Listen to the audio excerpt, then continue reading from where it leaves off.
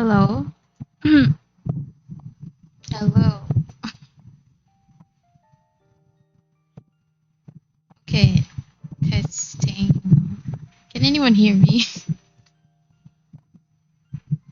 Holy shit.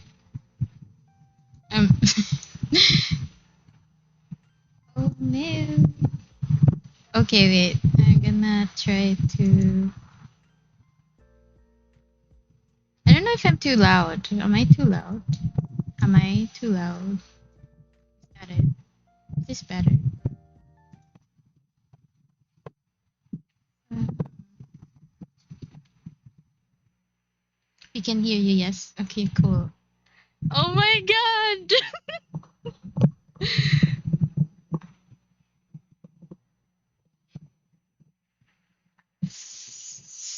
So creepy. I finally have my own set of headphones and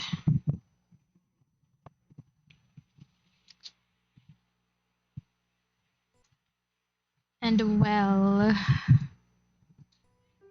I can hear everything now. Can you hear the game though? Yes, no, maybe. I will try to fix. uh Nothing. Um, is that better?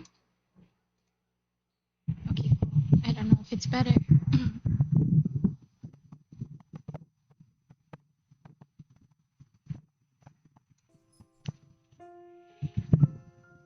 Are you using your headset's mic? Yes. Why? Is it bad? Is it good? A little bit, but you might.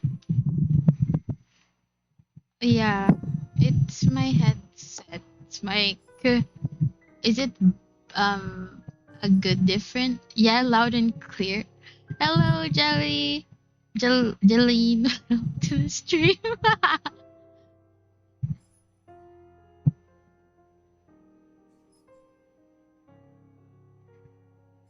Is it a good different? Is what I wanna know. Is it? No.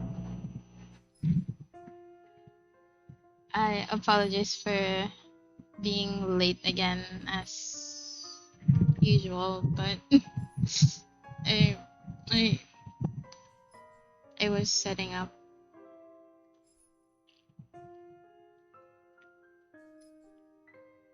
Hmm.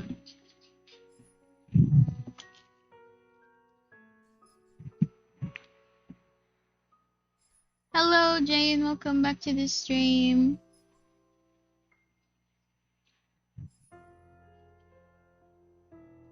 Okay, so a little backstory before we start.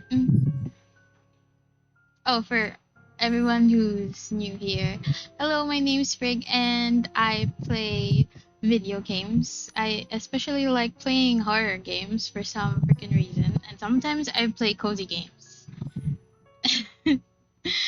with friends. So, yeah. I also do a lot of things, but mostly gaming in this channel, so welcome.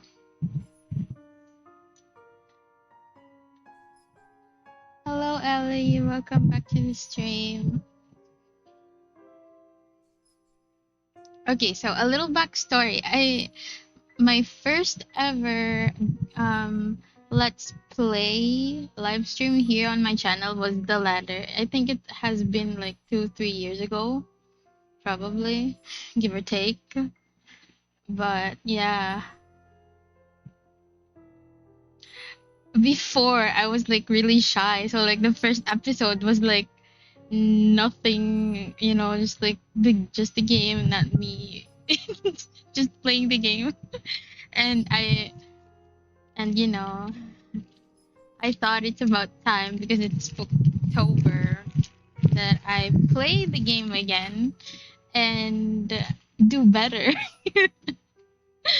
Also, because I really love this game. This is like one of no, actually my favorite horror visual novel. So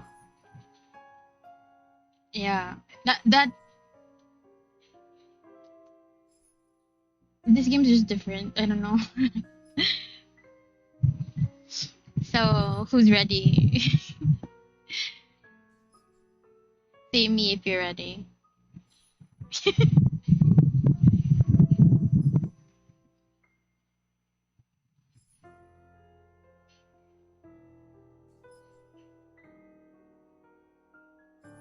Oh my god, this game is already giving me the heebie-jeebies because I am using really good headphones and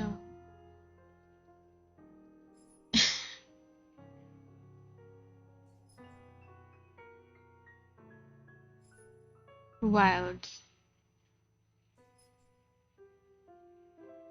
It's been a crazy year, and I thank you all for being here, even now, even in my inconsistency. Hello, 11 viewers. Welcome to the stream.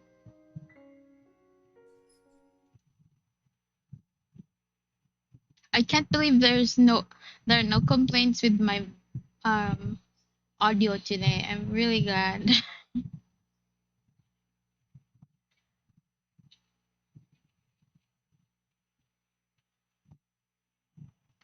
Fig, do you have a favorite character in the game?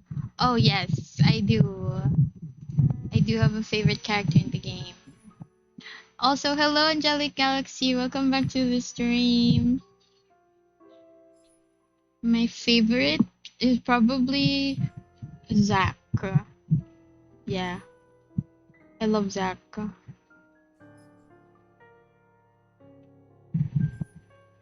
Zachary.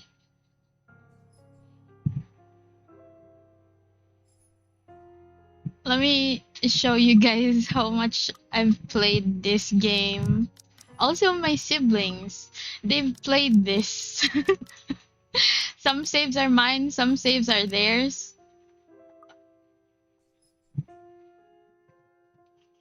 And every time I play this, it always gives me like, it's always refreshing for some reason. And creepy.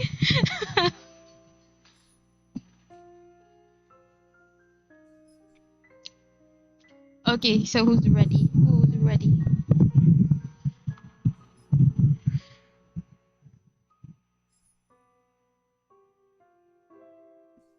Okay. Oh gosh. Okay, I'm gonna do it. I'm gonna just play.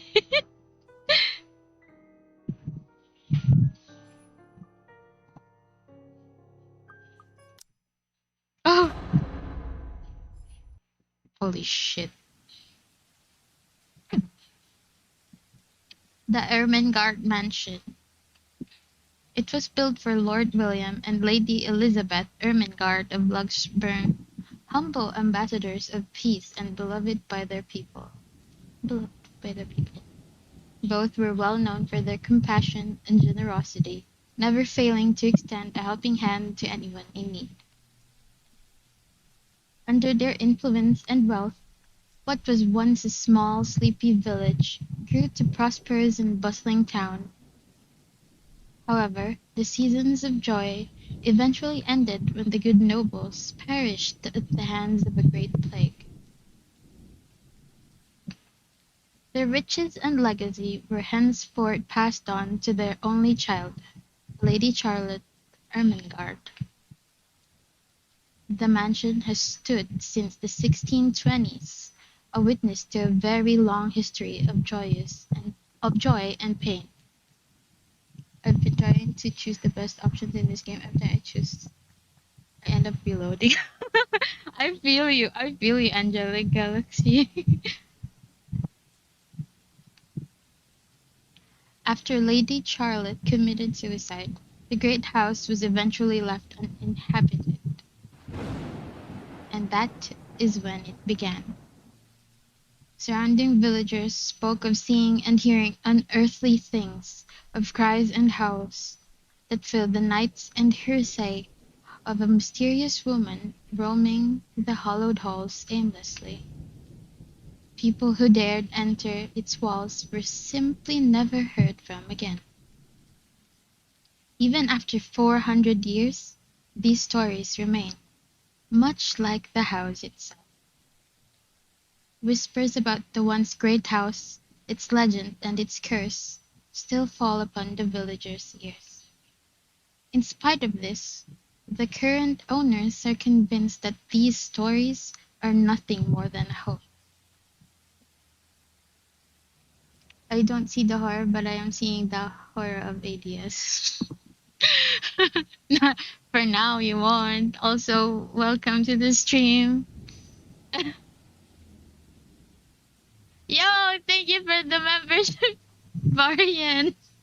No way. Fuck you. I got. I swear that was scarier than the freaking game.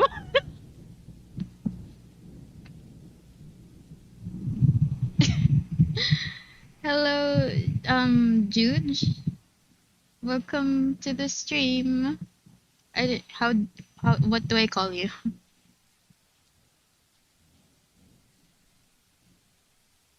Oh, I miss this so much. Aw. Yeah, I miss this game so much too. Oh, thank you again, Brian, for the 5 months of membership. Thank you. Fuck you though.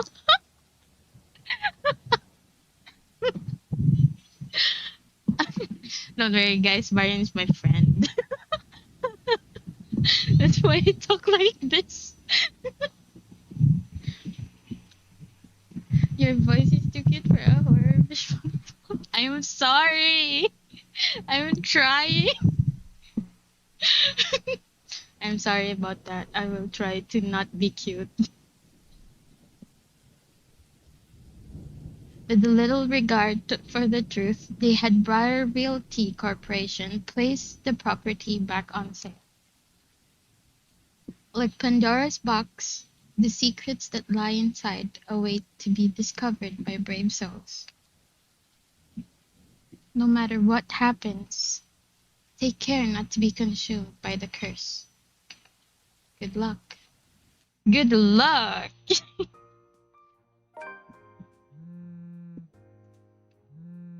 Hello? Isabella? Oh, Are you Rose. there? Where are you?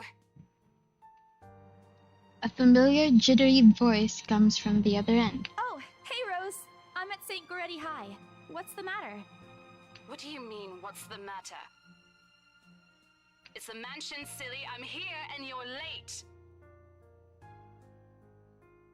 You must stay focused, brother. You must stay focused. Okay, okay. Yes, locked in right now. Jeez, we're on shift together. You promised. Oh my god, please don't tell me you forgot. You were planning on leaving me to check this place out on my own, weren't you? You chickened out. Calm down. You know I take my promises seriously. I'd like to believe that. So hurry up and get here. This place is huge. A bit too quiet since no one's lived here since, like, forever, but beautiful nonetheless. Is that Suns in the background? I believe so. Why are you so surprised? This isn't the first time you've been there. I know. I just wish I could live in a place like this. It really takes my breath away. Yeah, well, I wouldn't be so sure about that. Not after the rumors that say it's haunted. Jeez, never mind those rumors. Ghosts aren't real after all. And even if they are, which they are not, they can't do anything. Are you going to They're play nothing but this spirits. the same route, or are you gonna explore different ones? I don't know. Should we explore different ones? You don't know that. They might be listening or watching right now, and they might not be happy with you enough to curse you. No offense, sweetie, but that's a bit of a stretch. Believe it or not, it's better to be careful. Right.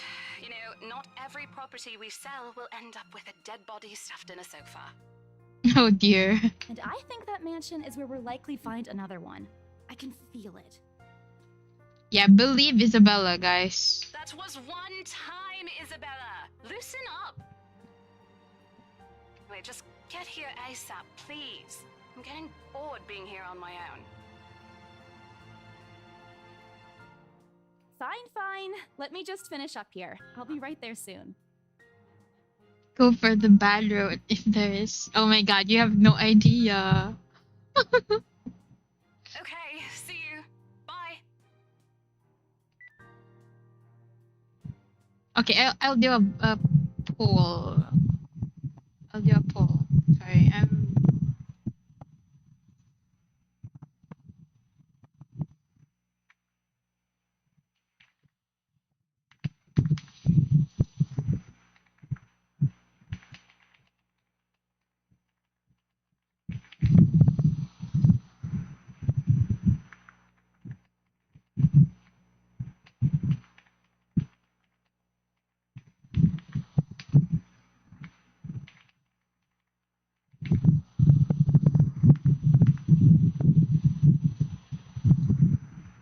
sorry guys.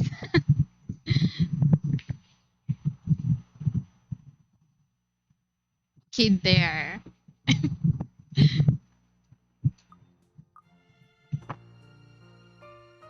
Never trusting a girl with a side ponytail. Why? What did Isabella do to you? Yes, I want to see the bad roads. Oh my god, all of you want a different. The letter after a year. Let's fucking go.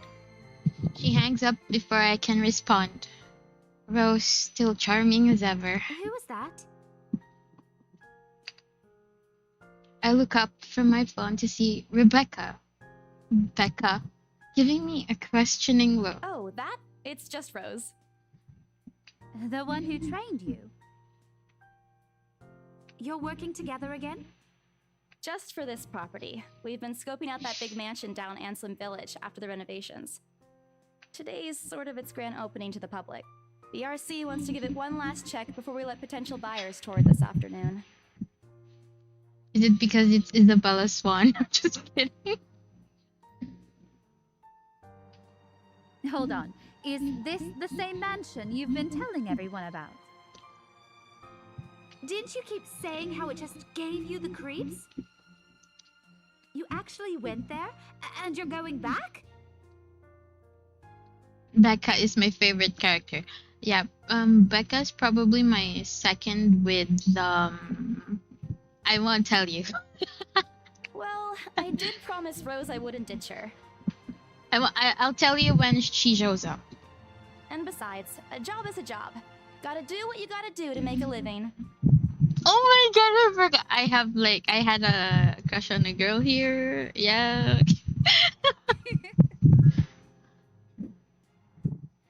As soon as those words leave my mouth, Becca lets out a soft chuckle. What's so funny? Nothing. It's just that I didn't expect you to say that. Coming from you, it sounds so out of character. I mean, no offense, but you've been freaking out ever since you got assigned to it. Your external mic not working? What do you mean? Is it bad? I kinda just wanted to try this one because it's new.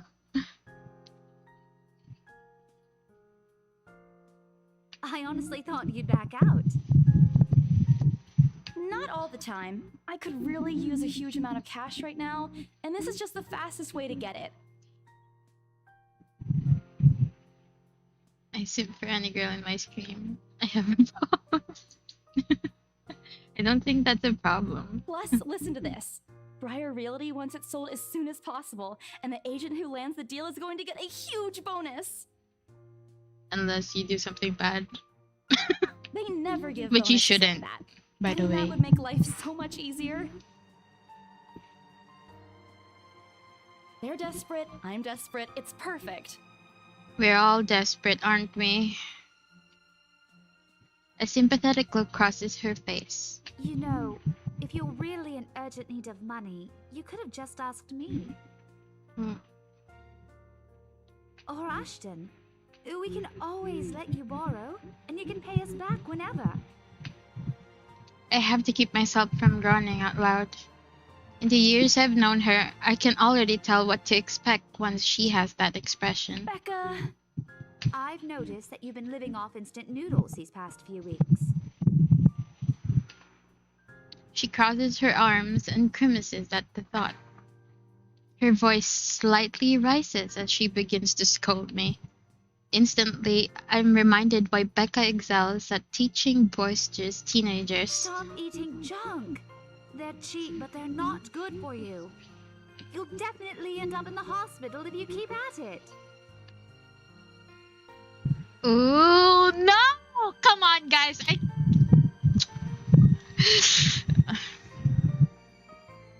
Should we... Which one should we choose?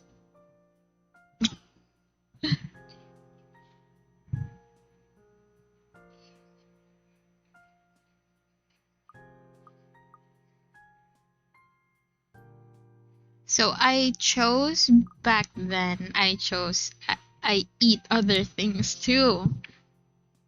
And you guys said you... Oh my god. You'll soon see them. You'll see them.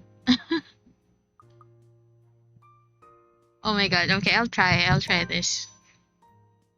Oh no! I press my lips together and roll my eyes at her. I'm not entirely sure how I should feel whenever she goes on her mother hen mode. She means well. I'm glad someone's looking out for me, especially with my family living on the other side of the globe. But Becca's bossy attitude can be such a pain at times. Oh my god.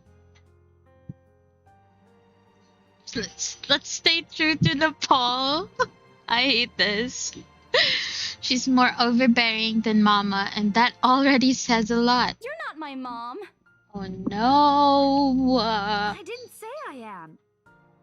Nope, but you're acting like one. You don't need to boss me around all the time. She gives me a completely unimpressed look. Immediately, I brace myself for another round of reprimands from her. I'm not bossing you around. I'm just telling you to at least mind what you're eating. Remember what happened last year? You ended up bedridden for 2 weeks after eating something bad, and I ended up having to listen to you cry about how those absences would take a huge chunk out of your paycheck. Oh well. Do you want that to happen again? No, Mom. We need some blood and drama. Only a loud, frustrated sigh comes from her while she pinches the bridge of her nose, likely to help ease the headache starting to form. I bite my lip to keep myself from laughing out loud at the image she makes, expecting her to say more. But when, at last, she looks up, she's simply carrying a resigned expression on her face. I'm serious. We had a good ending last one, right? Hey, no spoilers! Good, let's not do that one. Not my mom, Rebecca. No! Maria Isabella Grace. I shut my mouth after that. Although I know she's not really angry, I don't want to push it. An angry Becca isn't someone I'd like to cross paths with in my lifetime. I've seen it happen, and it wasn't pretty. Yeah, I'll stop.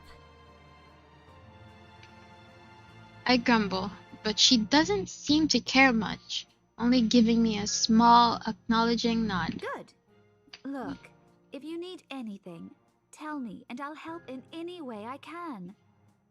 You don't have to do this alone. Thanks, Becca.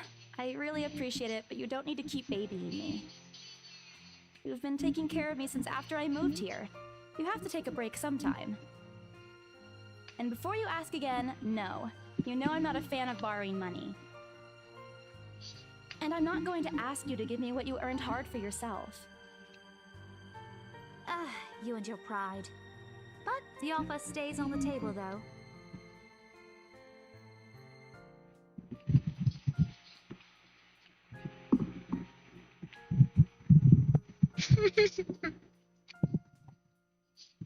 They blink, yes, they blink.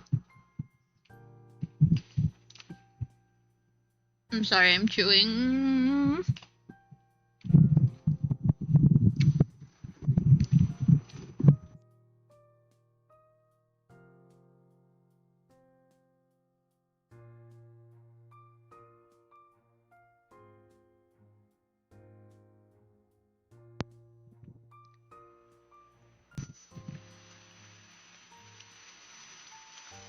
I've simply seen plenty of times how friendships can take a turn for the worse just because of a few unpaid debts. I don't want something like that to happen between me and Becca. We may argue about a lot of small petty things, but she already feels like a real sister to me. Am I audible? Hello, Andy. Welcome back to the stream.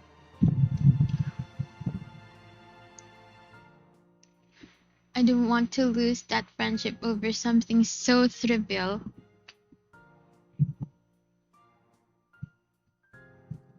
Can you guys hear me? Can you guys hear me?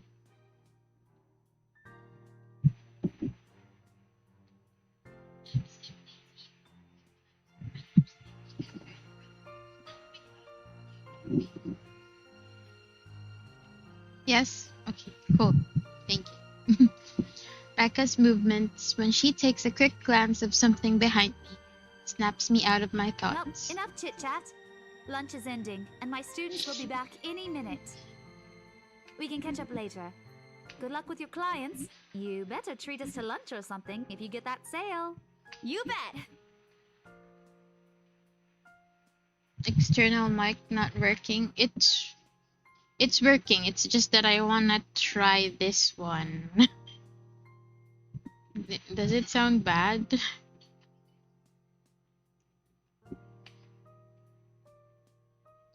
With a small smile, she returns to her desk and begins sifting through the pages of a rather thick history book. She's probably working on next week's lesson plan. Or trying, at least.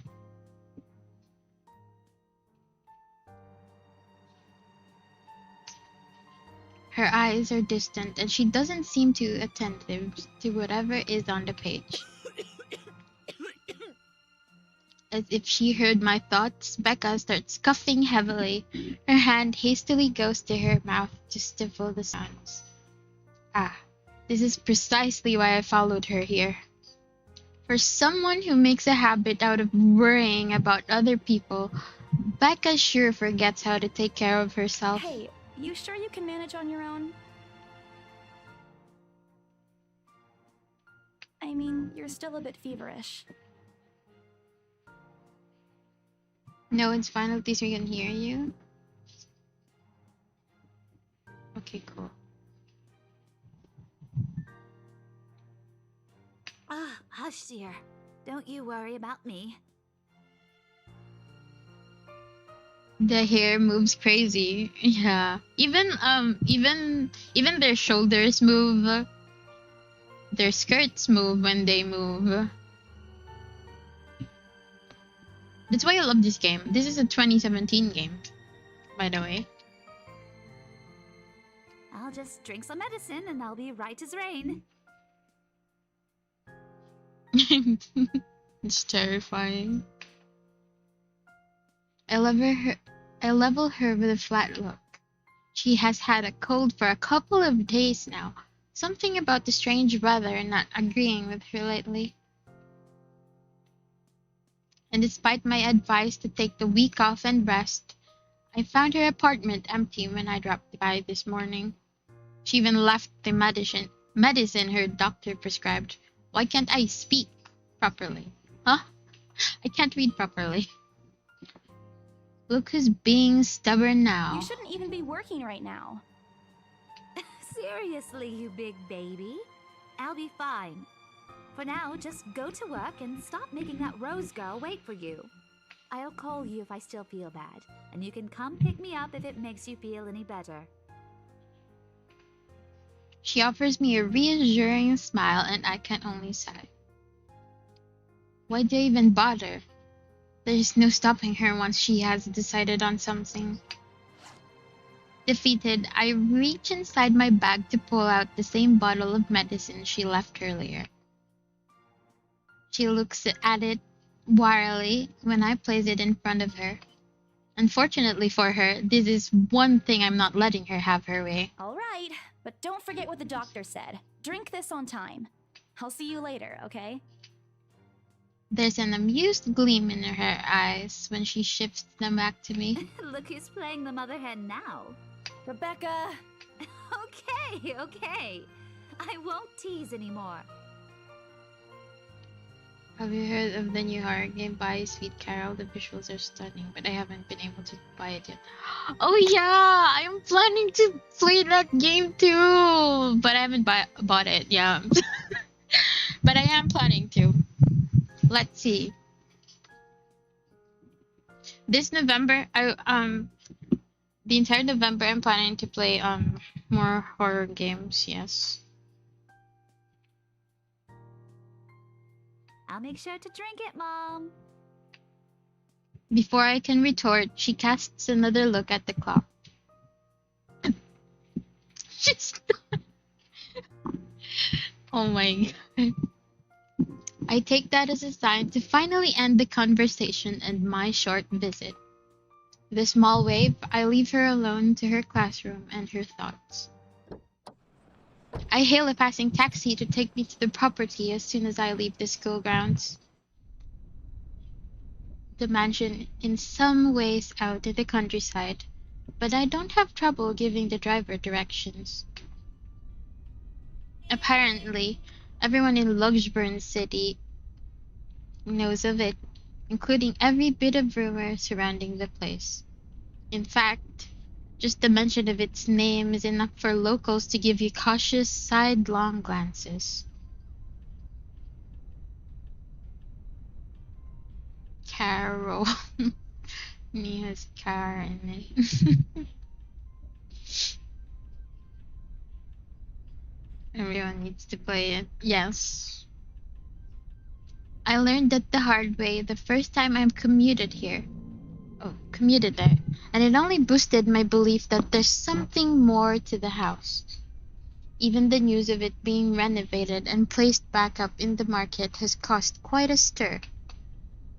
Thankfully, it died down a few weeks later. The place would have become a lot harder to sell otherwise. I avert my eyes from the window once the buildings shrink in the distance. We get a glimpse of the countryside soon, although a quick glance at my watch tells me we're still a few minutes away from our destination. Might as well get some work done. Rose did ask me to review the mansion's documents. I already looked them over last night, but you never know when things may go wrong. Life has ways of messing things up like that. Halfway through reading the papers, my phone rings again. I pick it up without looking, neatly tucking it between my ear and shoulder. It's probably just Rose again, anyway. Rose? Guess again. Ash! That voice. Ash. Bingo. Hey, what's up? Just checking if you're still cool later this evening. You mean that thing with Zach? Yeah. He even called in the middle of the night just to remind me. No, don't worry. I didn't forget. I'll be there. Cool. I'll see you later. What time do you get off? Around 6 p.m.? I don't know. It's the first day of the Ermengarde Mansion's open house, and we're expecting quite a number of potential buyers. I'll be booked the whole afternoon. Ermengarde Mansion? You know, the big Jacobean mansion at Anslem Village. I'm on my way there right now, actually. On your own? Yeah, well, Rose is already there, but yeah. I see. Looks like the scaredy cat finally toughened up. Shut up! Ash chuckles, and I can't help but roll my eyes upon hearing it. I'll see you later. Drop me a call when you're done. I'll see if I can pick you up. Whatever. Bye. Stupid Ashho, always teasing me whenever he sees a chance. I'll show him who's tough. Yeah, I'll show him. I'll show him who's tough. It takes a few more minutes until I finally reach the infamous mansion. I have to admit, the entire property does look wonderful from the outside. Yet, despite all of this, it does nothing to hide that something is just wrong. The surrounding area is unusually silent, and the only rustling of the leaves can be heard as the occasional breeze passes.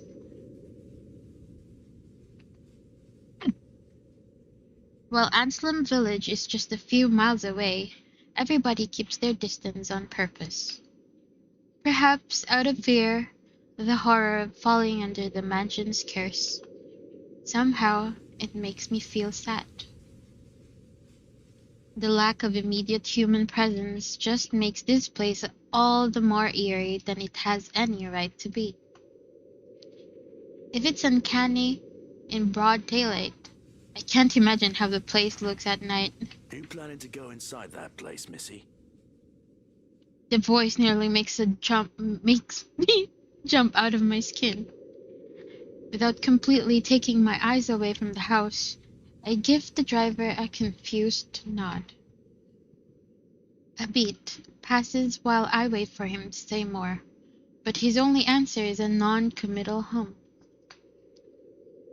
Belatedly, it occurs to me that he must have been waiting for my payment.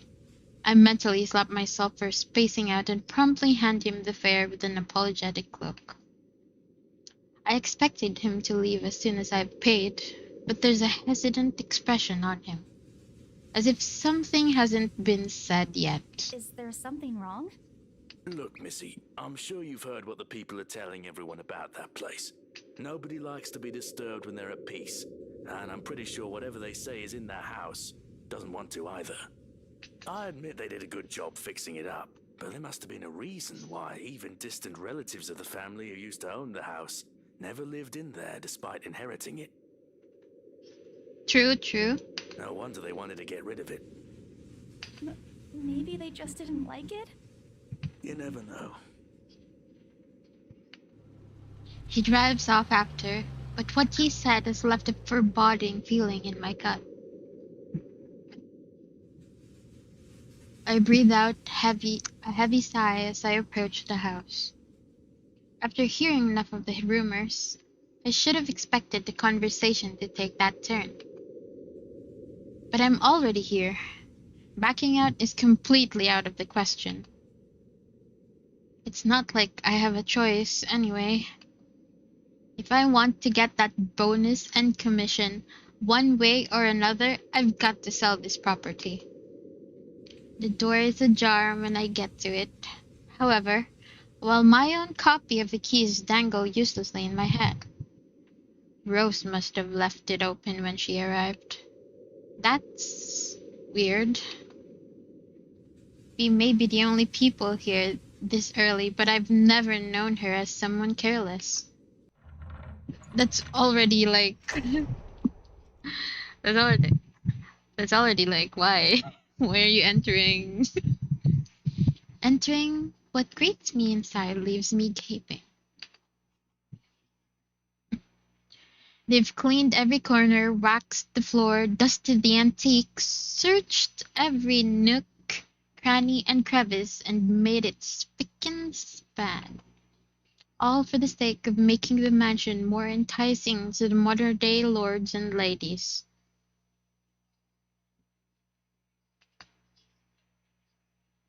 But no matter how hard they try, the mansion still looks as soulless as ever, as though it's going to eat you alive. if you ask me. They should have just listened to what other people have been telling them and leave this place alone. Some things in this world are better left alone, never to be disturbed ever again. Rose? Rose, hello! I call out. Rose, I'm here. Where are you? Oh wow, I can hear the echoes now. I've never heard it before. My voice echoes softly throughout the hallways. Oh, who am I kidding? In a place this big, I don't think she'll hear me no matter how deafening the silence is. She could be all the way on the other side of the property for all I know. Quickly, I reach for my phone and dial her number. But The number you have dialed has not been recognized. holy shit. Please check and try again. What do you mean has not been recognized? Maybe we should all say it at the same time. Rose! Everybody comment Rose so she shows up. Come on, chat. We were just talking a while ago. It's not like she was eaten by the house, right? Or maybe the ghost did hear us talking and spirited her away, right? Right? I don't know. With the power of friendship, we summon Rose.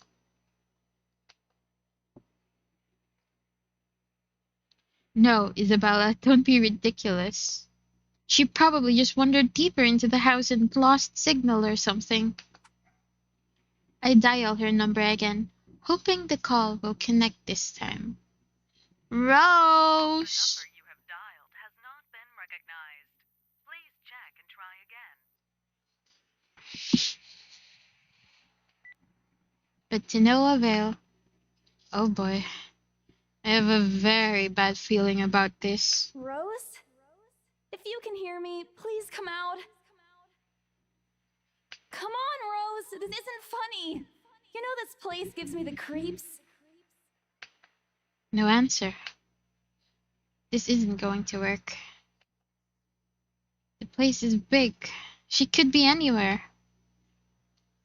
I need to start looking for her.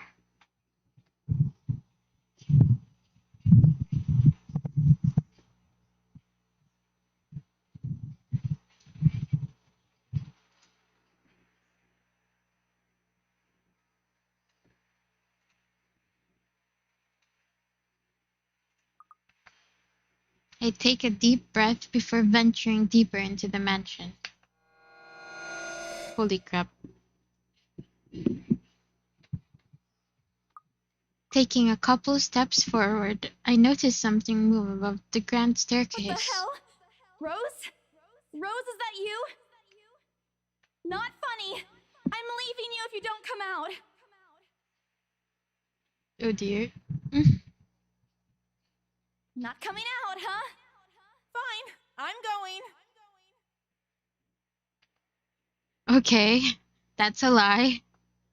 She's my friend. I can't really leave her until I know she's alright. Growing desperate, I try to contact her number again. Come on, please give me something. Please, Lord. Yes, finally. Hello? Hello? Rose, I'm here at the mansion. Where the hell are you? Oh my god. She doesn't respond. There's also heavy static coming from her side. I sincerely hope it doesn't get cut off again before I can get an answer from her. Rose, come on. Where are you?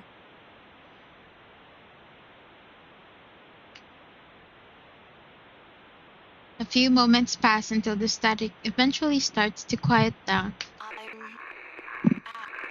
sick. Oh my god. Oh my god. What? The attic? Why? Crap, it got cut off. Man, do I really need to go there? With how deep inside the mansion the attic is, there's barely any signal there. No wonder I can't contact her. But why is she there?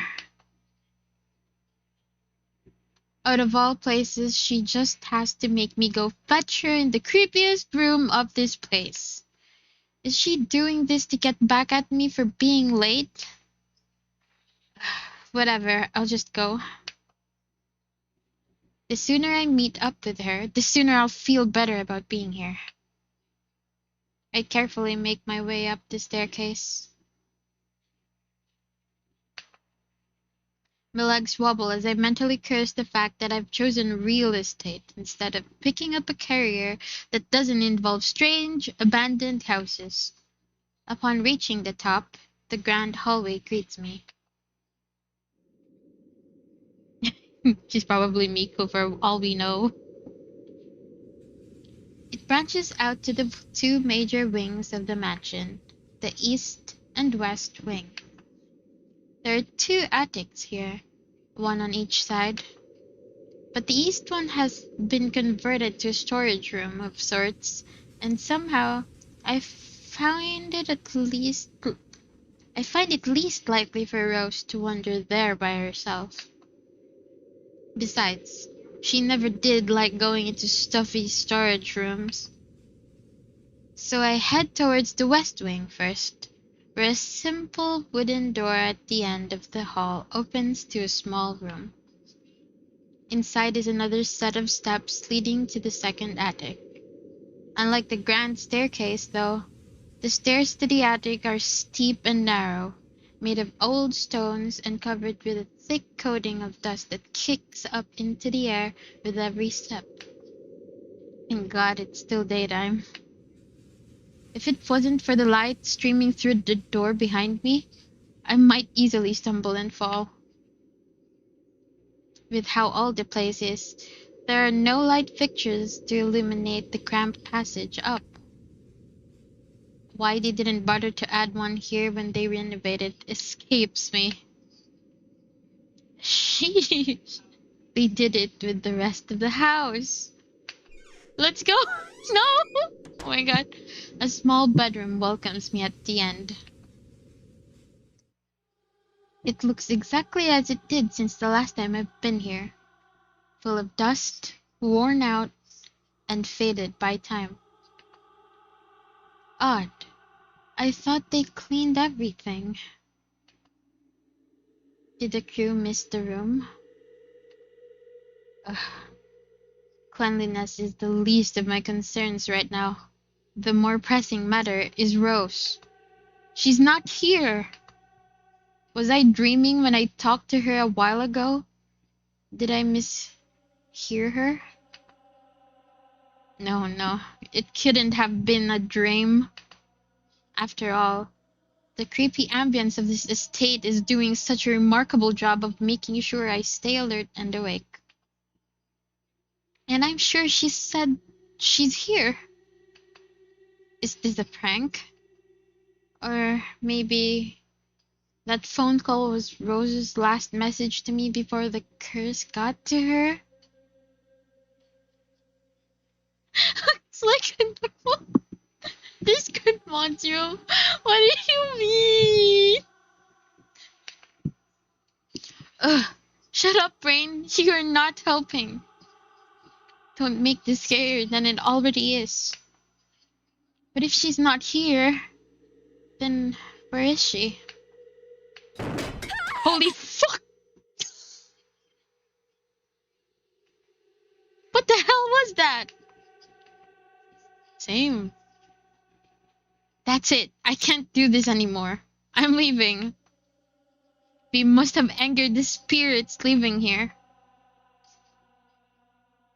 I knew disturbing this mansion was a bad idea right from the very start. But nobody listened. Be fucking realistic, they said. They think I'm cuckoo because I believe in curses and ghosts and all that. Me and my outlandish backwater country beliefs. I've always strived to be a model employee, but not this time. No! I'm turning back for the sake of my sanity. Briar Realty can find another agent who is more fucking realistic to tour people around this haunted house. Before leaving, I take one last look at the gloomy old room. Just to check.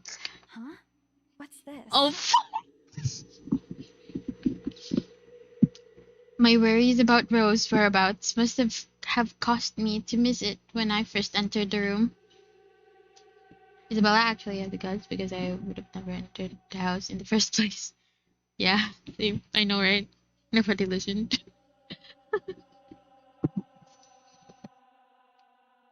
But there's clearly something on the floor. It looks like A letter? lying on the ground, just a couple of inches away from my feet. Out of sheer curiosity, I lean down and pick it up. Fuck. Strange. I don't recall seeing this the last time I was here. A few days back, me and a few other agents inspected the mansion to prepare for today. I had been the last to look inside the attic and leave, and this certainly hadn't been here before. Someone must have left it in this room since then. Did Rose leave this for me? Was she here a while ago? I couldn't have missed her though, could I? There's only one set of stairs leading to the attic. The letter isn't exactly in pristine condition. In fact, it looks rather ancient. The paper is so thin and rough, I'm worried it'll fall apart if I so much as touch it.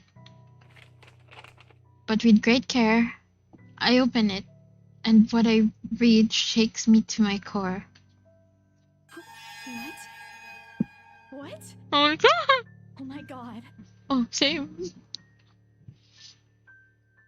Nothing but the words "help me" fills the page. All of it, seemingly written with a crimson-shaded pen. Or blood. I gulp. The same phrase just goes on until... Send this to 5 people or else. Or else what? Or else what? As quickly as I can, I scan the back of the paper and peek into the envelope to make sure I'm not missing out on a second page. But there's nothing. No. Oh, please, no. My hands tremble as dread creeps over me. The room is suddenly getting colder. I need to get out of here. Folding the paper in half, the sight that greets me next has me frozen on the spot.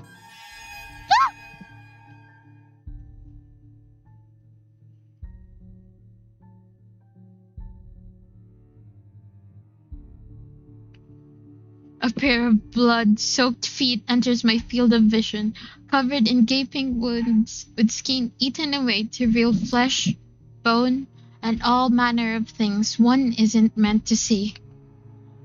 It's too much. All of it is too much. I want to cry, call for help, but the words catch in my throat. Even my feet won't move, completely paralyzed out of terror. Lord, please help me. Oh my god, what do we do? Oh my gosh. Oh shit.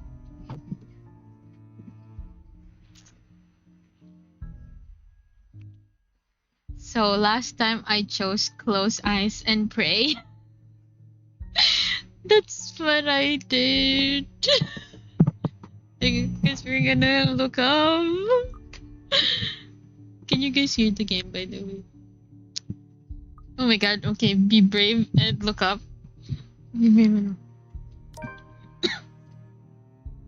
I need to pay. Whatever these feet belong to, I need to face it.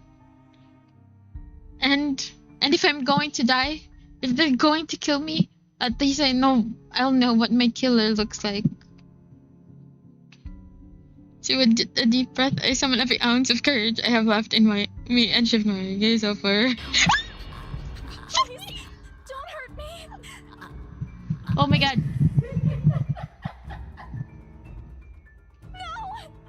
Wait, what? Wait. Without thinking, I scrambled towards the door. I struggled to open it in one punch. What the?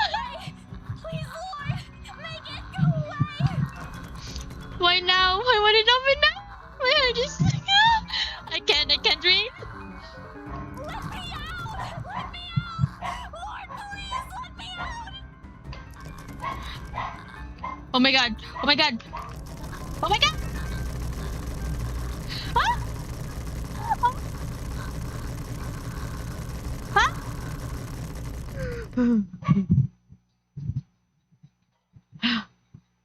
It's gone. Where is it?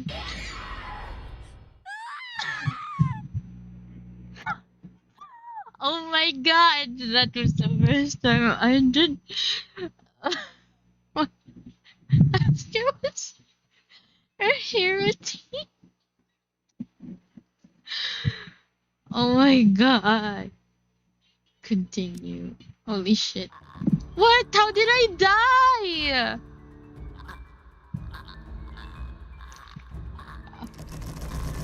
Oh my god. I'm doing it. I'm doing it. I'm doing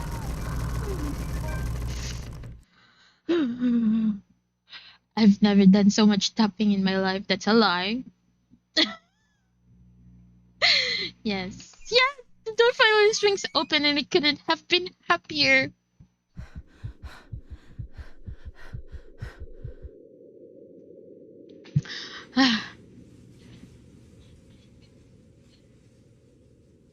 My feet pound against the floor in rhythm with the loud, fast beating of my heart. Good job, Frig. Thank you, Marquess. Where did that diva go? She disappeared. The diva disappeared. Thank you, Ghost. Couldn't have done it without you. All the tappings. Yeah. By the time I run past the hallway and find myself atop the grand staircase, my chest feels so tight like it's going to burst. But that's nothing compared to the feeling of hope the sight of the exit gives me. Racing down the stairs, a really laugh escapes me and my shoe slips and I find myself falling until my back hits the ground and pain racks my body. Oh my god. My head grows fuzzy and my vision dims. I fight to stay conscious. Go away. The last thing I see are those feet before all I know is darkness. A buzz breaks the silence. I start to rose, pulled into consciousness against my own will. I've never felt this tired before. I just want to sleep, but the insistent buzzing, poking, and prodding isn't letting me. My old mattress may not be the comfiest of places, but that doesn't make me any more eager to wake up. 5 more minutes, Becca. I swat away at what is nudging persistently at my side. Come on. Can I just get a few extra minutes of sleep today? I promise I'll work hard once I'm up. A hand lightly taps my cheek, and something cold is suddenly being pressed at the back of my head. The icy sensation slowly spreads throughout the area, giving me an uncomfortable feeling. Isabella? Stop. Can you hear me? Isabella?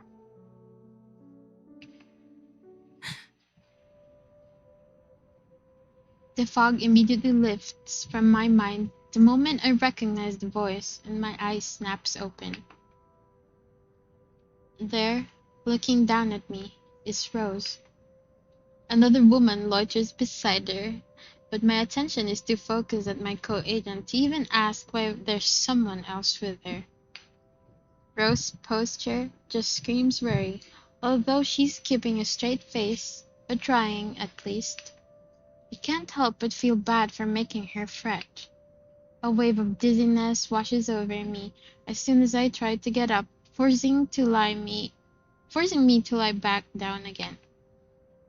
Luckily, the feeling subsides after a few seconds, until only a mild throbbing somewhere at the back of my head remains. With a little assistance from Rose, I push myself upright.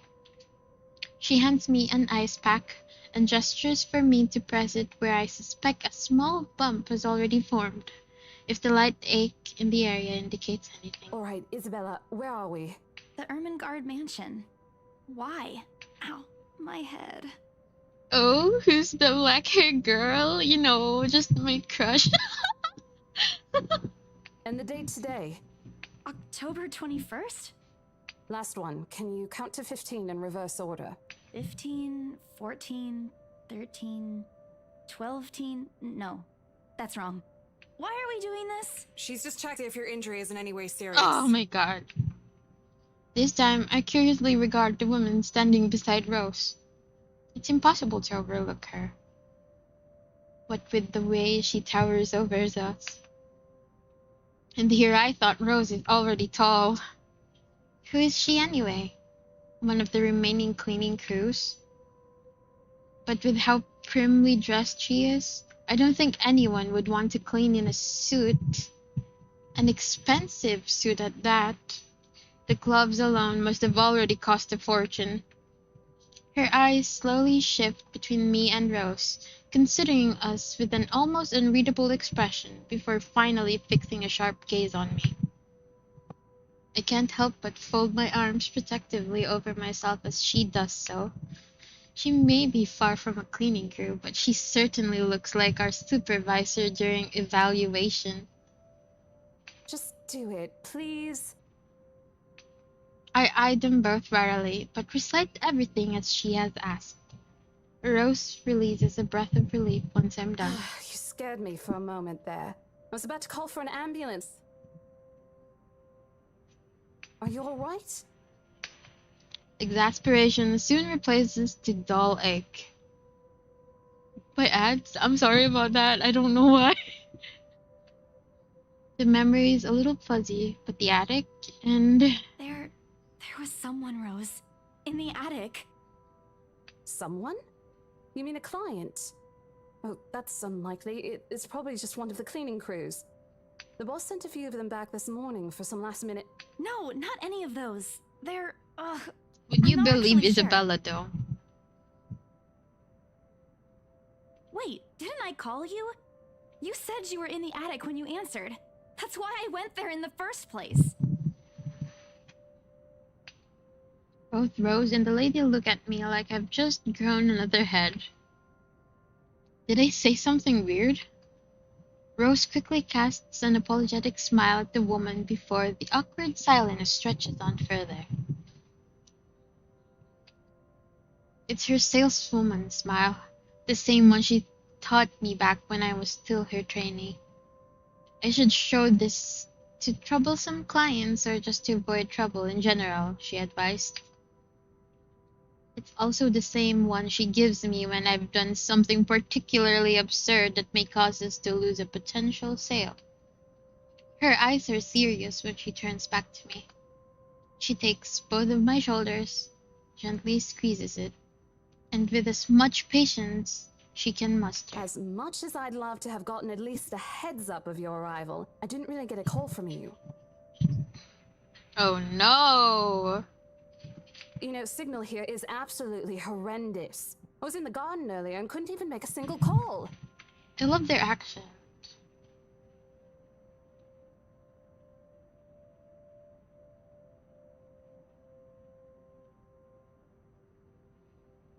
Isabella, I'm going to ask again. Are you really all right? What happened?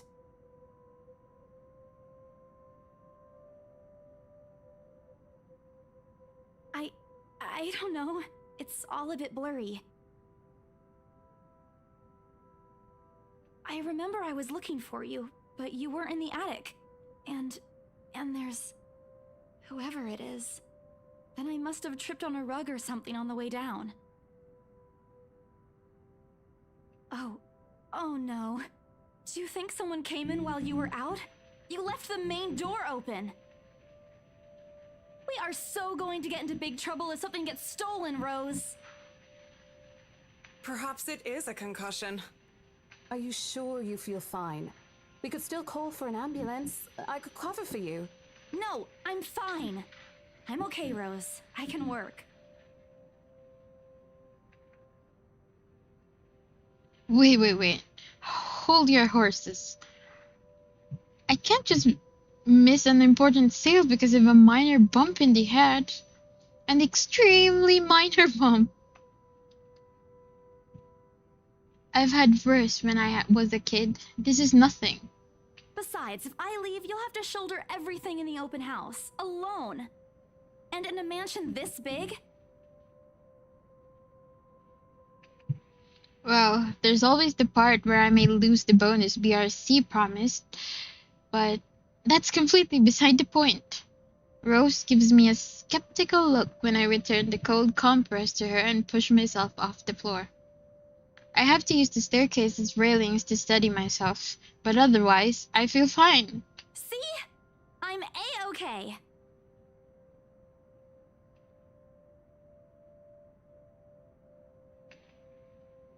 I bite my lower lip in anticipation if she says Why no. aren't you in? A smile threatens to slip out from me. If I see that you aren't feeling well, I'm taking you personally to the nearest clinic to have you checked. Clear? Clear. Clear as day, ma'am. Thanks, Rose. You insisted. But remember what I said. First sign of you looking not okay, and we're off. No questions asked.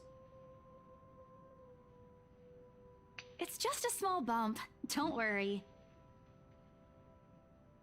You shouldn't downplay these kinds of things. It could be a serious injury for all we know.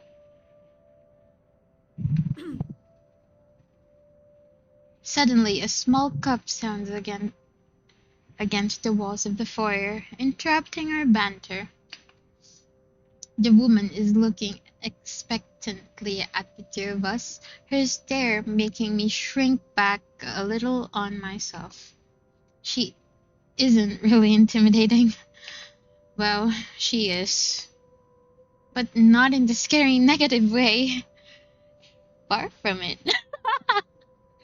Actually, her demeanor simply commands an air of sophistication and respect.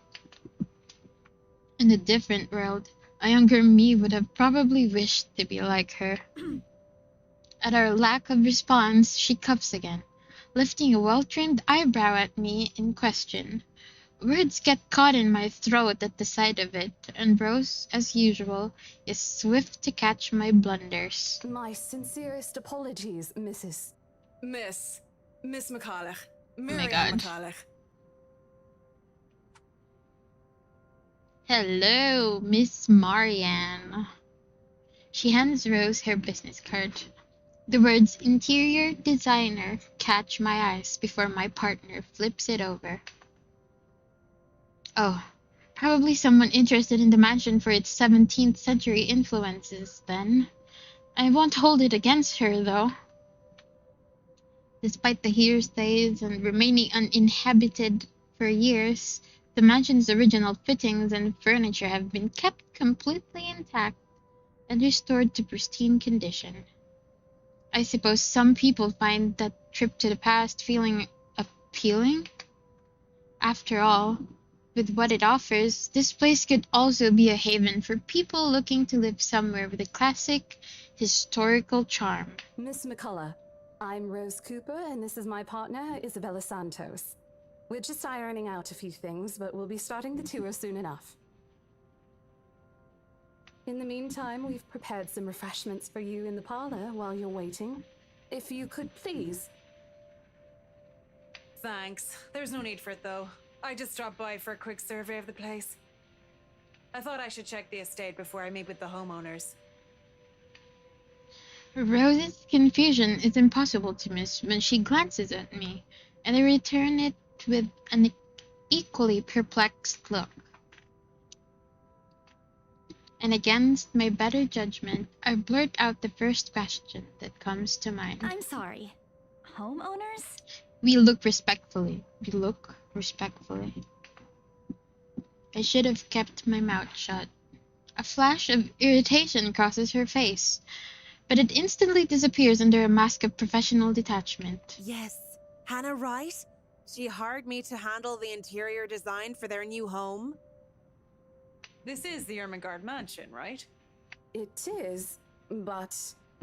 By the way, if you're still there, Angelic Galaxy, she's also my favorite character.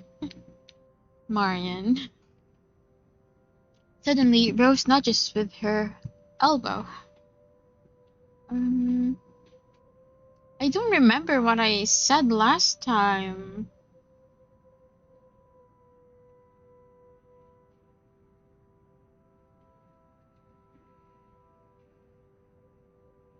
Did I say I don't know?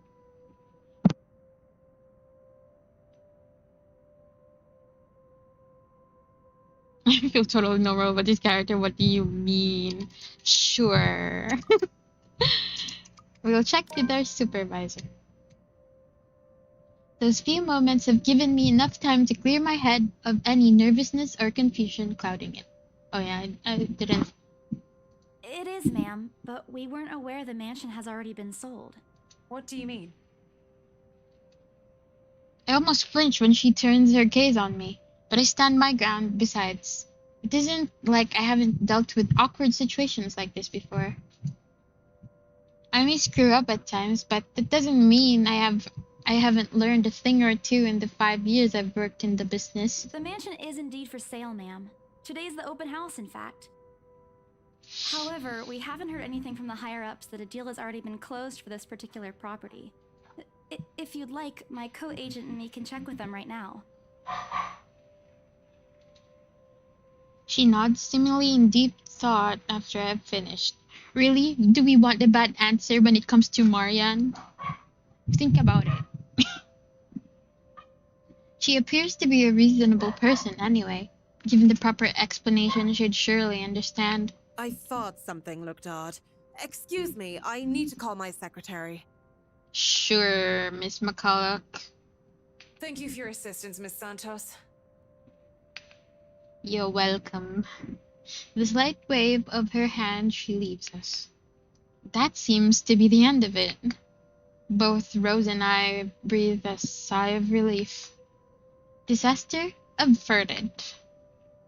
I also don't miss the thumbs up she gives me for doing a good job, and I can't help but swell with pride. Still, I've already prepared myself to dial the number to our Luxburn office and check even if she didn't ask for it.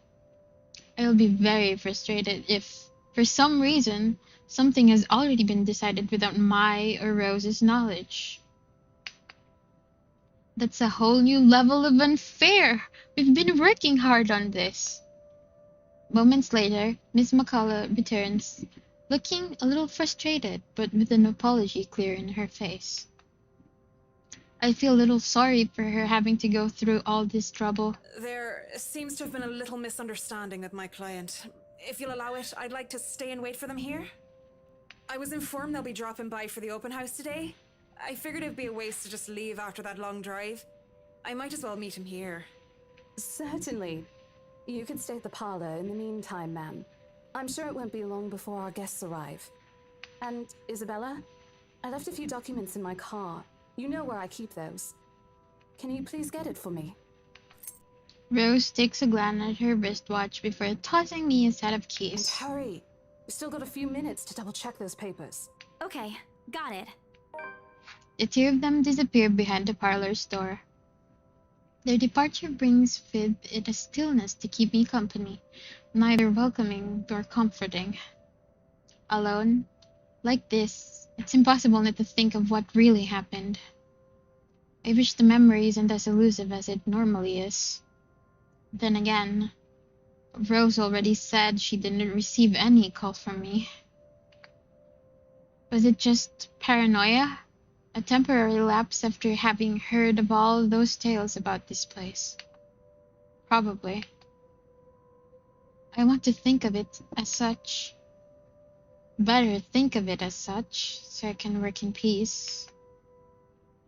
Except a small part of my mind begs to differ. And if I am going to be completely honest with myself, I want nothing more than to leave this place as soon as possible. I don't know what's in the house, and I don't want to know. The keys Rose have just handed me dig into my palm, its jagged edges creating shallow ridges on my skin from how hard I'm clutching it. It's a reminder of what I still need to do and why I've taken this job in the first place. Hugging my blazer closer to my body, I exit the house to get what Rose has asked of me. Just a few more hours, Isabella. Sell the house, get the money. Holy shit. A flock of people have already gathered in the mansion's front yard by the time we officially open the doors. I'm not sure whether I should feel baffled or underdressed standing in their presence. Men and women of wealth and status all dressed to the nines in fancy suits and lovely dresses of varying colors composed the medium-sized crowd. Their necks, arms, and fingers are adorned with silver and gold, glinting in the afternoon sun. Some even have ridiculously fancy feathered hats on their heads. I really hope there aren't any magpies living nearby. Like in the stories, those birds will have a field day in these. They are murmuring among themselves, looking at the estate's facade appraisingly, with some arguing about whose mansion has the superior architecture. But most of it stops as Rose calls for their attention. They don't look too pleased at being ordered around, but what can they do about it? Ladies and gentlemen, I'm Rose Cooper, and this is my partner, Isabella Santos. We'll be taking a tour of the mansion in 2 groups. Please make sure you filled up our sign-in forms before joining a specific group. Hello to 10 viewers. Welcome to the stream. Those who want to look around the first floor, please follow my partner. I'll be guiding the ones who wish to see the ground floor. Hearing this, a few wondered to me. They're mostly old ladies who seem daunted at the idea of climbing all those stairs. Miss McCullough also joins our group, but what really catches my eye is the elegantly dressed pair she approaches. It's so nice to finally meet you! When Chief Inspector Lee mentioned that a famous interior designer is in town, I knew I had to get you! Your confidence in my skills is very flattering, ma'am. I'm sure you won't disappoint, Marianne. Oh, you know each other? Not at all, ma'am. You mentioned something about a Marianne on our way here, darling?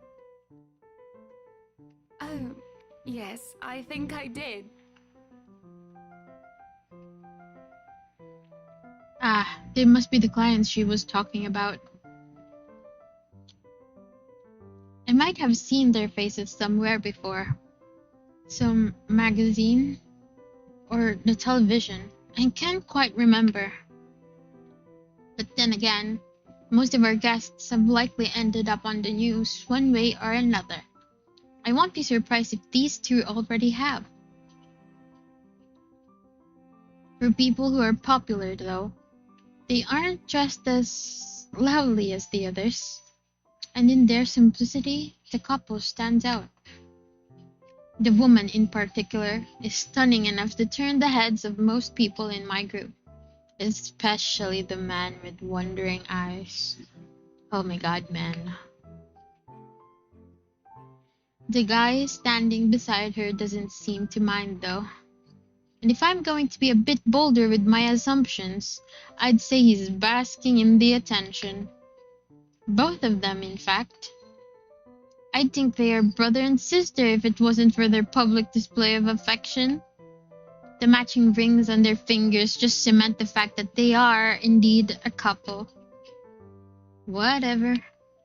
Couple or not, what's important is we get this deal closed before the current owners can even think of canceling the listing. I just hope one of the people in my or Rose's group is brave and generous enough to buy this mansion. And so, with papers in hand, I lead the way.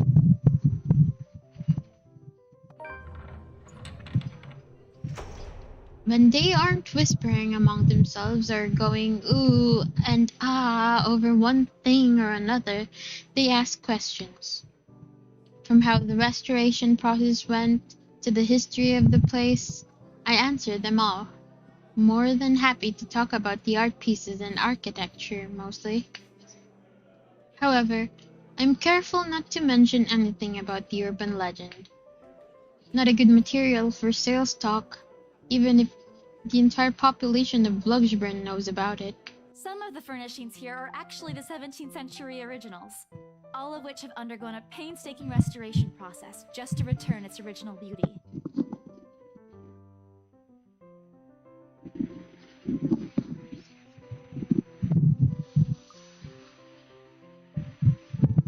What's happening? Oh, wait a second.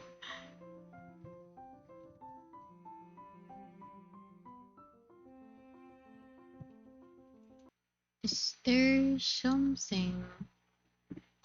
Are you hearing double when I speak? I have to know, because it's spiky even when I'm not speaking.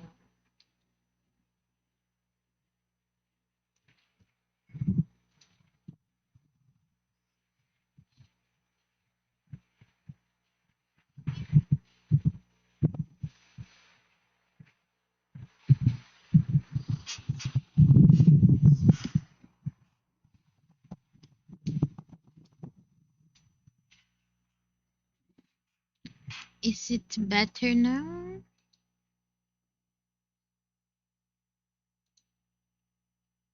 The mic is airy. What about now? I closed the fan. Is it better now? Sorry about that.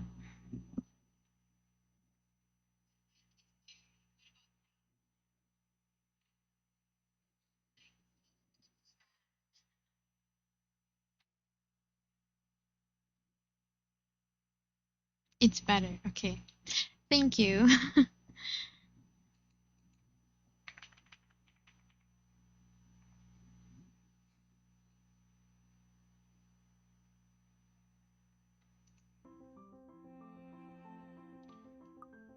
Okay, let's continue now.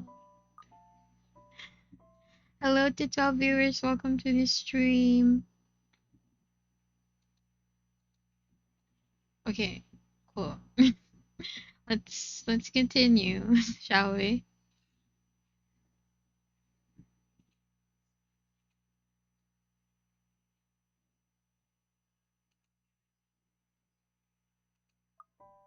Even the glass thing. Colorful ones. Oh, I don't know, but you get the idea, I hope. Especially that one, ma'am. It is said to be a gift commissioned by the fiancé of Lady Charlotte Ermengarde. Far better now without the fan. I'm so sorry.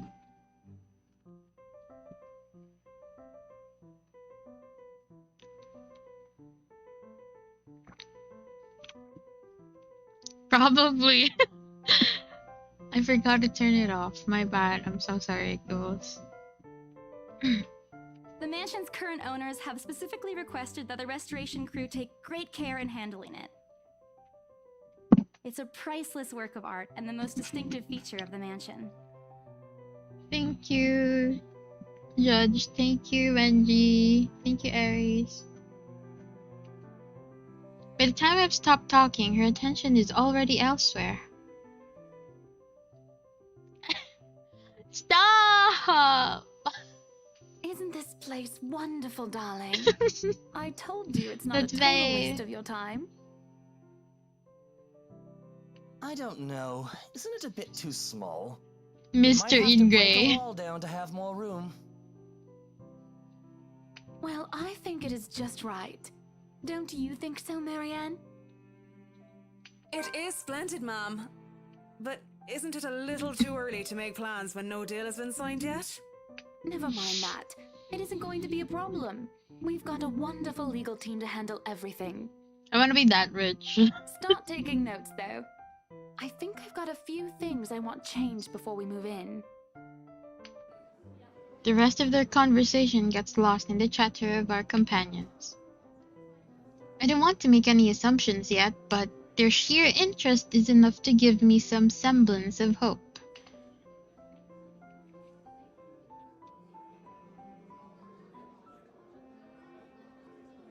Oh, please, please, please let these guys be the one. Eventually, our group reaches the kitchen. Much like the rest of the house, a great deal of effort has been put in retaining the room's classical appeal. The open hearth of the end of the room, in particular, looks amazing, like the ones I've only seen in fairy tale books. And mad props to the cleaning crew. Seriously, after overhearing hundreds of their complaints about the soot and tar staining the bricks and how much of a pain in the arse cleaning this'll be, they still manage to pull this off. Or make it look presentable at least. The highlight of the room, however, is what's underneath this hatch here. What's underneath the hatch? Oh, don't say anything yet. An underground wine cellar. This is the first time the guy in gray speaks up. Mr. Look right. My memory supplies that from the forums they signed earlier.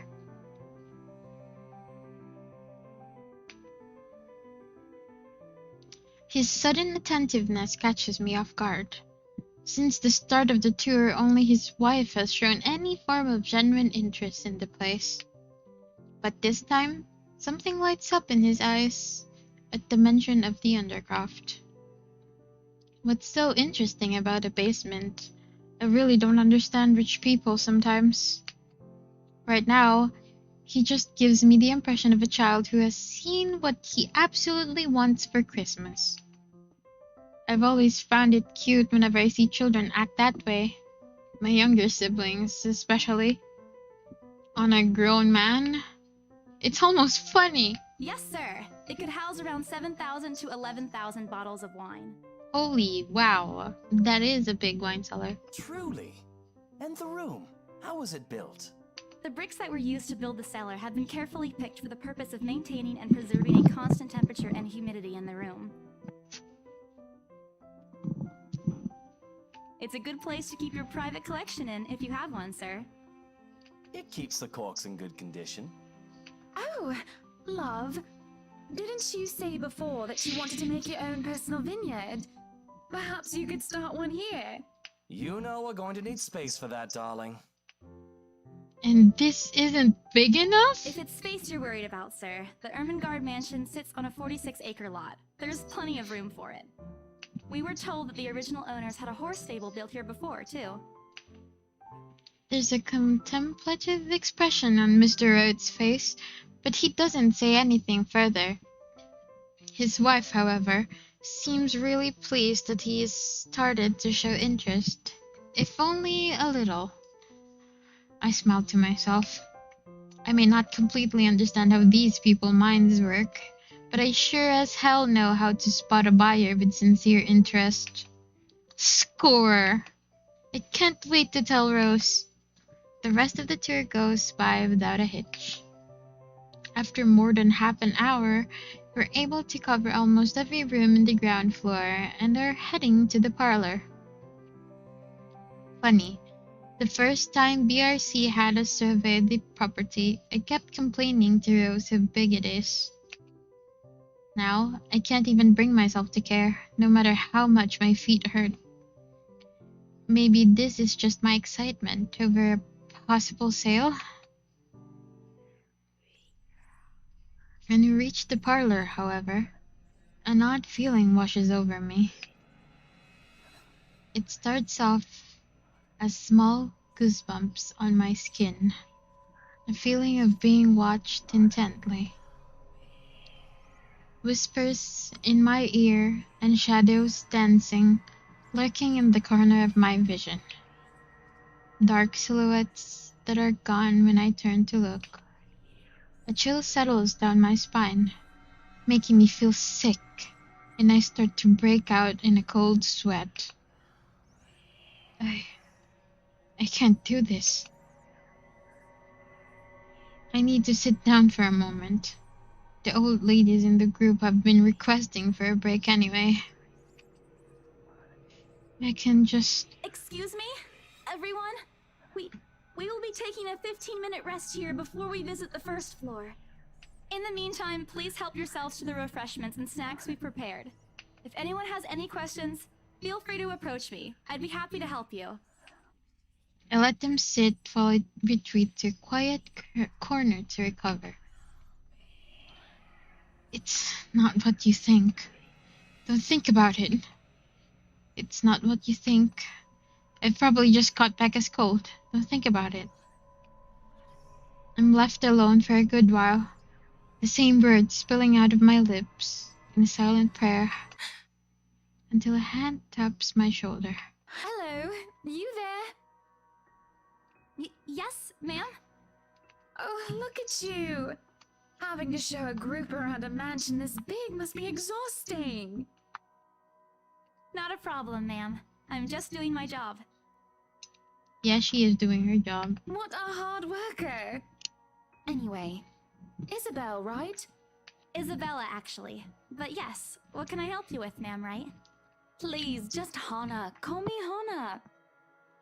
I just wanted to ask, how soon are we able to move in?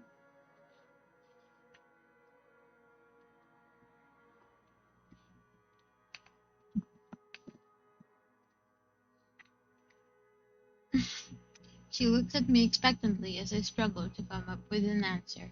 Wait, ma'am, you see...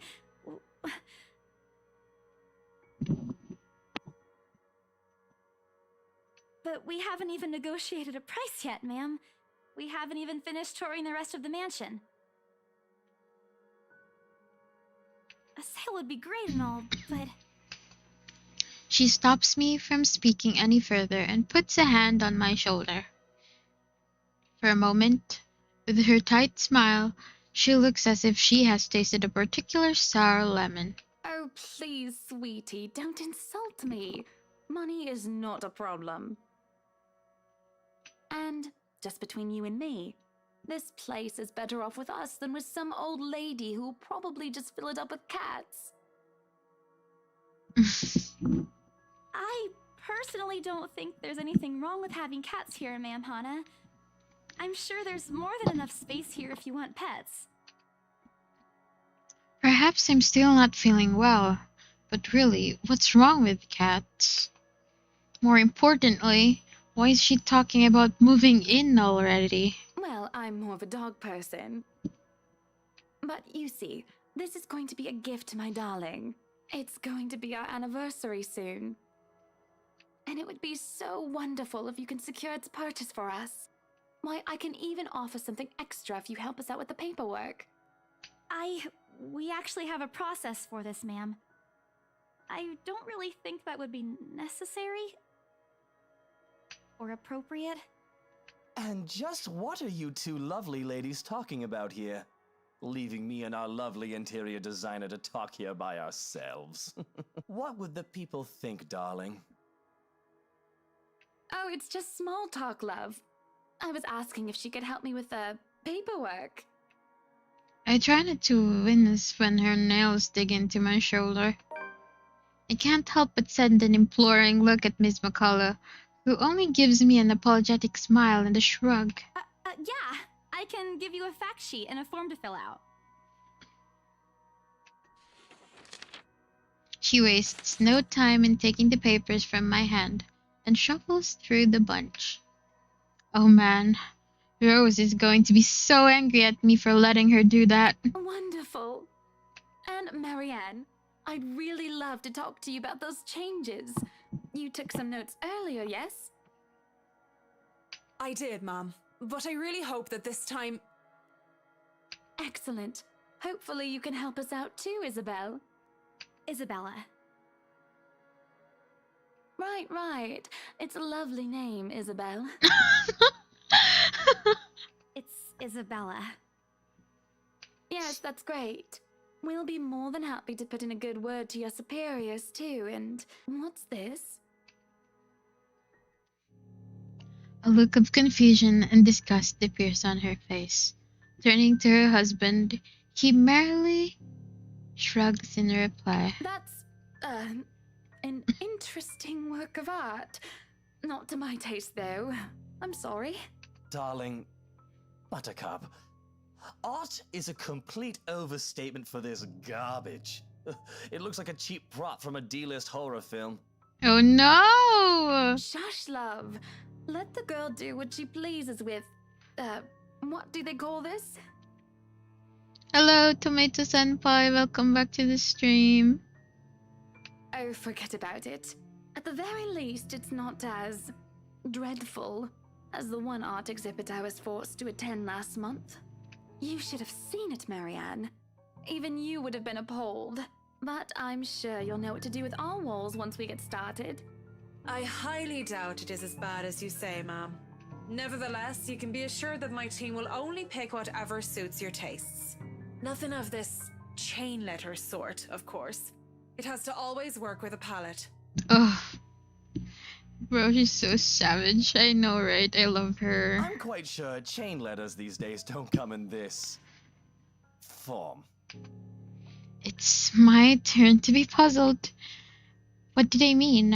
Rose and I double-checked everything. Are the papers I handed not enough? I want to ask what I did wrong. I don't want to mess this up.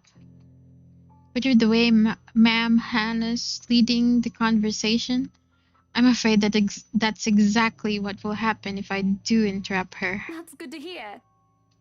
See, darling, isn't she an absolute delight to work with? I can't wait to see how this place will look when she's done with it. Oh, you don't have to tell me that, Buttercup. A smile is back on her face, but she turns to me and hands me a strange piece of paper. I would still put it away if I were you, though. Otherwise, people might get the wrong impression. Anyway, as I was saying... I don't hear the rest of what she says after that. I can only stare down at the paper, at the letter in my hands. The sides crinkle in my grip, and my breathing grows labored. Dread quickly fills my mind. Isabella? Isabella? Are you alright? You're looking pale. I didn't even notice when Rose's group joined us in the parlor. I want nothing more than that. More than to say that. No, I'm not alright. I want to leave this place. Because I remember everything as clear as day. This letter and that woman in the attic. It's real. The letter. I'm sorry. I didn't know. Careless. I've been so careless. How do I even tell them that without looking like I've gone mad? Should I even tell them? Oh no! Fuck.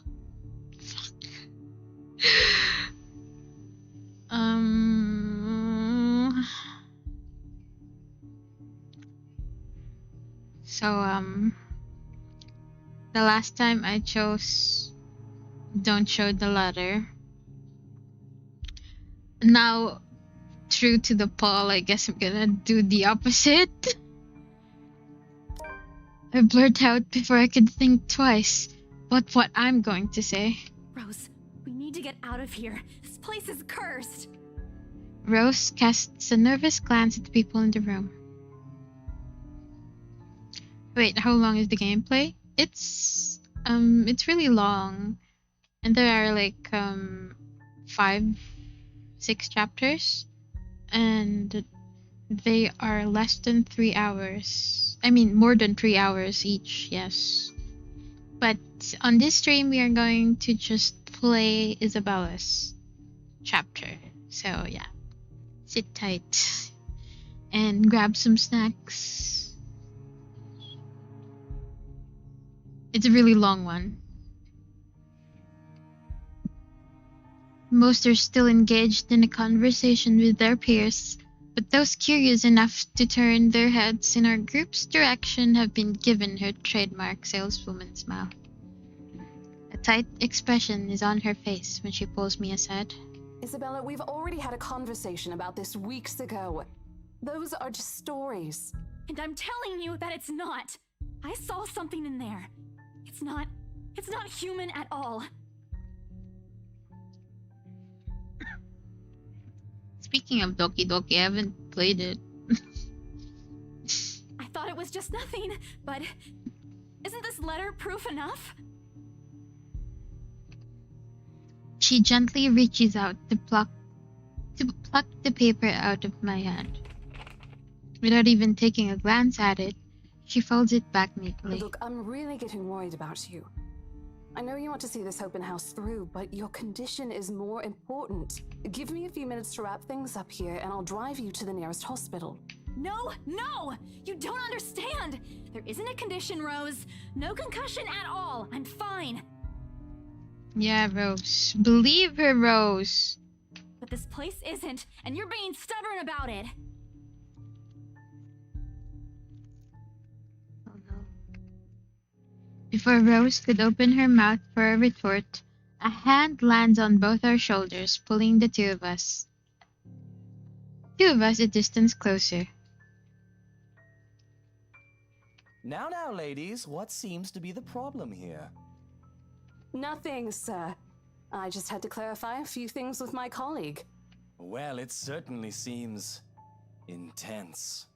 A smile fits the two of you better, in my opinion. Especially darling little Lily here. Lily? He gives me my shoulder a gentle squeeze, while an inscrutable smile spreads across his face. It's Isabella, sir. Of course. But my point still stands. And with two beautiful ladies here, I'm sure. And I'm sure little Lily here would certainly appreciate it if you remove your pretty hands from her, darling. Yeah. The pressure on my shoulder lifts as soon as those words leave his wife's lips, while the scowl on her face is like a splash of cold water on me. It is also impossible to miss the displeased frown on Miss McCullough's face. The realization that we might lose this sale because of my outburst instantly dawns on me. Rose will be beyond pissed. I think I need to step out for a while. I'll be back. Bowing my head, I mutter a quick apology and gather my stuff to make quick exit. Bro is trying to be Riz. He has a wife. I know, right? It doesn't matter if this place is haunted or not. I've caused trouble and Rose can be quite unforgiving of behavior like this. I'm almost at the door when she catches up to me. Isabella, wait! The apprehension must have been quite obvious on my face, because her expression instantly shifts to something gentler, eyes softer, a fond smile spreading on her lips. Oh my gosh, let me just...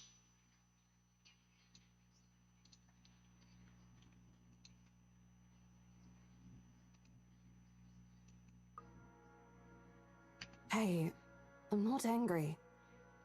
I know. I'm sorry I ruined this for you. Come on, you didn't ruin anything. It's not like we haven't ran into any problems before. If we don't get a deal today, we can always try on a different day. And look. She hesitates, completely trailing off before shifting her gaze down to her hands. A small gesture to stall. Her fingers are fiddling with a piece of folded paper. It's that stupid letter again. My hands stiffen when she gives it back, but I take it nevertheless, more as an automatic response than any desire to have it back. I'll throw it away if I can, but I have this nagging feeling that one way or another, it'll find its way back to me regardless of what I do about it. Rose, this is... You have to let them know about... I know you want us to get this sale so badly, and we've made a lot of plans on how to go about this. I mean, who wouldn't? This is the first time I've been assigned to a property like this. I've sold plenty of houses before, but nothing like what we have here. It's a beautiful house. I'd love to get one of my own if I ever win the lottery. But I think... Look, here's the thing, Isabella. If we are going to do this, work on something, I don't know, this big, I need you in top shape. And the way you are now... My mind stops. What? Wait. No, I can still work. I just need to get myself together. That's what you said earlier.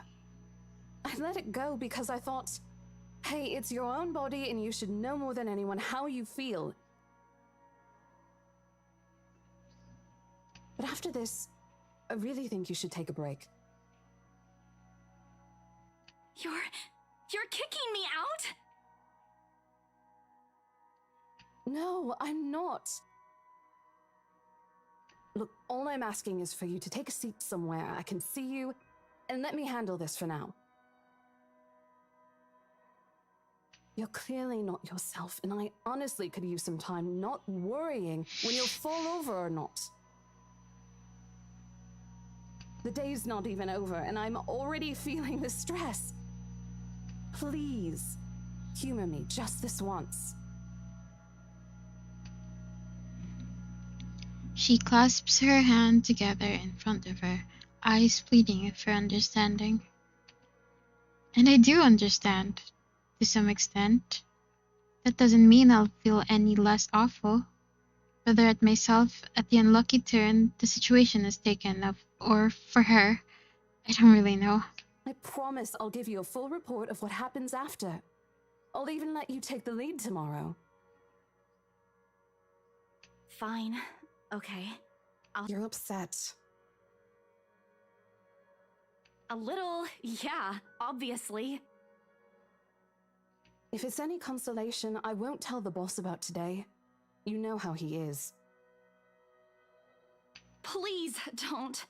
I don't want a repeat of the lecture I got during my first assignment. He called me a noob, and I don't even know what that means. Noob.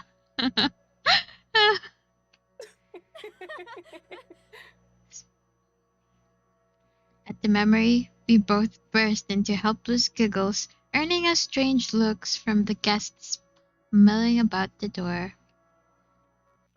Talking and laughing like this, it's easy to forget any mishaps that happened.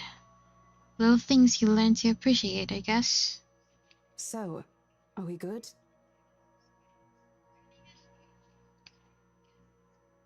I'm still not okay with it, but Rose has a point. It's better for me to step out of this one for now.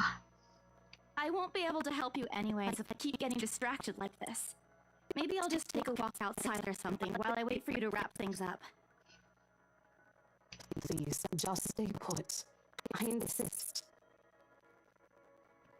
I'm not an invalid, Rose. You clearly have not seen how you look earlier. It's not that bad. Color hasn't even returned to your church yet. Just stay here, alright? Don't even think of going anywhere. Let me finish what I'm doing here, and then I'll take you back to Luxembourg myself to have that minor bump checked. At least wait for me to call someone who'll fetch you, okay? Yes, ma'am. She's gone before I can voice one word of complaint. Left with nothing else to do, I find myself drifting back to the foyer. A few visitors linger in the area, some merely enjoying the afternoon sunlight streaming through the stained glass windows. Others can be seen admiring the priceless antiques decorating the room. One group of elderlies, gathered some ways across from me, is occupied in a friendly banter about which one would cost more to buy. A little argument here, an occasional laughter and teasing there. I smile to myself. The conversation reminds me of what I've been missing these past few months. Rose is probably right. I do need a break. Speaking of, I should call Ash. It's a few hours early from what I've told him, but he did ask for a call once I'm done.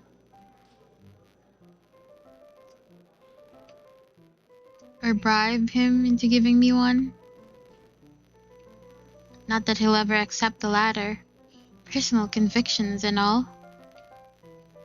Honestly, if there's something I find admirable in him, despite his tendency to annoy the hell out of me, it's that.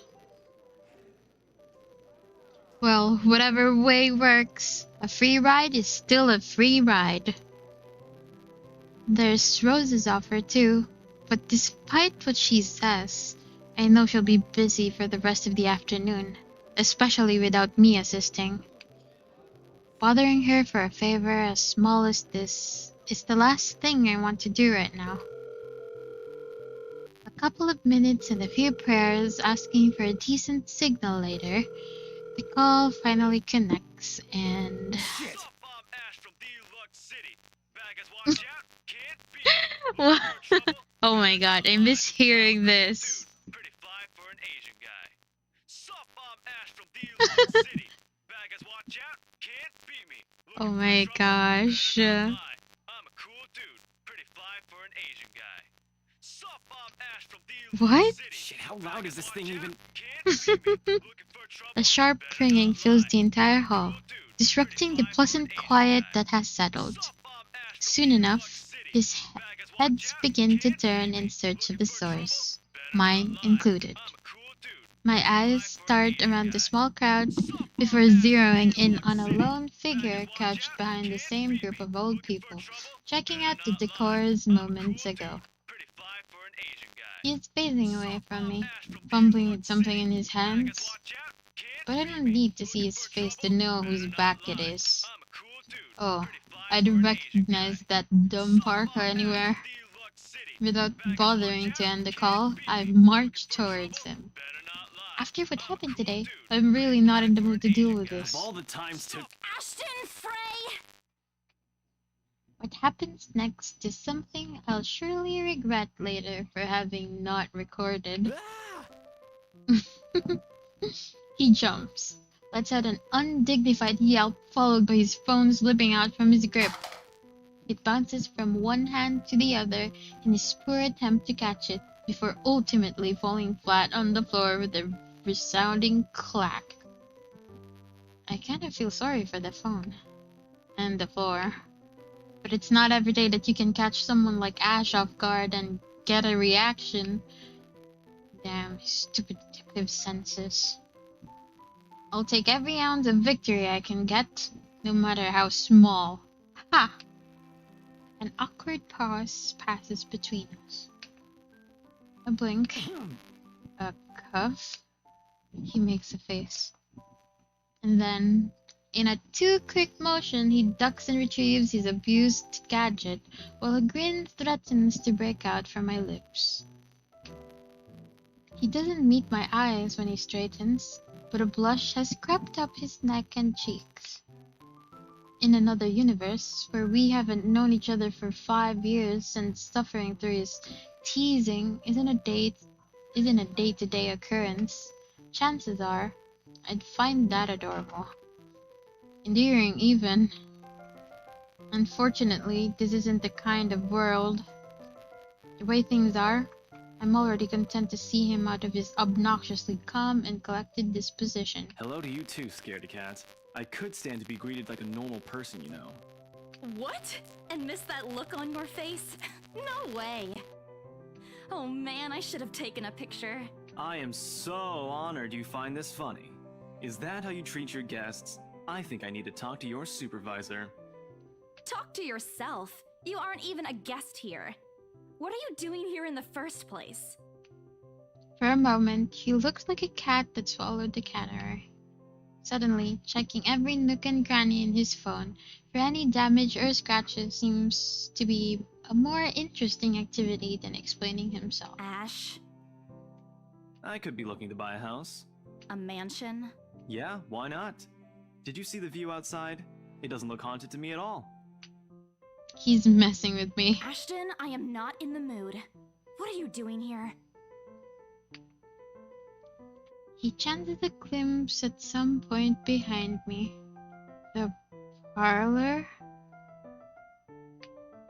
Curious, I follow his gaze, but before I can figure out what has caught his attention, he places a hand on my shoulder and turns me back to face him. I just finished working on something, so I dropped by. Okay, Ash. I still don't see how his work has anything to do with why he's here.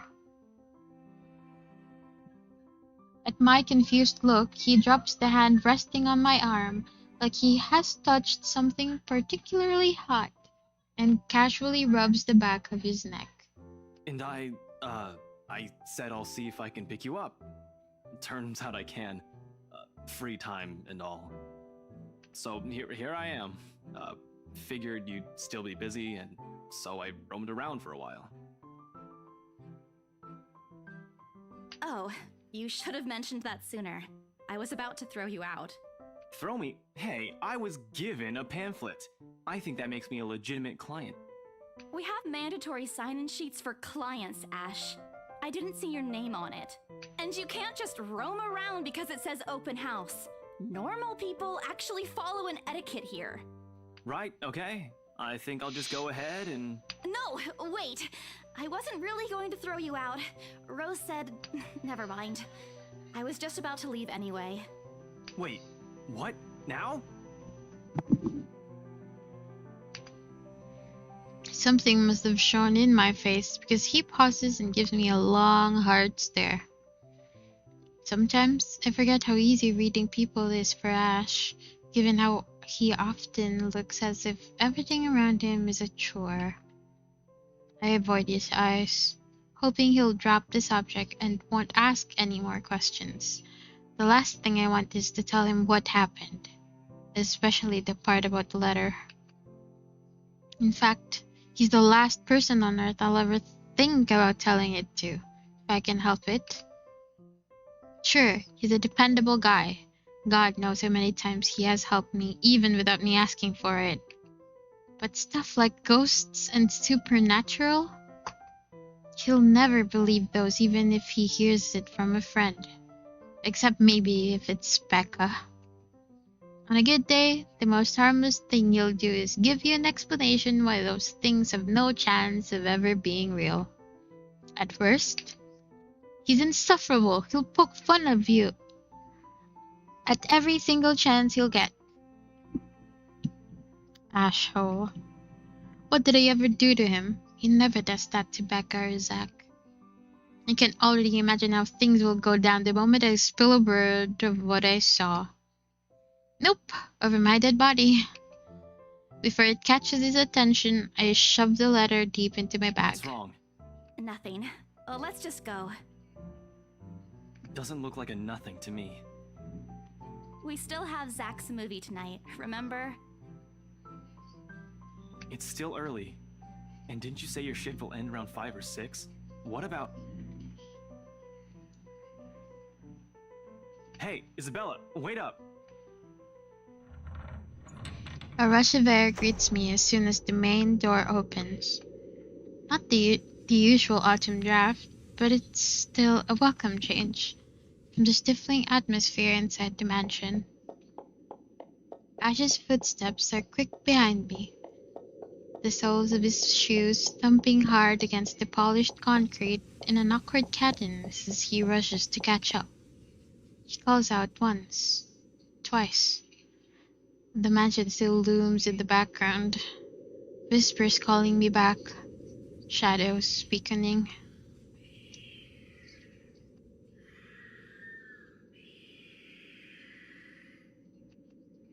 I don't look back. We spend the ride back to Luxburn City in a relatively quiet manner, with only the radio's disjointed hum in the background to fill the silence.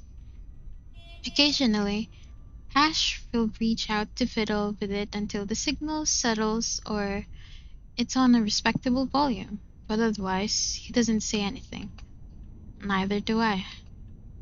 However, if the furtive glances he's been sending my way are signs, I know there are things he'd been itching to ask since we left the mansion. I keep my eyes trained on the passing scenery outside, in the small hope that my disinterest will dissuade him. Here.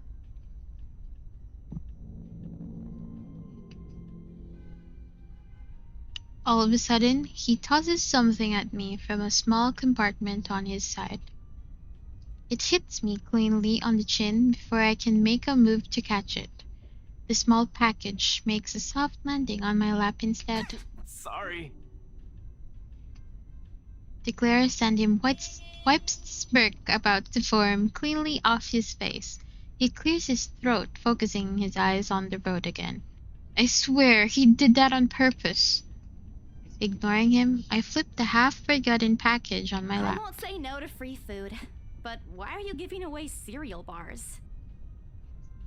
It's so cute. I always have one on my person, and you look like you're about to pass out back there. Have you eaten lunch yet? I don't even get the chance to deny it because right on cue, my stomach grumbles loudly and an empty, gnawing feeling in my belly becomes noticeable.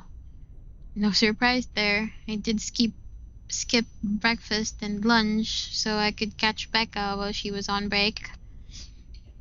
I was hoping to get a small meal after. I guess with everything going on, I just forgot until Ash mentioned it. It's not like the hollow feeling's new to me, though. If anything, it's just one of the things I've gotten used to ignoring over the years, growing up. And thanks, then I tear open the package and start nibbling on the edge of the bar. Apart from an awkward, acknowledging nod, Ash doesn't say anything after this small exchange. For that, I'm thankful. After getting an earful from both Becca and Rose, it's nice to be able to just sit down with someone who's not going to nag at you. How'd the open house go? The usual. We got a bigger crowd than normal because of the property's fame, but really no different from the typical open house. On second thought, it actually looks like a fancy party more than an open house. I've never felt so underdressed in my life. Weren't you there? I wasn't really listening. I should have asked someone to kick you out. No, you won't. And what makes you so sure? One, ever since you got assigned to this property, you've been freaking out about it. Rebecca's words, not mine. She's been complaining to me about how you talked your ears off, by the way. Two, despite your initial qualms about the place, you still took the job. Which brings us to three. It's been months since you last settled a deal, and you're short on money right now since you're back to your instant noodle diet. How do you even know about the last one? Rebecca. Anyhow, you're hellbent on selling the mansion. Even if someone you know personally is in the tour group, you aren't going to just kick them out. Every single person who went on your open house is still a prospective client to you, even me. He's not entirely wrong. Oh man, I walked right into that one, didn't I? I hate you. I really hate you right now. His answer is a small laugh. The kind that screams, I'm right, I told you so. I hate it when he does that. I'll have you know that there's already someone who's extremely interested in this property. So even if you expressed any sort of interest in it, I don't think they'd be willing to let you have it. Too bad. Provided I didn't botch it with the rights. Ma'am Hannah, in particular, didn't look too pleased with what I did. I owe Rose a big apology. I hope she likes free donuts. You don't seem too happy about it.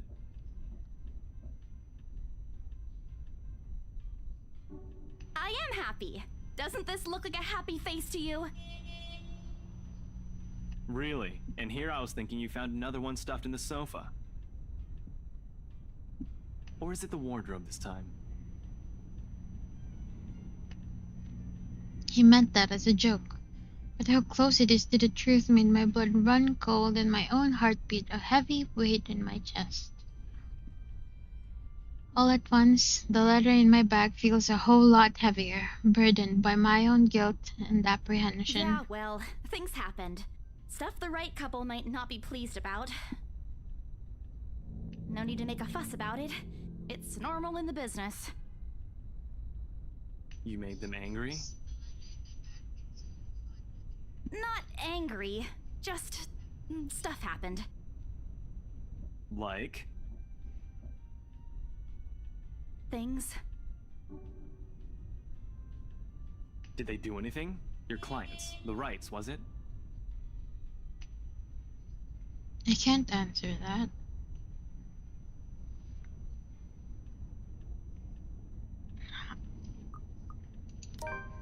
I turn my eyes back to the passing view outside.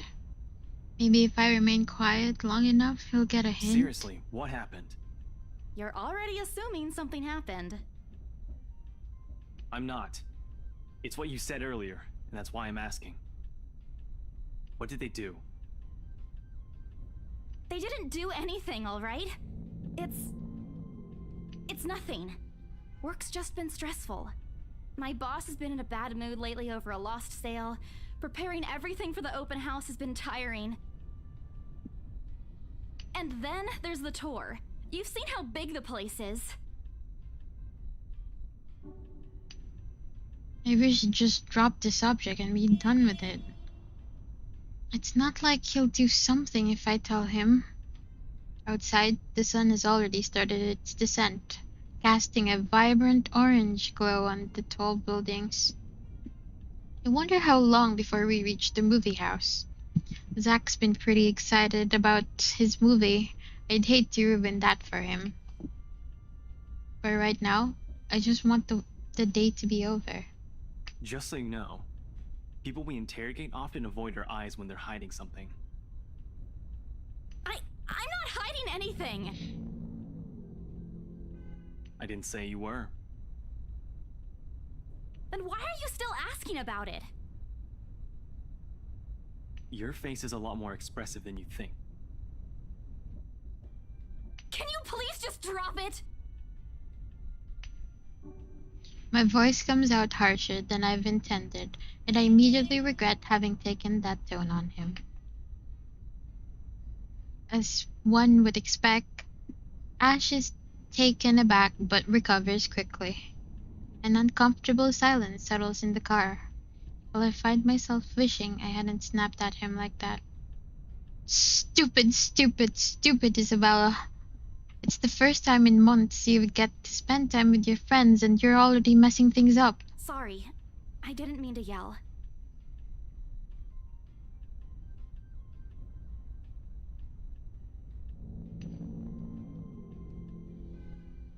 He responds with nothing more than a nod, and I take as his way of dropping the topic.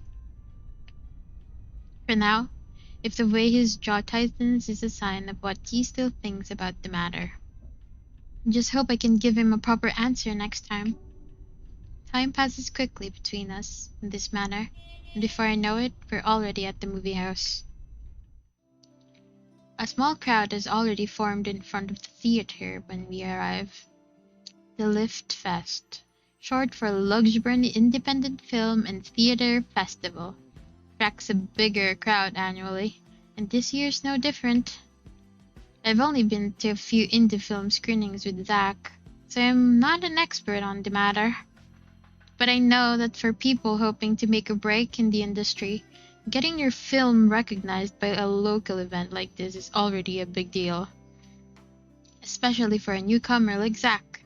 He hasn't even won an award, but just getting a confirmation letter that the festival committee wants to include his movie in this year's lineup already put a grin on his face for weeks. Speaking of the guy, he's impossible to miss. At 6 feet, he appears to loom over most of the moviegoers, and with his large build and heavy voice, there's no surprise when people give him a wide berth as they pass by. It's often easy to mistake him for someone intimidating at first glance. I did, back when I didn't know any better. Ash did too, I heard. Once early in their friendship. Oh, there's Zach! Hey, you guys! Yo, Z-Man, let's go!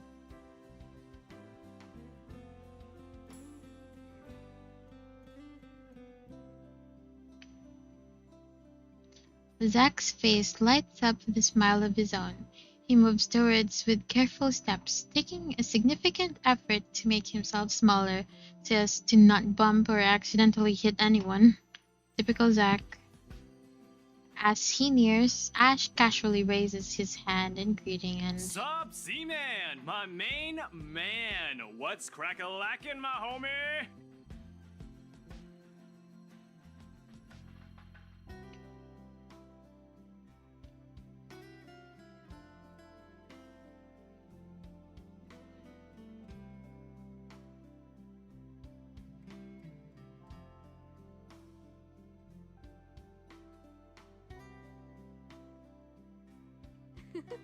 Somewhere to our left, a girl giggles, and only then do I become aware of my mouth napping hanging open. I'm almost amazed how Ash can say that out loud with a straight face. Almost. Considering his track record, I should be used to it by now. Zach seems to be. Yo, stop trying to act black, Ashton. And you're the only one who calls me Z-Man. Whoa, whoa, whoa. There's fondness underneath his exasperated tone. If there's any other person, he'd likely be offended, but years of friendship and familiarity have made those words harmless to the other's ears. Or at least, enough for both of them to take it in stride. It's been a while, Zach. I hope you didn't get into trouble again. Not much to get into trouble lately without you, I'm afraid. I'll let you know if something comes up, though. Nah, I ended up with chicken down stuck on me last time I agreed. I'd really love at least this year to pass without some sort of accident happening again. Hey, I take offense to that. It wasn't that bad. You really have no idea. A beat passes. And then Zach claps. Hey, I'm kidding! You know you can always count on me. It's a story only the two of them are privy to. Every now and then, Ash will enlist Zach's help on something. Becca and I never really found out what the real deal with those adventures, as Ash calls it, and both aren't willing to tell due to some unspoken agreement. She insists that if it's Ash, it's likely not something illegal or life-threatening. I tend to believe her on that. Sometimes. Ah well, boys will be boys, I guess. I give Zach a small wave from behind Ash when his attention eventually turns to me. Bella! Where have you been, mi loca? Huh? Rebecca's not with you. Is she still sick? A bit. But she's up and went to work this morning. You know she doesn't listen to anyone that's not Ash. Yes, she does. No, she doesn't. You're literally the only person she'll listen to when she's feeling stubborn. And it's true. They've known each other far longer than any of us in the group.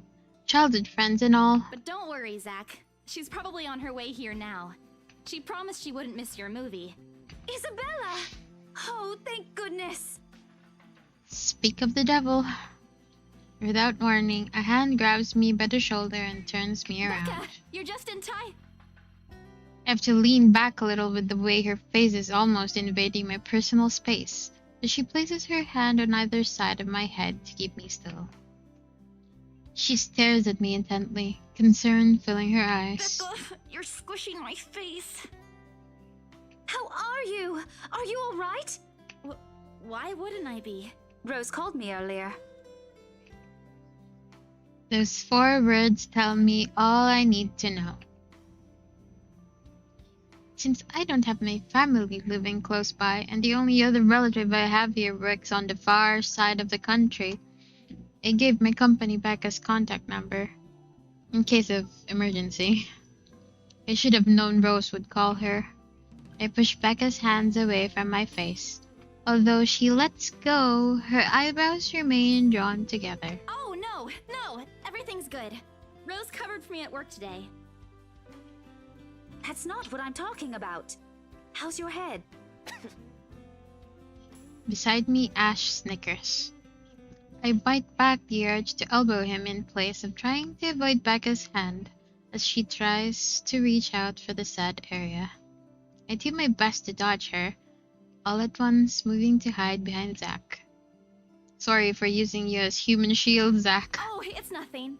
I just slipped off a few steps on my way down. I blacked out for a few seconds and had a minor bump, but it's just that. It's just a scratch, nothing bad, you know. Didn't see anyone there. You blacked out? It's not something to brush off. Come on, at least let me check it. It's extremely minor. You wouldn't even know it's there.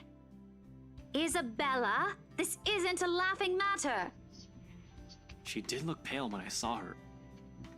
It's nice to have a friend like Becca, you know? Wow, thanks a lot, Ashton, you traitor. I'll get you back for this. Just you wait. What? I'm just saying it as it is. If you mentioned this earlier, we wouldn't be having this conversation right now. I'm sorry. Saw her? Yeah, they arrived together. Bella looked fine to me then. I don't know. Something crosses Becca's face, but it's gone before I can figure out what it is. Oh, that's good. That's good. At least she didn't have to travel alone, right? At least. Good. See? I'm okay. I wouldn't be here if I wasn't. And I don't want to miss Zach's film. We can always watch it some other time. Sorry, Zachary. No, it's good. But you guys should really keep it down. We're starting to attract some attention. It's the premiere. The premiere's different. Right, Zach? I shoot him a pleading look. Zach's a sensible guy. He'll understand. Please understand. Not really. But Rebecca has a point. In the end, I think it's your call. Oh, for heaven's sake! Please, Becca. I really don't want to miss it. You're not missing it. Oh, we're just moving it on a different day so we can have a... Look, you guys. Ash's loud sigh unexpectedly cuts through the conversation. He's pinching the bridge of his nose as he speaks, something he usually does when he's getting impatient. If she says she's okay, then there's nothing we can do about it. It's not like we can stop her either. Besides, she's still acting like the same old Isabella to me, if she can still run around like that. Why are you taking her side? I'm not. But if she wants to watch Zach's movie with us, I'm not going to stop her. She's probably the one looking forward to it the most. Ash, that's... You, of all people, should know... Tell you what, if I notice something amiss with her, I'll take her to the nearest hospital myself. Is that good enough for you? I already know the answer before Becca voices it out. When, at last, she releases a deep breath and nods, albeit with great reluctance, I immediately tackle her into a hug. Thanks, Becca. It's always been you with him, isn't it? Did you say something? Me? Nothing. Don't mind me. If you say so. Okay, guys, showtime's close, so I think I'm gonna get us some snacks. My treat. And then let's head inside. Let's go! Anyone here has a smaller bill? I think I do. Hold on. I pull myself off from Becca to get my wallet from my bag and... What's this? Oh no. It's already in Ash's hand before I can even react. Behind him, Becca and Zach are both giving the piece of paper an intrigued look. No! Give it back! It's just a paper. I don't care! Give it! Looks ancient, too. Why do you keep this around? I try to reach for it, but he holds the paper way above his head. I've never been particularly sensitive about my own height, but right now, I really wish I have the advantage over him. Don't open it! What's the big deal? It's not like it's a love letter. I don't see any reason to... Hold on a second. This is, isn't it? Even if it is, it's not for you. Okay, now I'm curious. I'm telling you it's nothing like that. It's... The rest of my words are lost when he unfolds the paper. I can't breathe. My heart feels stuck in my throat, pounding, threatening to burst out. Vaguely, I note how my hands are trembling at my sides. Clasping them together doesn't do any good. They are still shaking, but I hang on to them regardless. The awful, sick weight that has taken its core in my stomach back in the open house returns full force. How do I fix this? How do I fix this? How do I fix this? Someone, please. Today is turning out to be a horrible nightmare. Send this to 5 people or else. Well, that's interesting. Guys, I think we should listen to Bella first. See, this is why I love that. Aren't you a few days early for Halloween? Ash waves the paper in front of me, giving me a fleeting glimpse of its contents. I don't need to see. I don't want to see. The letters, the words, every stroke written in blood is already embedded in my head. Maybe I should have just thrown it away when I had the chance. That way.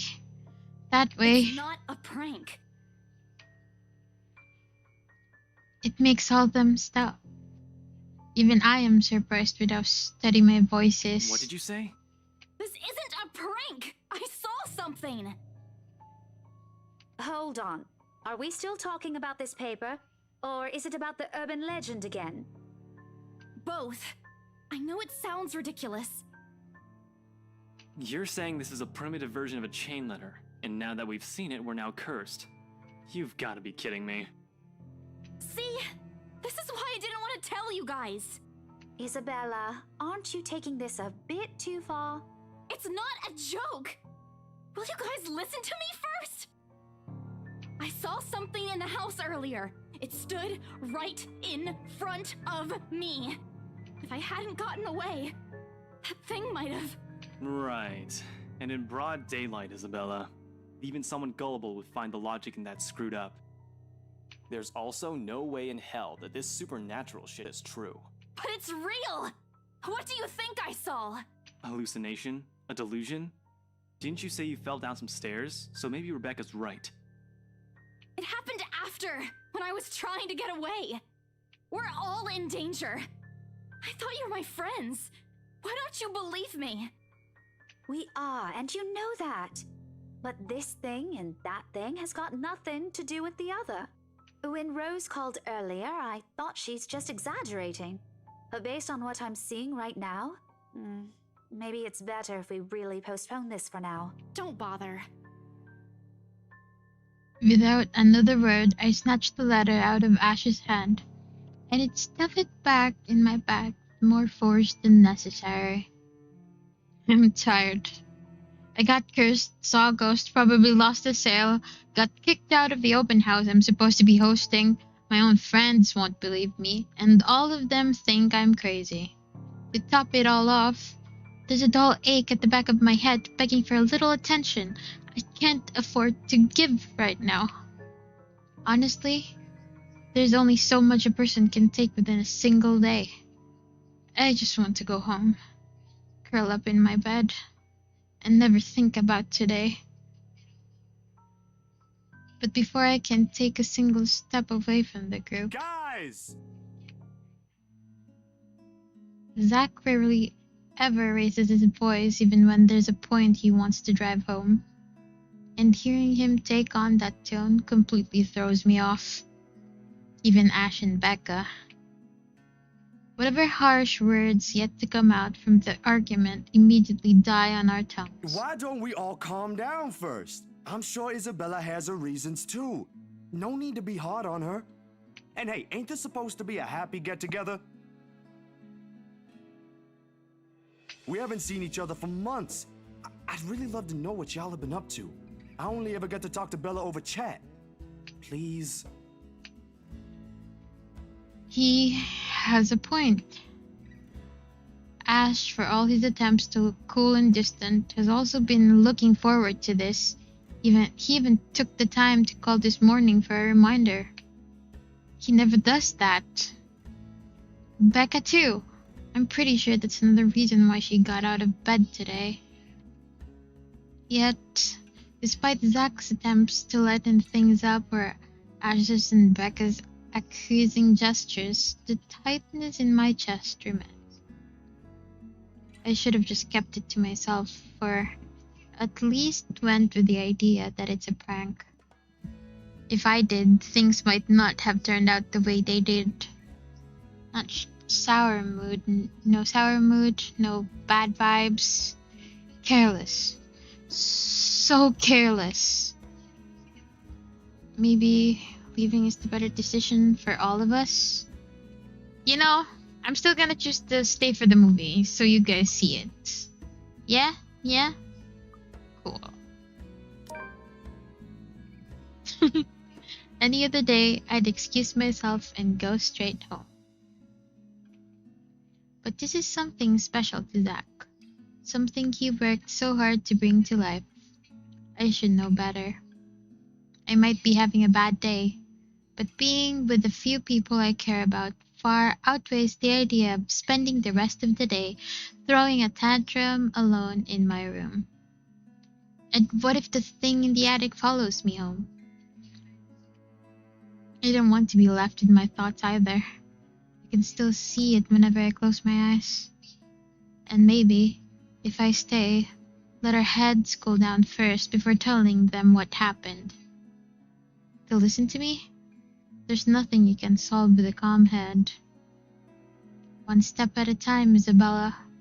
That's what Mama used to tell me. Besides, I don't have the heart to ditch Zach. A smile is back on my face when I look back at him. If we keep arguing here, we're going to miss the first few minutes. All right, that's the Isabella I know. Oh, good. I thought for sure you were going to cry.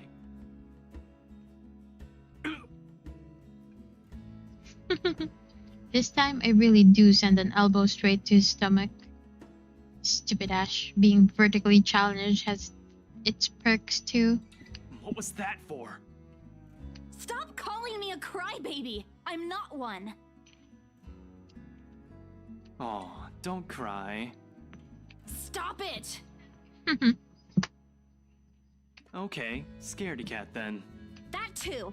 If you repeat that, I swear I'll... Let's just go. Without another word, Becca goes inside. She doesn't even stop to wait for us when I call after her. Ash and I exchange looks at that. The same question likely swimming inside our minds. Did something happen at school after I left? Is she having a bad day too?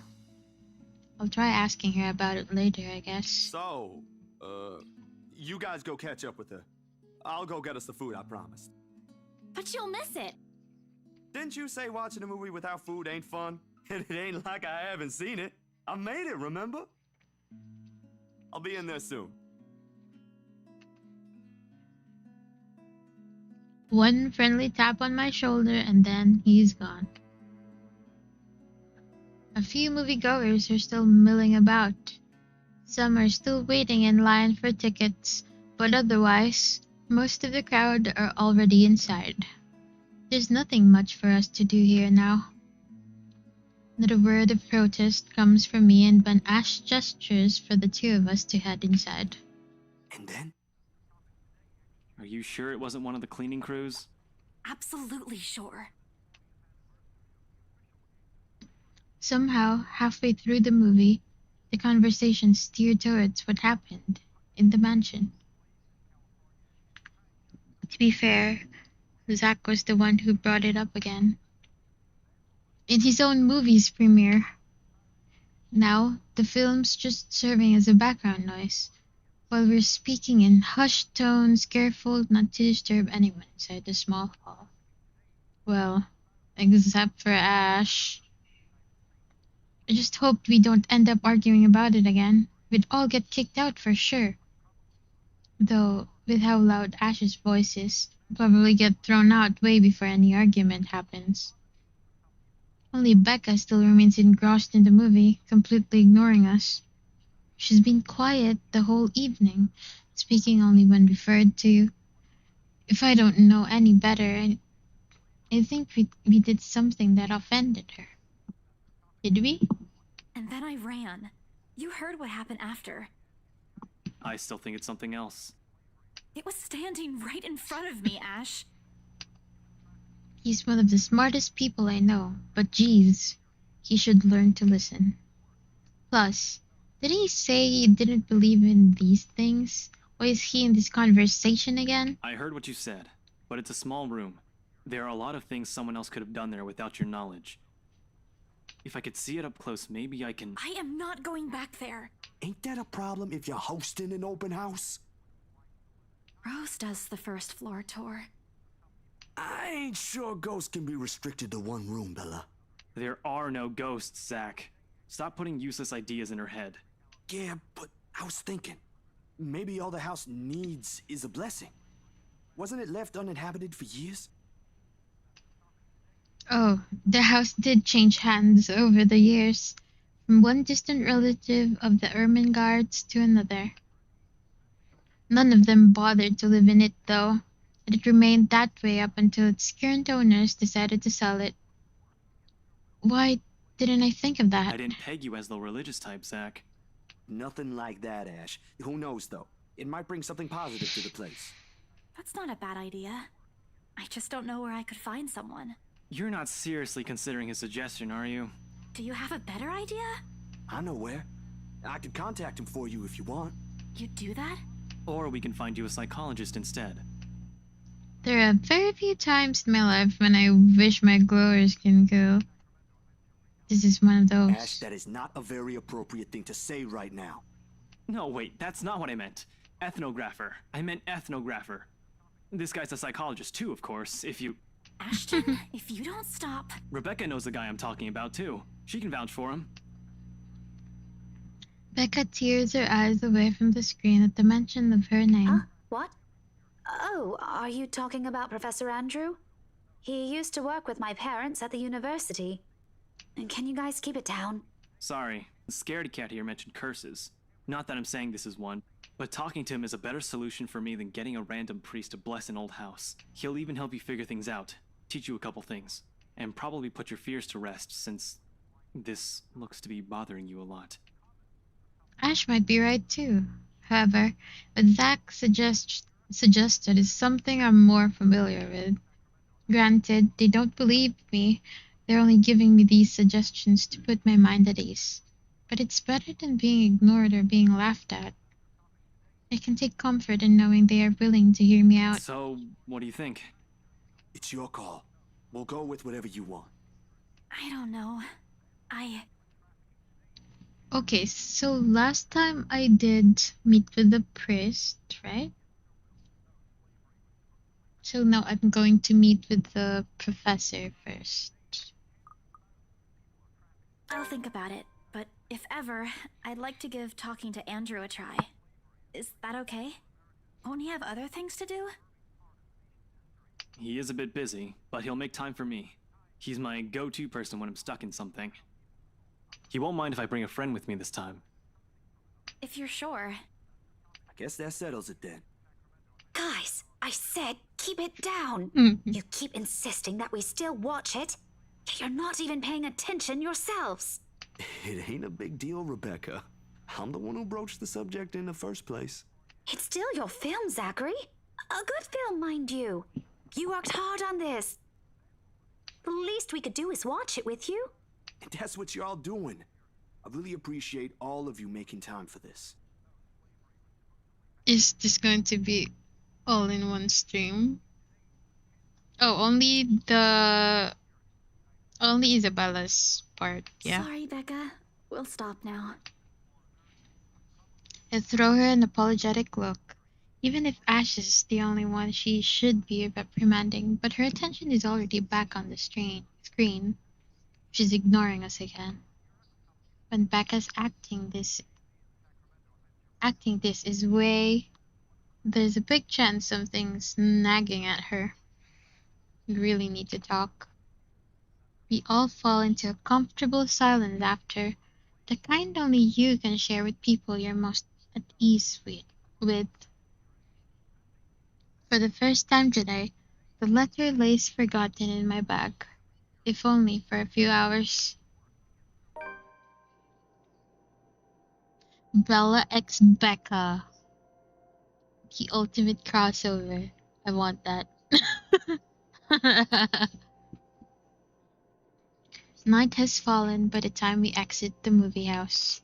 Despite the late hour, the streets are still bustling full of people. Those about to head home, those set to meet someone, even those simply wandering about. Walking in this sea of unfamiliar souls, it strikes me how easy it is for one to get lost in a city as nondescript as Luxburn.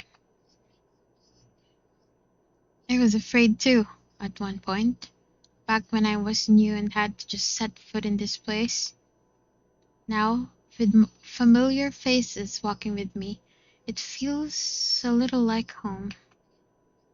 Zach and Ash bid us goodbye shortly before Becca and I crossed the other side of the street. The former claiming he's got a few freelance jobs to take care of before the day ends, and Ash? Who knows? He never tells. Sometimes he'll just randomly appear at your doorstep looking for a place to crash. He does that to Zach a lot, much to the latter's frustration. But he's a busy guy, too, in spite of the laid-back air he gives off. Thanks for today, everyone! No problem, Zach. I'm sorry for what happened earlier. Oh my god, it's starting. Huh?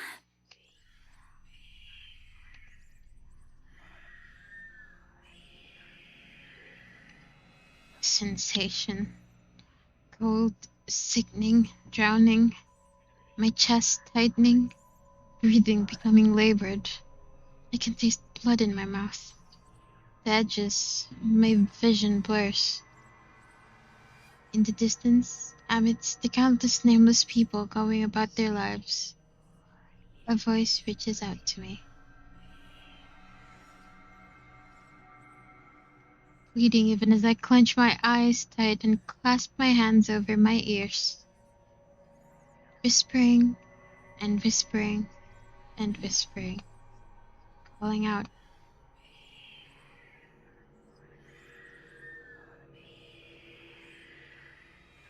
No, not me.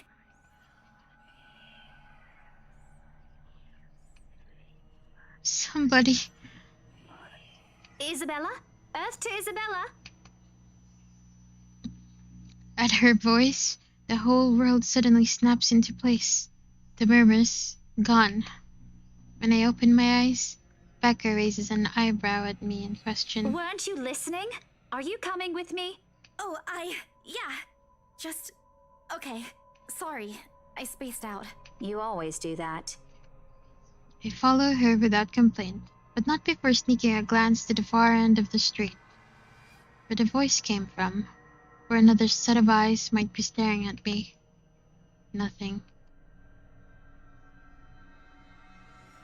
There are only Zach and Ash watching over as we head back to where Becca parked her car.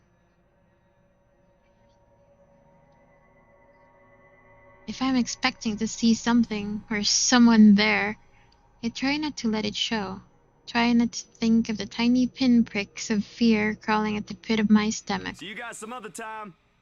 Yeah, see ya.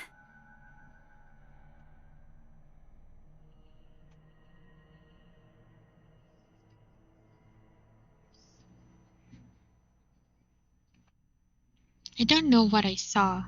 I don't know what I heard. I don't want to know. And if this is what would help me sleep tonight, what would give back the normalcy in my life, then so be it. Oh no. October 22, Saturday. The darkness closes around me, grasping, pulling, engulfing me. The ground caves in, and without warning, I'm falling. My eyes snap open. For an instant, it doesn't immediately register where I am. Both my back and shoulders ache after I've fallen asleep all hunched up the night before.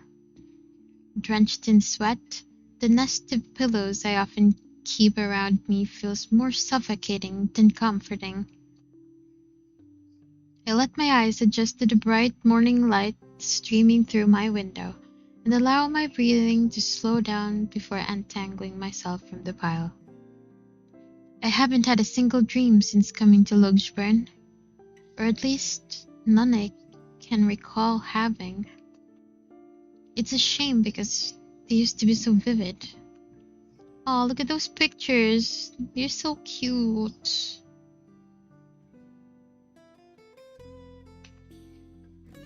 Not the crazy vivid, but the more pleasant kind I'll tell my siblings about. Maybe it's just the stress of leaving alone. The knowledge that I'll always wake up in an empty apartment with no one to tell stories to. What time is it? Habit forces me to look over at the clock, even with the soreness weighing heavily on my shoulders, and the compulsion to never leave my bed for the day. In a heartbeat, I'm up. Oh man, of all the times to oversleep. Towel? Towel? Where's my towel? Admittedly, it's a weekend, as an unspoken rule that entitles me to extra hours of sleep.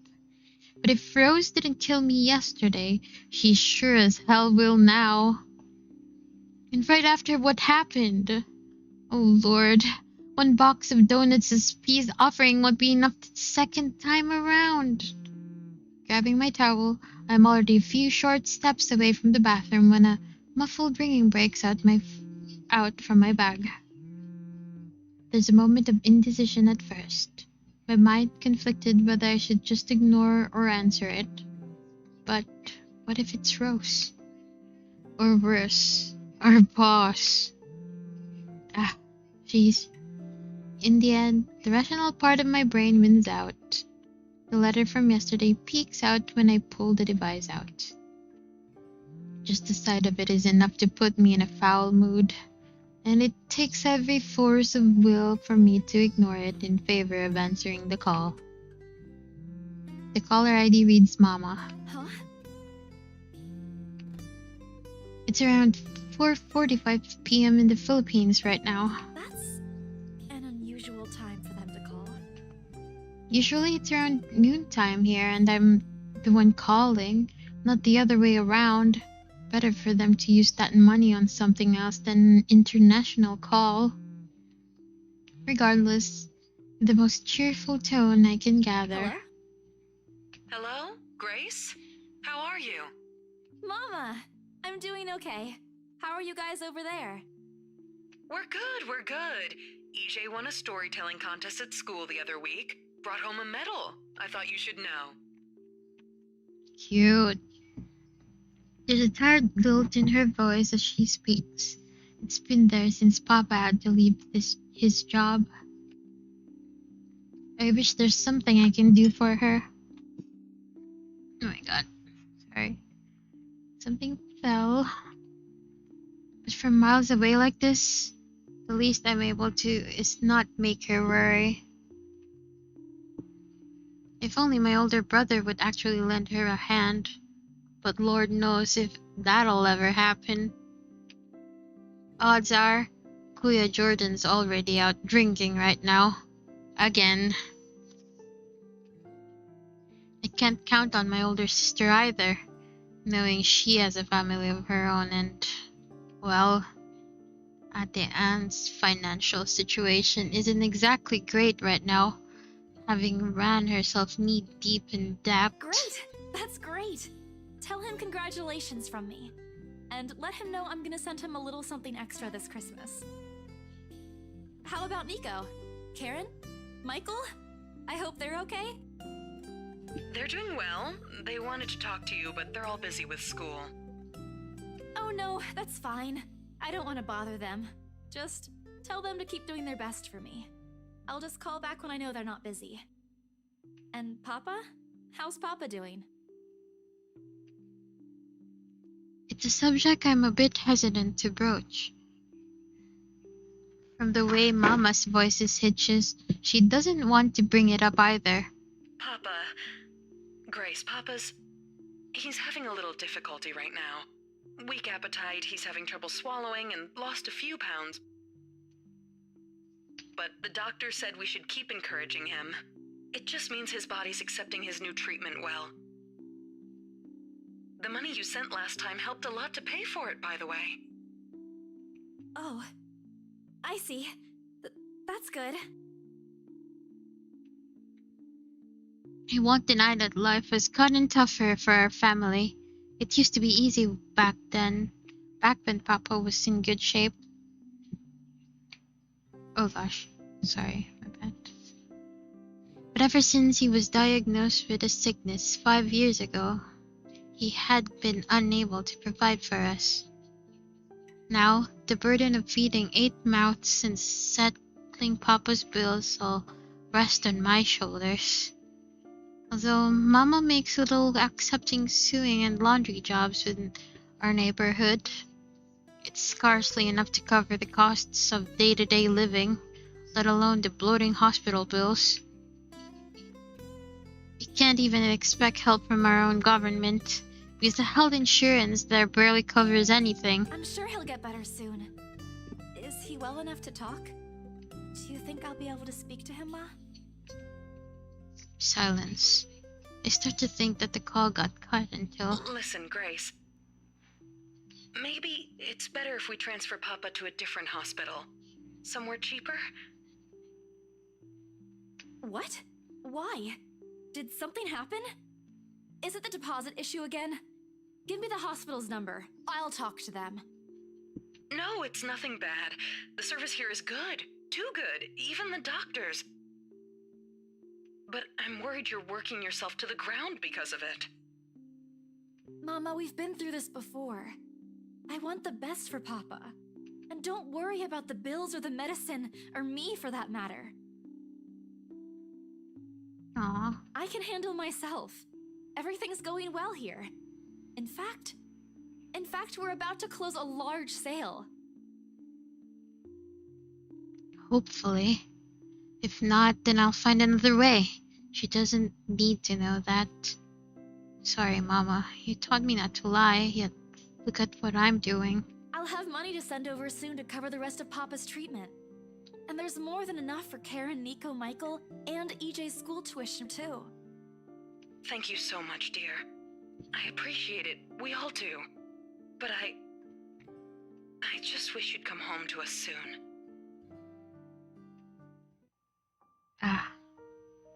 Kailan ka uuwi? When are you coming home? EJ, the youngest, used to be the only person asking me that. How do you respond to a question you don't have a definite answer to? 5 years later, and I still can't give them a straight one.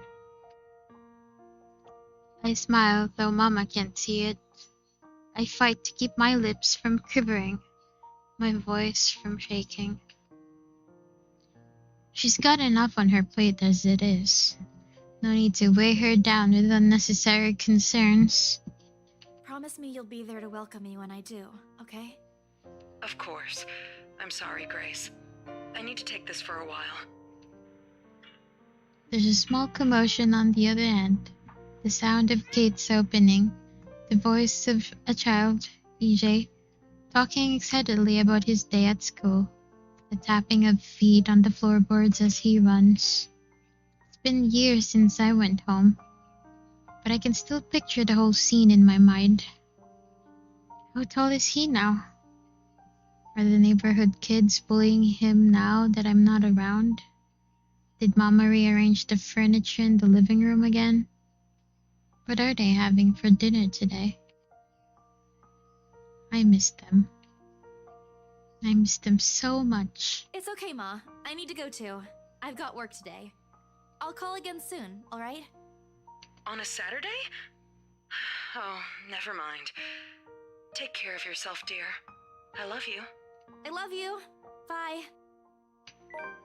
It ends with a soft click, leaving half-truths and empty promises hanging in the air.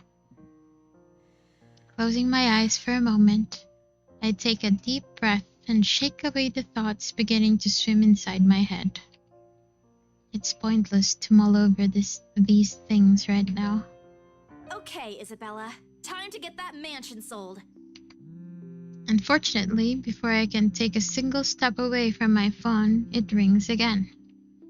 No doubt Mama forgot to say something. Mama? Did you forget anything? Excuse you? I'm too young to be your mom. Are you still sleeping? Hold on, never mind that. Get yourself in the office. Hurry! Office? What about the open house? Oh no. Is it Sir John? Did he hear about yesterday? Oh god, oh god, oh god! I'm gonna get yelled at, aren't I? What do I do? I'll buy you an extra box of donuts if... No, it's nothing like that. Will you calm down? Get yourself here, alright? I'll tell you everything then. There's the telltale din of several feet shuffling against the wooden flooring, and an indistinct yelling in the background before Rose cuts the connection. That isn't in any way comforting. But it's enough reason for me to hastily discard my phone and finish my shower in record time. I make it to her office within 20 minutes of leaving my apartment, completely disheveled and out of breath. A feat if I take into account my usual travel time. Routine clamor common to Briar Realty Corporation's Luxburn office greets me as soon as my foot crosses the threshold. Papers rustling, telephones ringing at sporadic intervals, agents talking at varying volumes, staff moving about, and... Where the hell is C? Where are my employees? What the actual fuck, guys? Of all the times to disappear without notice. My boss's words turn muffled as someone else closes the door to his office, likely the work of our HR manager. Throughout the past weeks, he's been in a bad mood over a few employees who have failed to report to work. I hear they're still trying to get a hold of them, but to no avail. The result is, half their workload have been shifted to all available staff, so as to not lose clients. Not that I mind the extra work. If anything, it means I'll have more to send to my family back home. Although, the rumors of a branch closure circulating because of this is indeed a bit worrisome. My bag barely touches the top of my table when Rose pulls me aside. Here, I need you to help me with these papers. If you could also get these signed and photocopied before lunch today, that would be great. One after another, she thrusts a bunch of paperwork in my hands without explanation. A page flutters away from the top of the pile, and I lean down to pick it up, my eyes scanning the top of the page as I straighten. A purchase and sale agreement. Rose simply gestures her thumb in the direction of our visitor lounge when I tilt my head in question. There, seated on the sofa and looking completely out of place in a humbly decorated room, is the same couple from the day before. The Wrights. Something bubbles up in my throat. Their presence in the office can only mean one thing. They're buying it? We got a deal? She swats at my hand, tugging her sleeve, although her eyes are alight with something akin to joy. She wants this sale to happen as much as I do, and now that it's here, the deal needs to be closed yet. Documents need to be signed still, but the elation is there, along with the foreboding feeling I can't quite I had to do a pinpoint. little damage control, but they're already interested in acquiring the property, even before they attended the open house. I mean, isn't it obvious? They already hired an interior designer. I've never seen a buyer as aggressive as Madam Wright. She didn't even try to negotiate a lower rate. One at a time, Rose. I can't process everything you're saying at once. What do you mean? They're paying 15% higher than the listing price, as long as we Wow. get the paperwork done as soon as possible. I think if we allow it, they'll be paying up front, too. Even with that urban legend? Hello to 10 viewers, welcome to the stream. Whoa. Oh, I was so sure we lost the sale after yesterday. Don't look so surprised. We still have to conduct some last few checks before we completely hand it over to them. Please. I'll happily do the paperwork duty, Rose. I'll even go to the land registry myself and make sure the property changes hands with every single legal blessing. Don't they have better things to do to spend money on? I'd haggle it down to the lowest possible price if I were in their place, especially with the stories attached to it. Not that my opinions matter one bit here. We're just their agents who are going to receive the hefty commission after all, nothing more. Rose gives me a pat on the shoulder, signaling that she's heading back to them, and an unspoken instruction for me to follow after I'm done.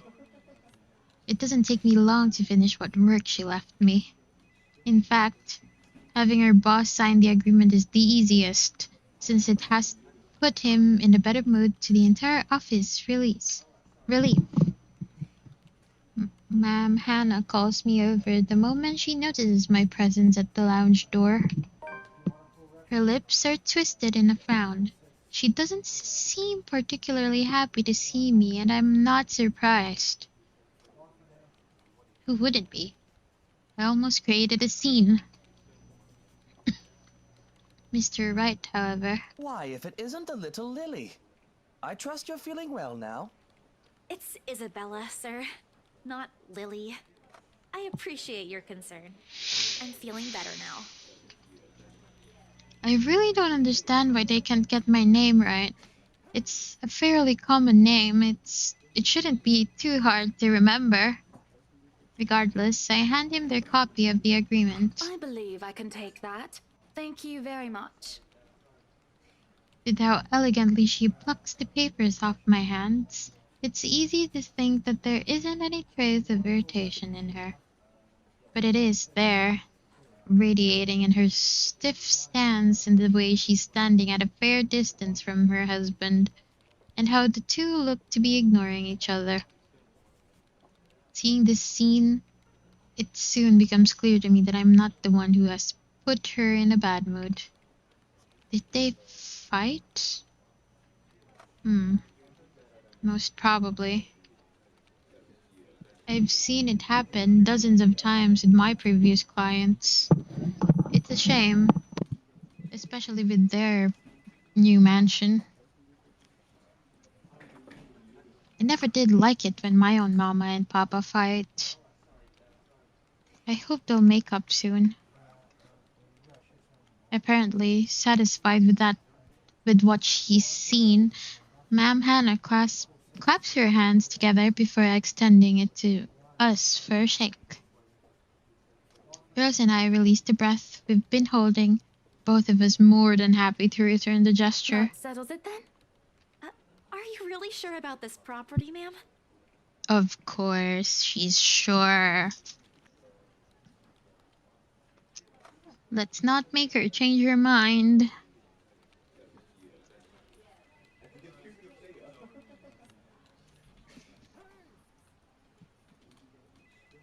We could easily find you a bigger one among Am our I current still listings. audible? Something with a modern touch?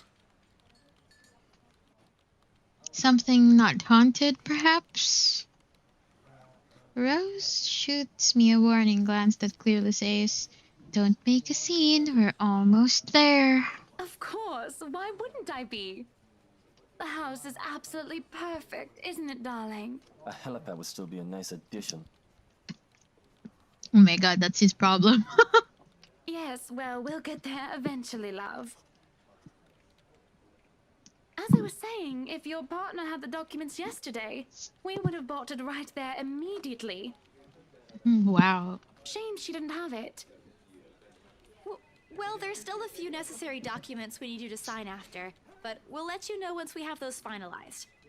We'll be handling the process for the rest, so don't worry about it, ma'am. Within a week, I hope. We still have a housewarming party to plan after all. You know how much thought should be put into those things. There are servants for that, darling. Love, servants or not, you're going to make people Yep. listen to your input Okay, nonetheless. thank you, Ellie. No more than a week, ma'am. Barring unexpected delay, of course. You can leave it to us. Excellent. Well then, I'll leave you two to it. It's been a pleasure doing business with you. Oh, and before we forget... She discreetly folds something into both her hands and winks, a finger raised to her lips, demanding her silence. What happened the day before was quite unfortunate, but you did get us what we wanted in the end. That, at the very least, is commendable. But this is... Ma'am, I can't accept this. Don't you worry, darling. It's a small thing coming from us. Consider this your bonus for a job well done. Aw. She smiles sweetly, like this is simply the most normal thing to do in the world. Oh, before I forget, my lovely interior designer would appreciate it if you hand her a copy of the floor plan as soon as possible. She's dying to work on the house. You can do that, yes? Here's her contact. Certainly, ma'am. We'll have it processed as soon as possible. I knew I could count on you, lovelies. I hope to see you two soon so we can get this closed. Just like that, transaction over and done with. My mind's still reeling even after they've left. Other agents would kill to have clients like them. A part of me feels lucky about the fact no lengthy negotiations, no sudden change of minds, just talk, signatures, a few handshakes here and there, and we're done. The other part? A second ago we sold a haunted property to 2 innocent clients. Sure, the commission's big. Big enough to continue funding Papa's treatment and hospitalization. Big enough to pay for all 4 of my younger siblings' schooling. Heck, it'll keep me away from instant noodle diet for months. I don't have to go back to the mansion as well. Once the deal has been closed, much to my sanity's relief. But knowing that something's in there, and we gave it to the good couple despite that. Oh, Isabella, the things you do to sell a house and get money. Papa won't be happy with that. At least I have good news to tell them next time I call home. The little lie I told Mama this morning isn't a lie anymore. Well, there's something. So how does it feel? How does what feel? Your first big multi-million-pound sale, silly. I know you've been with us for years, but this has got to be memorable for you. Memorable is an understatement, Rose. Come on, show some enthusiasm. They gave us a bonus, too. Aside from the commission and the other bonus boss promised. What are you gonna do with it? I don't know. Send it home, probably? All of it? Not everything, of course. Most of it. I'll leave some for my living expenses. Listen here, Isabella. I'll teach you something I should have told you before we ended your training. She slings an arm over my shoulders and leans in closer to my ear, as though she's about to share a big secret. It's okay to celebrate from time to time. I don't get it. It's simple. Go out, do something for yourself. Throw a party and treat your friends to free food. Didn't you say the last one's some sort of tradition back at home for you? Hello, this is practically a done deal. Isn't throwing a party a bit excessive? Your call. I won't say no to an invitation, by the way, in case you really are planning to throw one. A few drinks would be nice too, thank you very much. Rose is so I sweet. don't think my apartment's big enough for that. You could always move? Bloody hell, you're working in real estate. I think I'll pass. That's too much of an unnecessary expense for me. But I did promise Becca free lunch in case the sale goes well. You go do that. Hold on a sec. She quickly removes herself from me to answer the phone on her desk. Her tone shifts from playful to professional in the span of a few seconds. Today? Not a problem, ma'am. I could bring you a copy of the contract if... Must be another client. Nothing surprising there. She's one of BRC's top agents, no matter how modest she appears. A saleswoman through and through. I, on the other hand, have very little knack for it. Of course, I learned eventually. I had to. But someone else will, without a doubt, do a better job. Once, though, in a drunken stupor, Rose told me a story of what could have been. Years ago, wide-eyed, young, and brimming with yet-to-be-fulfilled dreams and ambitions, she was a term or two away from a nursing degree. Out of courtesy, I never pressed on the matter further. But perhaps it's where the sense of fondness started. A small connection due to one similar experience in our respective lives. Of goals we both let pass us by because of the circumstances we're in. I'd be happy to discuss this over tea, ma'am. All right, I'll be there. Thank you. New client? Reassigned. Have you heard from Mark at all? Not since the first visit to the mansion. Why? No news from the HR yet? None at all. Boss thinks he ran away. I doubt it, though. He's too much of a wimp for that. There must be another reason. Who knows? Anyway, I've got to meet this one. I'll see you later. She throws a wave over her shoulder as she rushes out of the office. The lunchtime bell sounds shortly after, followed by the chatter of fellow agents also heading out for a much-needed break. Ordinarily, there's no need for me to go out, but oversleeping didn't allow me the luxury of packing my own lunch today. If one considers taking an instant noodle cup from my pantry packing your lunch, time to make good on the promise I made to Becca, I suppose. Maybe invite Zach and Ash too? In the end, only Becca and Zach could come. Ash, on the other hand, couldn't be reached. All of my calls went straight to his voicemail. He's at it again, right here today, gone the next day. Oh well, his loss. We have agreed to meet at a nearby cafe. The same one I frequent with Becca because it's cheap and they give away free bread and around closing time. Quaint, a little old-fashioned, though looks a wee bit out of place amidst the city's tall buildings, but we love it all the same. Much like its facade, the interior carries an antiquated charm to it.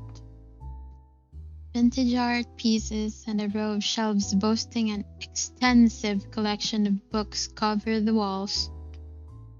It would have been nice to hang out here for hours on end, but even on a weekend, the place is still packed with people. Thankfully, Becca and Zach have already found seats and are engaged in some casual chatter when I arrive. It's strange seeing the two of them without Ash accompanying the other. They've never been particularly close. Sure, they talk when they meet, laugh at the same things when there's something funny, but there's distance, the kind born purely out of differing interests. That or Zach's simply afraid of Becca. It's not impossible, and I won't blame him if he is. He might be the tallest in our group, but everyone knows that it means nothing against Becca's temper. Even I am a little scared of her. Zach! Becca! Well, you seem to be in a better mood today. What happened? I know that smile, Belle. Come on, still. Don't rush me. Let's order food first, okay? A waitress comes by to take our order. On a normal day, me and Becca will order a hearty serving of their special vegetarian stewies. Zach takes anything with a good helping of meat, sausages, or potatoes in it. But today is a good day. Great even. It's not wrong to indulge a little, right? Today's special. For the three of us. Even the person jotting down our order looks surprised at today's meal choice. She writes it, nevertheless, and leaves without a comment. Becca furrows her eyebrows, her mouth half open, ready to let loose what's likely a string of reprimands. Don't worry, it's my treat. The glare she sends my way reminds me of the one I received from Mama when I punched the kid bullying my younger brother 18 years ago. Naturally, I never did it again after she made me apologize the next day. But Becca's far from being my mom. A small, sheepish grin is enough to turn that frown into a defeated sigh. Food arrives in the middle of a funny story from Zach, putting the rest of the conversation on hold as we are each served our order. It isn't anything fancy. Pan-roasted sea bass with citrus-dressed asparagus and a portion of mashed potatoes on the side. Or at least that's what the daily specials board says. I never did pay any attention to it whenever I come here. Since the price whatever is written way above what I'm willing to spend on food on a single day. Oh good. I'm so hungry I think I'm dying. You're always hungry. Hey! Not all the time. Let me guess. You skipped breakfast again. Not on purpose. I may have overslept by a few seconds today. Right then. Stop stalling, Isabella. What's this about? Let us say, Rebecca. She wouldn't be inviting us out if it wasn't worth hearing out. Well, we're waiting. I'm treating you guys to a once-in-a-century thing. An expectant grin breaks out of on my face except... I'm sorry, say that again. And this is important because... Becca only raises an eyebrow at me while Zach appears like he didn't get the punchline to another lame joke Ash made and is desperately searching for someone to explain it. No bummer. Maybe I should rephrase it. Okay, I said my instant noodle days are over. So, I guess Ash is not here, so we should celebrate. Let me do that again. We should celebrate because Ash Hole is totally missing out on my first treat ever. I'm sure Ash has his reasons. He hasn't even apologized for calling me a scaredy cat yesterday. A half-hearted complaint without any meaning to it. Done more out of a habit than with any real malice or hatred to it. After all the times he's called me a scaredy cat, the word itself has completely lost its meaning. Imagine that. There's disappointment, of course, knowing he's off who knows where while we're having fun here. Sheesh, don't just disappear off the face of the planet without telling anyone. You aren't really upset about that, are you? No, not really. But it's his loss for missing this once-in-a-century event. He did seem to be in a hurry when we parted last night after the movie. Said he got a big lead on his case. We never had the chance to talk much yesterday. But you know how he is about his work. Everything except his unholy love for bad puns is a secret. He never mentioned those to me. I ain't surprised. He's more tight-lipped with this one. Something about it being bigger than what they usually let him handle. Don't worry, Becca. I'll make him talk. It's not necessary. He'll talk when he wants. And if what Zach says is true, it's better if we keep our noses out of this. His job isn't exactly a walk in the park. We'll only get in the way if we pester him about it. True. Well, he better treat us to something other than Fair. ice cream once he solves that one. But that's not really why you asked us out, right? This game is just so beautiful. Look at it. Look at everything.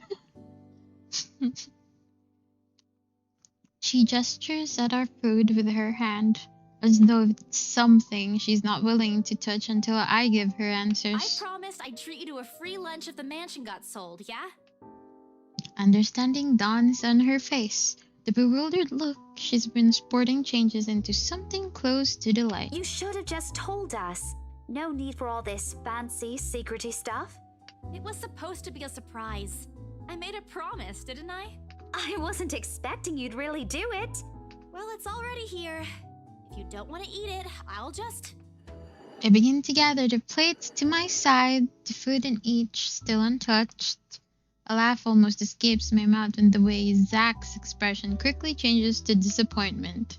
Becca's hand interrupts me just as I'm about to pull her plate closer to me. No, please leave it, ma'am. We're simply humbled by your utmost generosity, considering you're as much of a Scrooge as Ashton. Don't compare me to him. He's the one who looks like he's about to have an episode whenever he has to spend more than £5. I honestly wish there's a way for you to see the look on your face when you haggle. Reminded me to record it once. I think it's something like this. She puffs her cheeks and furrows her eyebrows in an imitation of how eyes supposedly appear. I don't look like that at all. Do I? She drops the act at the flat look I shoot her. Her laughter dies, but the playful gleam in her eyes remains. This means you're gonna be okay now, yeah? For a while. It just means we won't have to worry about paying for the treatment and the bills. But that's all that matters, right? I mean, we're not yet sure if the new medication will produce better results, but Mama and the doctor said Papa's responding well to the treatment. That's one reason to be hopeful. And with the money, I'm sure it's just a matter of time. Saying it this way sounds as if I'm trying to convince myself. But no matter what, I allow myself to smile, genuinely and uninhibited. It's strange talking about this with other people, even those who have known you long enough. I need to leave. My work is literally dragging me away, but remember that I stayed for like 3 hours. Thank you! Thank you for staying here, Judge. How do I say your name? Thank you for being here, and and will remember that you stayed here for like 3 hours. Good luck with work today, and I hope you have a nice day. I will remember you. I remember everyone. I'm keeping my eye on you. See ya.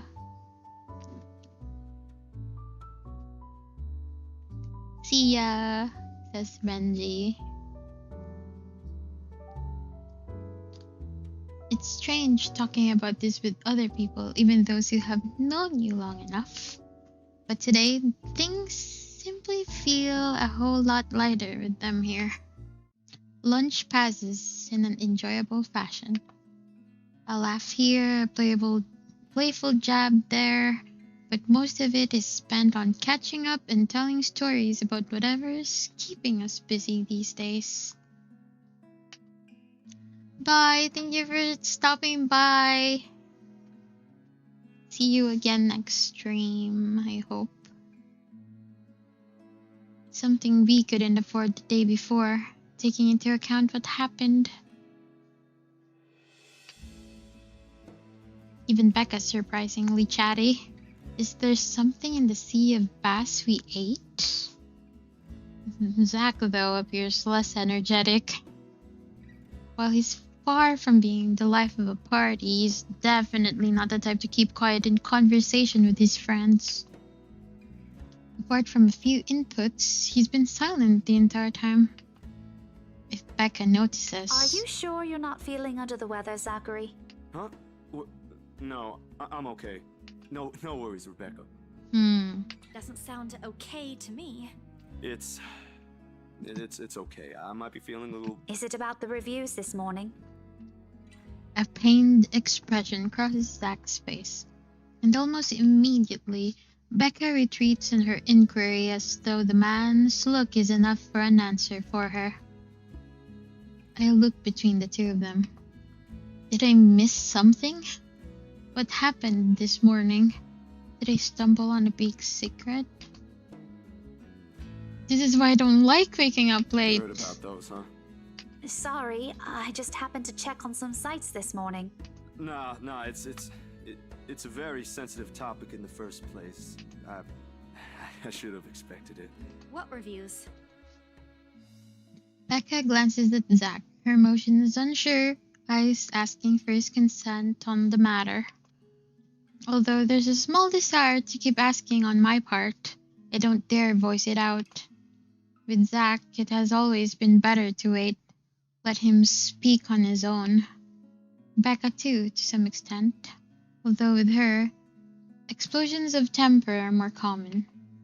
In the end, he simply answers with a shift of his shoulders, gesturing for her to go on with a tilt of his head. It's his movie. That doesn't explain anything. Stop dangling the information, Becca. Zachary, I'm not the one supposed to be telling her about this. It's still your documentary. Is it something bad? Not bad per se. You guys don't need to dwell on it much. Are you sure, Zach? Bad? Listen here. I wouldn't trivialize what those bowheads wrote if I were you. They're ruining other people's jobs.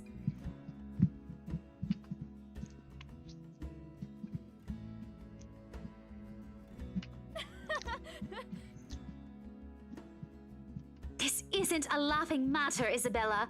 Some bowbag just insulted him. Calm down, Rebecca. Those are just reviews, and it happens a lot. I do not ken about you two, but calling the entire film an out-and-out drivel, you're better off watching an educational kids' TV show, and worst 1.5 hour of my life, among other things, isn't exactly a critique any decent movie reviewer would say. Oh my god, I love the voice actors in this game, like, also their accents. It's chef's kiss, you know?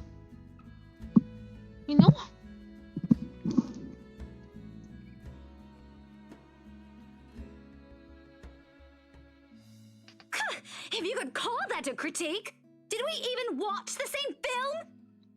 Yeah, go for it, Becca. The voice acting is so good, I know, right? Well, maybe I ain't cut out for it. Better stick with my photography. No, or something. Zach, stop! If nothing else, this helped me open my eyes to what I can and can't do. You're giving up. It wasn't a question. It was just something experimental I did on my free time anyway. It's no big deal. But you worked on it for months. Doesn't look like it matters for those people. Don't say that! I would be angry too. Stop it, Zachary. But here I am, chest heaving, looking down at him in the same manner a teacher would at an unruly student. Becca's probably proud. I didn't mean to yell, but there are some things people like Zach aren't supposed to say. How exasperating. He, of all people, should know. It's just a review. Except they're pretty well-known critics. Why does that matter? They aren't the ones calling the shots on this. Isn't that why they have a committee? Right, Becca? An amused gleam is in her eyes when I turn to her. What does she find so entertaining here? Help me here. Your friend's about to quit his passion for a petty reason. I haven't read what those people wrote about his work, but a few scathing words shouldn't be enough to discourage someone. I should know, after all. Failing means you're playing, Zach. That's so Not good. that I'm saying it's bad. You remember that, guys. I've seen it from start to finish, and I know for myself what you created isn't something people should scoff at. I don't know anything about filming or photography. Hell, I don't have an inkling of artistry in me except for those doodles I make for class. But I know what I watched. Look at Isabella. It's not every day you see her all riled up like this. Whatever I'm about to say gets lost in my tongue as a flush of embarrassment blooms across my face. It was a heat of the moment thing. And anyway, I'll be very angry with you if you quit. Yeah, remember what about the that. exhibit? What exhibit? Classified information. Even if I bring you your favorite tonight? Nope, not a chance. Oh, come on! I thought we aren't supposed to have secrets. Thanks, you two. I might need some time alone to myself for a while. Just to think about things, how I'll go from here, that sort of stuff. Hey, I'm not quitting, Bella. Don't give me that face. There's no face at all. Only a poor imitation of a puppy dog eyes, if you could call this one. Promise? I'll be damned if I break any promise I make to you guys. Besides, you're right. It's too early to say anything right now. What's night ain't for another week? And that's all the answer I need from him. As sentimental as it sounds, there's fulfillment in knowing another person you know won't take the same path you walked. It's not like it's over for me, though. I still have time. I could still come back. Do my own thing. What I really want to do. Surely, once Papa recovers. Once I'm done with everything.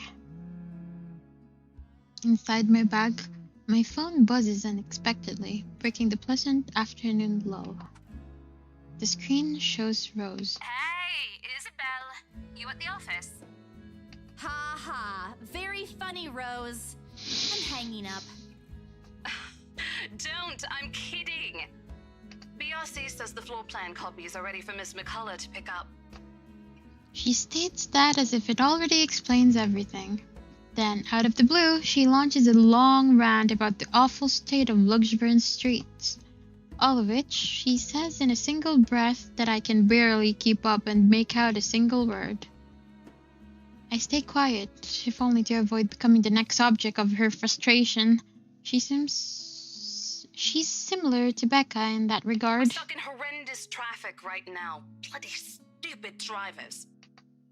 When she finally ran out of things to complain about and stops, what she says next still has none of what I'm hoping to hear from her. Just a quick mumbled plea for me to meet the right interior designer in her stead, and then... Anyway, I'll leave it to you. Bye! Classic Rose. She ends the call without even asking for my input.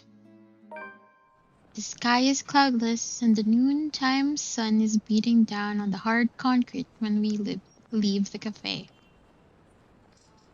It's far from unbearable, but it's enough to put most people in a fickle mood or make them vulnerable to catching something. No wonder we have staff members going AWOL lately. Not to mention my boss's mercurial moods. I can't say anything right. I can't believe I'm saying this, but I want our usual cloudy weather back. For all the gripes about the unpredictable weather, though, the streets of Luxburn remain constantly busy. The hurried tapping of shoes against the pavement and inane chatter coming from the lunchtime crowd fill the humid afternoon air. A small reminder of the things we still have to do, regardless of how much I want to return to the comfort of my bed. Back to Briar Realty for me. Zach to a meeting with the magazine publisher featuring luxury houses, and Becca to her lesson plans and books at home. But more than once, I catch her sneaking a longing glance over something displayed on a shop window. Did she want to buy something? Maybe I can get it for her this Christmas. I turned my head at the last shop she checked out. A fleeting glimpse. The world stills. Oh my god. She looks at me, eyes hollow, gaze piercing and boring into my very soul, like a set of chains to keep my whole body still. There are no shadows or whispers this time. Only a plea, a hum. low and indistinct, compelling me, beckoning me, intent on dragging me to the void beyond the glass. Oh my god. I don't dare move. My heart hammers against my ribs, each beat, every thump, screaming at me to look away and make her run for it. But I can't. I couldn't. All of my limbs feel heavy, while my own breathing strains in the face of her calls. Leave me alone. Her mouth is stretched in a grin, wide and unpleasant. The panic building up in my chest forces to take a tentative step back. I try not to stare at the decaying flesh, the blood streaming from the gaping wounds on her arm or her nailless fingers. I don't want this. Like this. Not after I got what I want for Papa. Oh no, stop. Leave me alone. Holy fuck. Her face contorts, and she lets out a wail, sharp and utterly unforgiving.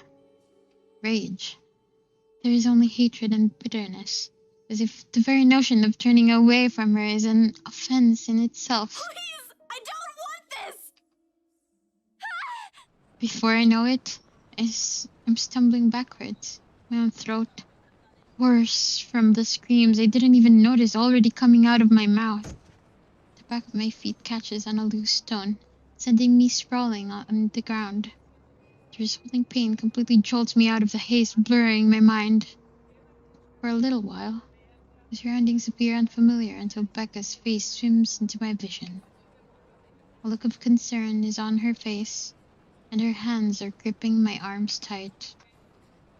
Even Zack appears beside himself with worry, while he stands behind her, acting as a shield against the small crowd of onlookers already forming around us. What happened? Bella, you okay? My mouth opens and closes, but nothing comes out. The words refuse to form. On impulse, I sneak a swift glance at the display window. She's gone. Yet, the foreboding feeling hasn't left me.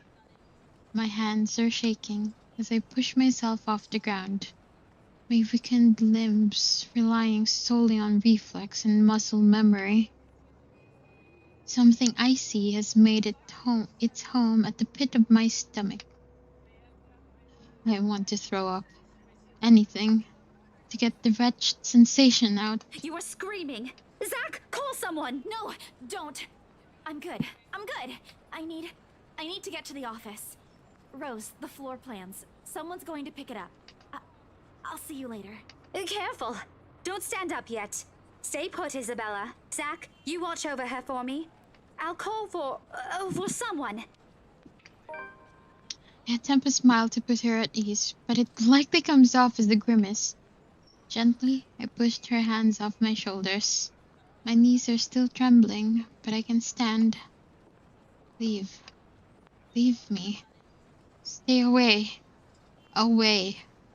The humidity is stifling, everyone's stares are unnerving, and Becca and Zack's concerns are suffocating. I don't want to be here. No more. I break into a run. I wish I hadn't left my bed this morning. Here, with only the occasional drips of water on the sink and the wiring of the fan blades to keep me company, it's easy to fall into a cycle of negative thinking. But even with the clutter to keep me company, the room still feels a whole lot bigger than usual. I hug my knees closer as the group passes by outside. Loud. So loud. If only there was a way to tune everything out, to keep my head from replaying every image, every sound of her. Her screams, her awkward gaits as she reaches for me, her bone-chilling smile, her pleas for enough. That's enough! A shiver passes over me, though it's not from the hair still hanging damp against my back, nor the draft that enters the room from the windows I've left wide open. My gaze shifts over the letter, sitting on the coffee table. Its edges flutter inconspicuously as the wind touches it. Funny how an ordinary-looking piece of paper can bring this much trouble. The impulse to throw it away or rip it to pieces is still there. I can easily do it. But after that, what?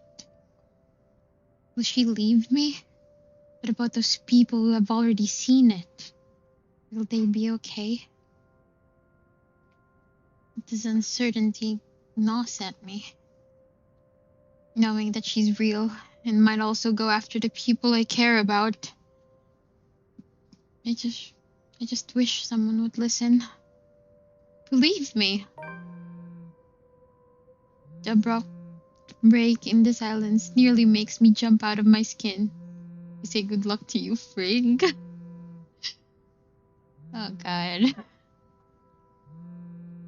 Blindly, I fish out my phone from under the mass of papers and cushions where I've carelessly thrown it before taking a shower hours ago.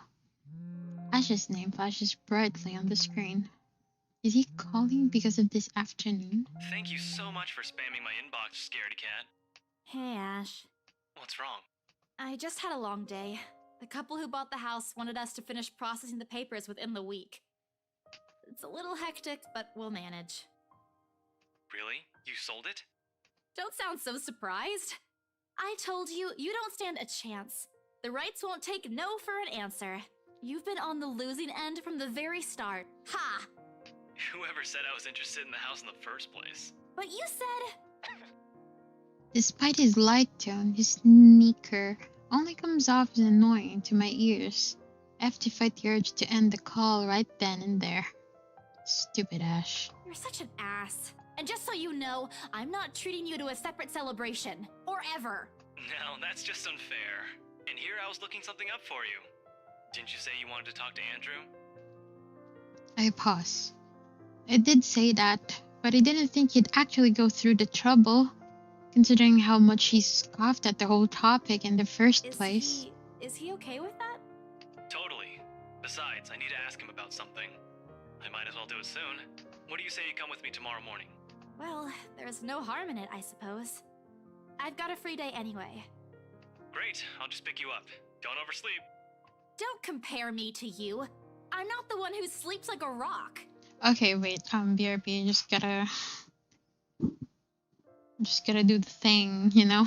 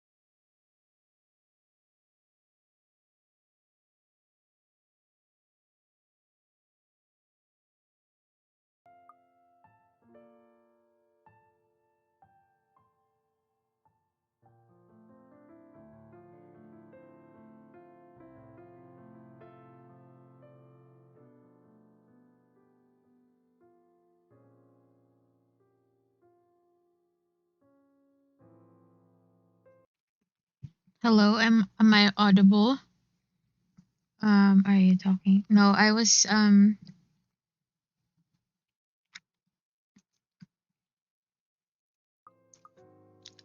having a bathroom break. Sorry about that. I'm back now. Am I audible though? That's what I'm not sure about.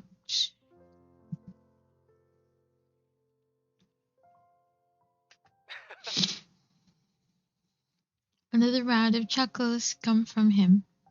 Oh, I will live for the day he'll stop making fun of me. Just you wait, you asshole. Yes, thank you for that, Majin. As I'm about to end the call, he clears his throat. And, Isabella? His sudden, diffident tone sends my eyebrows shooting up into my hairline. Is the world ending today? Yeah? Did you forget something? Do you think never mind. What, Ash? What, Ash? He hangs up instantly. Rude. Completely rude. I didn't even get to thank him. The busy tone, though muffled, echoes through the receiver. No one is saying this will work. Even I am doubtful it will. But right now, I'll take everything. Anything to get out of this nightmare. Sleep comes easier tonight. I had to leave the stream for a bit. What's your favorite show, Frig? I really like Arcane. Have you heard of that show? I love Arcane! Also, welcome back, Angelic Galaxy. Thank you for coming back. I do. I love Arcane. You have no idea.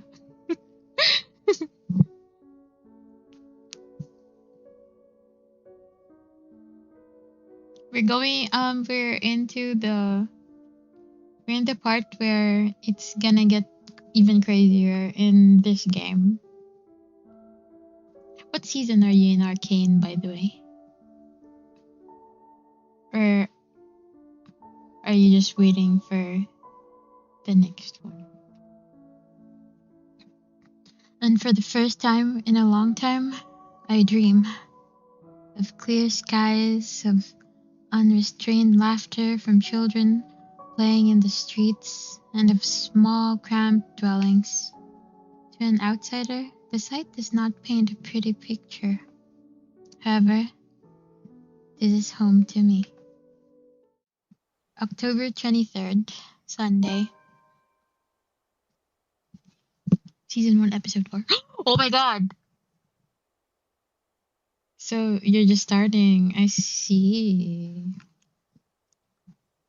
You're gonna... I'm not gonna say anything, but you're gonna love it so much. Morning dawns bright and clear the following day. Although the air feels muggy and I miss the chilly autumn weather, it's one of those rare weekends when I'm up even before my alarm rings. If it wasn't for Ash's call last night, I'd probably sleep in. When 9 a.m. rolls around, I'm already heading downstairs where Ash is waiting for me in his car. I'm loving it. I'm so happy to hear that. You're gonna have so much emotions. You're gonna feel so much emotions. When 9 a.m. rolls around, I'm already heading downstairs where Ash is waiting for me in his car. His hair a disheveled mess, eyes drowsy, and overall looking like he hurried to get out of bed. Or fell out of it. Or both. He looks adorably rumpled this way. But I'm not going to tell him that. It'd only bloat his unbearable ego. Good morning, Ash. He makes a motion with his finger on his ear. Tone it down. Can you even drive? He answers me with a slight raise of his hand, a yawn, and nothing more. He has never been particularly fond of mornings, and for that I'm thankful to every god in the universe, less mental capacity for him to make fun of me. Ah, there's the reason why mornings are my favorite. It doesn't take long for us to reach our destination, the small cafe situated in Lugsburn's busiest street. The same one I'd often visit with Becca for its cheap food. I've never gone here on a Sunday, and it's striking how different it appears without the usual weekday and Saturday rush. The atmosphere especially reminds me of something we also have back home, near the university I used to attend. I wonder what happened to it. It was being renovated before I left, so I never got to visit one last time. The place has always had a calming effect on me. But today, despite standing in a place similar to it, anxiety easily washes over me as soon as I step out of the car. I'm quite used to dealing with people I've never met before, thanks to my work. But still, I don't know him. In spite of the fact Ash and Becca have vouched for him, what will he think of me and my story? What if he thinks I'm crazy? Hell, even my own friends thought so. I draw in a breath to quell the panic beginning to rise in me. Oh well, only one way to find out. A few hesitant steps forward, and then Ash is suddenly pulling me back by my elbow. Hold on, scaredy cat, not too fast. Without warning, he flicks my forehead. Hard. That hurts! What was that for? He's already walking away when I look up, and I hurry to catch up to him, puzzled. I really don't understand this guy. At least, explain why you're flickering other people's foreheads all of a sudden. So rude. Get yourself together, will you? He's not going to bite. He's very accommodating, too. I wasn't scared of him or anything. You don't look like it. Didn't sound like you were okay last night either. Huh? What was that last one? Hey, don't just ignore me. This is the first time I'm seeing this part, by the way. All questions and retorts die on my mouth once he opens the door to the shop. A cast iron bell attached to it chimes softly, announcing our arrival. The smell of freshly brewed coffee welcomes us as soon as we step in. Like the usual, several tables and chairs have been set up for the patrons. Most of the customers have forgone them in favor of the more comfortable throw pillows and bean bags the staff has laid out on the floor. Becca would love to know they have something like this on Sundays. She's been complaining how...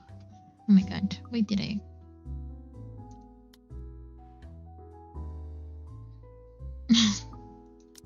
Ash leads me to a secluded spot near the window, where an old man, probably in his 50s or 60s, is seated, enjoying a brew and a book. Professor Clark. It's just Andrew now. I'm no longer your professor, Detective Inspector Frey. The guy, Andrew, looks up from his books and gives him a smile. A sheepish look crosses Ash's face at the older man's admonishment. More unusual, in my opinion, is seeing him appear like a parent has just scolded him. But it suggests a familiarity between them, one that goes beyond what someone expects from a simple student and mentor. With another warm smile, he gestures for us to take the empty seats opposite him. Have you been waiting long? Quite some time. But I come here early on weekends. Best time to get their first serving of bear claws. They're the only place that serves it here. I took the liberty of ordering for you two. I hope you don't mind. I thought it'd be best to talk over a decent helping of coffee. Soon enough, a waiter brings us two more cups and sets down a basket of pastries. Aren't you going to introduce the lady? Ah, right, sorry. Isabella, this is Prof. Andrew. He's one of my professors back at the university. Andrew, this is Isabella Santos. Santos. Portuguese? Spanish? Brazilian? Mexican? Filipina, actually. It's a pleasure to meet you, Professor. Wow. This is the first time that I'm seeing this wrote. Ah, your name carries a lot of history, Miss Santos. Just Andrew is fine. Don't do what Ashton's doing. He doesn't listen to this old man. He doesn't listen to anyone. More like, the awkward tension typically present in first meetings dissipates after that. I was expecting someone strict and, to an exact extent, someone sever. But Professor Andrew Clark is definitely the opposite of what I have in mind. The more personable kind, similar to a grandfather who dotes on you at family gatherings. It's obvious why Ash has taken a liking to him. Ashton tells me there's something you wish to discuss that I could help with. Let's hear it then. I give Ash a hesitant glance, but he just nods and gestures towards Andrew with his head. He's leaving this to me. It's my story to tell after all. I keep it short and concise. I found a ladder in this old mansion, now I'm cursed. Exactly as I have told Ash and Zach when they asked about it. I don't mention the name of the place. No use saying it now that someone else legally owns it. No use dragging other people into my I'm sure problems. it's that letter I found, but I don't know anymore. I just want to know how to escape this nightmare. Of course. We're talking about the one in Anslem Village, aren't we? How did you... Don't look so surprised. There's only one place popular enough here if we're going to talk about hauntings. I once had a colleague who wrote about it and the urban legends surrounding the place. Years worth of study, but fascinating. It's a shame he passed away at such a young age. He would have done a much better job at explaining topics like this one compared to me. Ashton here might disagree, but it's an interesting topic in sociology, if you care to have an open mind. Studying the science and theory behind it is completely different from outright believing in it. You don't believe in those stories, sir? Now, this isn't a question of belief. All I'm saying is things like these speak a lot about a place's culture and history. And it's not just limited to ghosts. Monsters, gods, you name it. Even you, Miss Santos. What about me? How you respond to these stories. It tells a lot about you and your upbringing. In the same way it tells me why our detective inspector here finds such topics absurd. Interesting, isn't it? My head is starting to spin from all this. I'm not the smartest person around, but I understand what he's trying to get at. You think? It's still too much to take in at once. I looked to Ash for help, but his eyebrows are drawn in a frown. If he keeps staring like that at his cup, I'm pretty sure it'll crack There's soon. still something you're not telling. Didn't I tell you everything the other day? Yeah, but you mentioned the rights. Then you proceeded to drop the topic right after. What's with that? They don't have anything to do with this. Rights. Luke and Hannah, right? Yeah, they're the ones who got the place. Ah, I'm not surprised. They're the kind who gets what they want once they set their eyes on it. From what I've heard, word gets around. A heavy sigh escapes my lips. Popular or not, they're just my clients. Albeit a little pushy, but just clients. End of story. Maybe you should stop pestering me about them. I guess I'm gonna say that. What is it again that Becca does when dealing with a particular difficult child? The pesky, annoying kind? I wish I could remember. I could certainly use the same trick right about now. Ashton, look here. I know you're trying to help, but the deal's almost already closed. The papers are being prepared. Once it's done, it's over. I'm just their agent. And when is that happening? When what? Is there even a purpose to this line of questioning? Your working relationship with them. When's it going to end? About a week from now. It depends on how long the approval process would take, but they wanted us to rush it. Really? You're absolutely sure about that? Yes, really. Unless they want to buy a house again and want me and Rose to be their agent. If yes, then I don't see a problem with it. Now stop annoying me about it. Don't accept it. What? Why? It's my job. Oh lord, even my younger siblings aren't this difficult to deal with. Then again, Ash is far from a younger sibling to me. If he'd only spell it out, surely I'd understand. We wouldn't even have to talk about it right now. That's how it is, right? Find an even ground, talk about it like the adults we are. It wasn't like this before, but somewhere along the way, something has changed in us. As people, as friends. I wish there's a way I could tell when or why. Instead, I'm left searching blindly for reasons. The next thing we know, we'll be drifting further and further apart. How frustrating. Now, kids, settle down. We're not going to solve anything by shouting. Sorry, Sir Andrew. And we're not going to solve anything either if you keep omitting things. Speak for yourself. I'm not the only one doing it. You'll have to forgive my former student, Miss Santos. He's always been the curious kind. Many people think he's lazy, but it's actually the opposite. I see that hasn't changed. Oh, really? How is he back when he was your student? I'm sorry, I need to ask. He doesn't talk much about that. And there's a reason why. Please don't.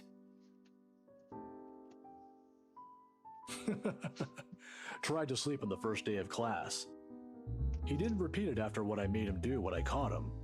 Students like him are the easiest to deal with, once you know what piques their interest. I'd have to say, he's one of the very few who's actually interested in the subject, though. But there was this one time when... By the end of the conversation, Ash looks like he's praying for the ground to swallow him. He's never been one to talk about himself. What I know about him are mostly bits and pieces I've gleaned over the years. He's an atrocious singer, he's bad at art, and he has a personal vendetta against mornings. Now it feels he isn't that hard to figure it out after all. It's past noon when Andrew has to leave us for another meeting. But before we separate... Miss Santos, a word of advice. Just keep in mind that when it comes to cases like this, things aren't always what they seem. Naturally, the mansion in the letter was brought up several times during our talk. And though Ash is right in that Andrew offers a different perspective, he has left me with more questions than answers instead. What is she? What does she want from me? Is she ever going to leave? They all continue to bug me after we've left the coffee shop. I don't even notice when Ash takes a different turn on our way back. Where are we going? You can drop me off at the park. Guess. You have 3 chances. I'm serious, Ash. Where are we going? He doesn't answer, but shortly, he stops his car in front of a small, nondescript food stall, a little ways away from the movie house.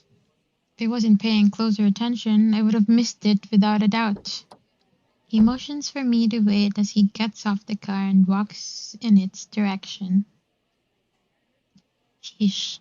If you want to buy something, just say it. No need to make yourself look so mysterious. It makes you look more like a dork than cool. The wait isn't long, however. Soon he's walking back, holding 2 fish-shaped cones in both hands. Ice cream, parfait, a cross of the 2. By the time he's back inside the car, I've given up any effort to figure out what he bought. Not that it looks bad, it's actually quite cute. Here, take it. I have to move my head back a little when he thrusts it at me, to avoid the ice cream and the fruit toppings from ending up on my nose. What's this for? Oh my god! I want one. I want one. My arm's getting tired. 5, 4, 3. With a wary glance, I take it off his hands. I still don't understand why there's a need for ice cream today. Nevertheless, I take a small bite. It's actually pretty good. Must have shown in my face because he chuckles as soon as I take another one. Saw the place open the other day when we watched Zach's movie. Thought I should give it a try. It doesn't seem like a bad place to get food from time to time. And you're giving me free ice cream because... Do I need to have a reason? Are you really going to ask me that? Here's the thing with Ashton Frey. He does not just treat anyone to free food because he feels like it. He's that much of a Scrooge. Hell, he even asked me to teach him to how to haggle once. Haggle! Of all the people who'd ask me that. I'd have expected such request from Becca, but Ash? Not at all. If I am going to be honest, he looks a bit constipated with that expression on his face right now. I think he's starting to regret ever buying this. The other day? The movie with Zach and Rebecca? Rebecca's there, yeah, I think so. Yeah. Anyway, during the movie, we, that's to say, you, Okay, Ash. You're so obvious. But, like, Belle is so dense. Shit. Should have written down something first. Oh my Get gosh. to the point, Ashton. Right. I'm sorry. What? I'm sorry for, not getting to the point. Oh my god. I'm sorry for the other day. I got carried away. I said things that upset you. I shouldn't have done that. I'm sorry. Oh, okay. Okay? That's all? That's all you're going to say? You're not still angry, are you? You didn't have to buy me anything. A simple sorry would have been enough. I bite into the cone again. A small attempt to keep myself occupied and relieve the heat crawling up my face. It doesn't work, but at least I don't have to look at him. Why I'm feeling embarrassed over an apology? I have no idea. It's not like it wasn't called for. They were being mean, especially him, and that fraction of a second it hits me. He skipped his day off just for today. I should be the one apologizing and thanking him. Silence is an awkward company while we finish our respective snacks. There are words for this, for people like us, for understandings and sentiments like this. Yet, in this instant, they won't come. As promised, he drops me off at the park right after, phrases unsaid still hanging heavily in the air. In this weather, the city park gives off a lazier and more languid vibe than usual. Where children are usually seen running around and playing, there are now people lying, leaning back on their picnic blankets, simply enjoying the afternoon sun. The smell of food drifts from nearby carts, and if the wind blows in the right direction, one would catch the whiff of freshly trimmed grass. Maybe I should try walking home today to get my mind off things. To try and find the words somehow. I haven't done that in a while. Thanks, Ash, for today. No problem. Say hi to Rebecca for me. Yeah, I will. Even so, I linger. We both do. A mild, humid breeze brings the smell of dried leaves, warmed earth, and a far-off distant memory. Where fall starts and awkward first meetings. Same place, same people, playing the same parts. Funny how of all the days, my brain chooses to remember it now. Wait, Belle. Ash exits his car. His strides are unsteady when he approaches me. Or maybe this is his uncertainty showing? I'm not quite sure. He has never looked uncertain to me before. Always calm, always sure, always collected. He stops at a short distance from me, close enough that he's within an arm's reach, but just far enough for his voice to be heard over decent small talk, if this is what it's going to be. He fumbles for something in his pockets. Here, catch. The small bag lands cleanly on my outstretched hands before it hits the ground. I raise an eyebrow at him, and he responds by shrugging and stuffing both his hands back to his pockets. Somewhere to the side, he finds an interesting spot to look at. Sometimes you have to wait. Papa said long ago. For once, this time, I listen.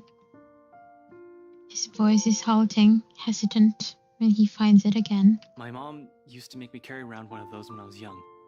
To ward off evil and bring you luck, she said. I don't believe in this kind of thing now. But if it makes you feel safe, since you're a total scaredy cat, then I guess it's okay to give you one. Perhaps at the moment there aren't any words for it. I've never been good at those. But right now, I could thank him in the best way I know.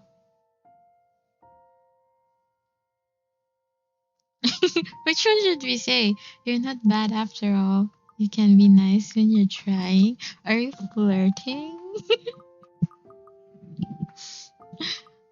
This is the first time actually seeing this scene.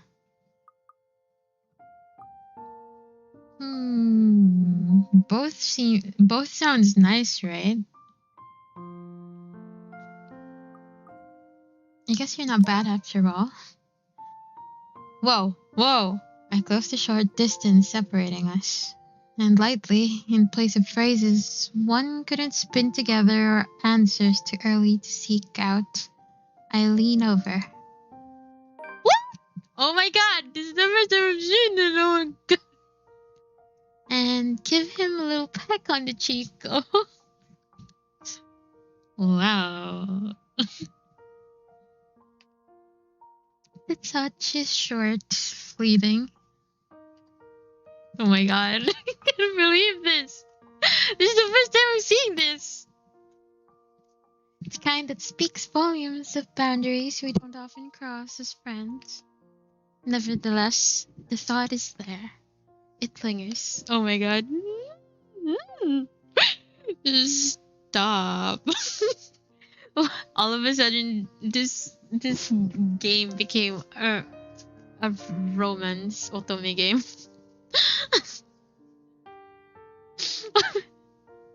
In the gentle autumn wind that passes, in the empty space separating us when I step back and look up at him with a smile.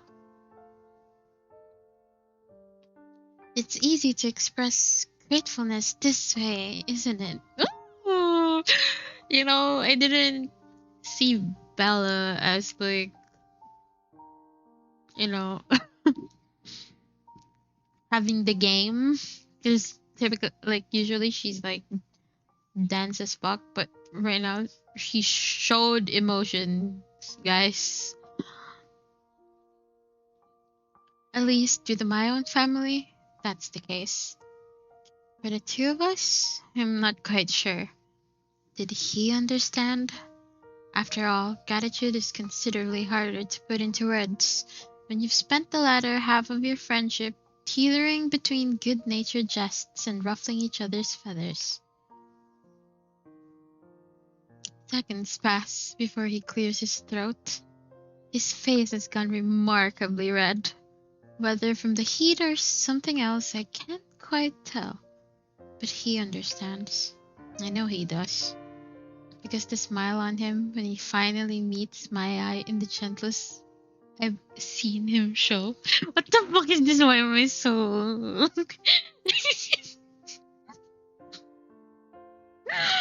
Oh my god! I wasn't expecting this. Why is this so sweet? I'm red. He's red. I'm red. I, gotta go. Got some reports I forgot to file the other day. Sure, Ash. Yeah. See you around. Wow, Isabella and the Riz. Thanks for the ice cream and the charm. Don't lose it. We won't find one here again if you do. I won't. I might move like I have So two cute, left feet, I know, but I right? know how to take care of my own stuff. I'm not a total klutz. I know. In Belle, remember that one time? Devlin Court? Oh, I do, with all the clarity in the world. At the time, when we... What What I'm trying to say is that happened? you can rely on me. If something... anything happens. Not the exact same thing, of course, but...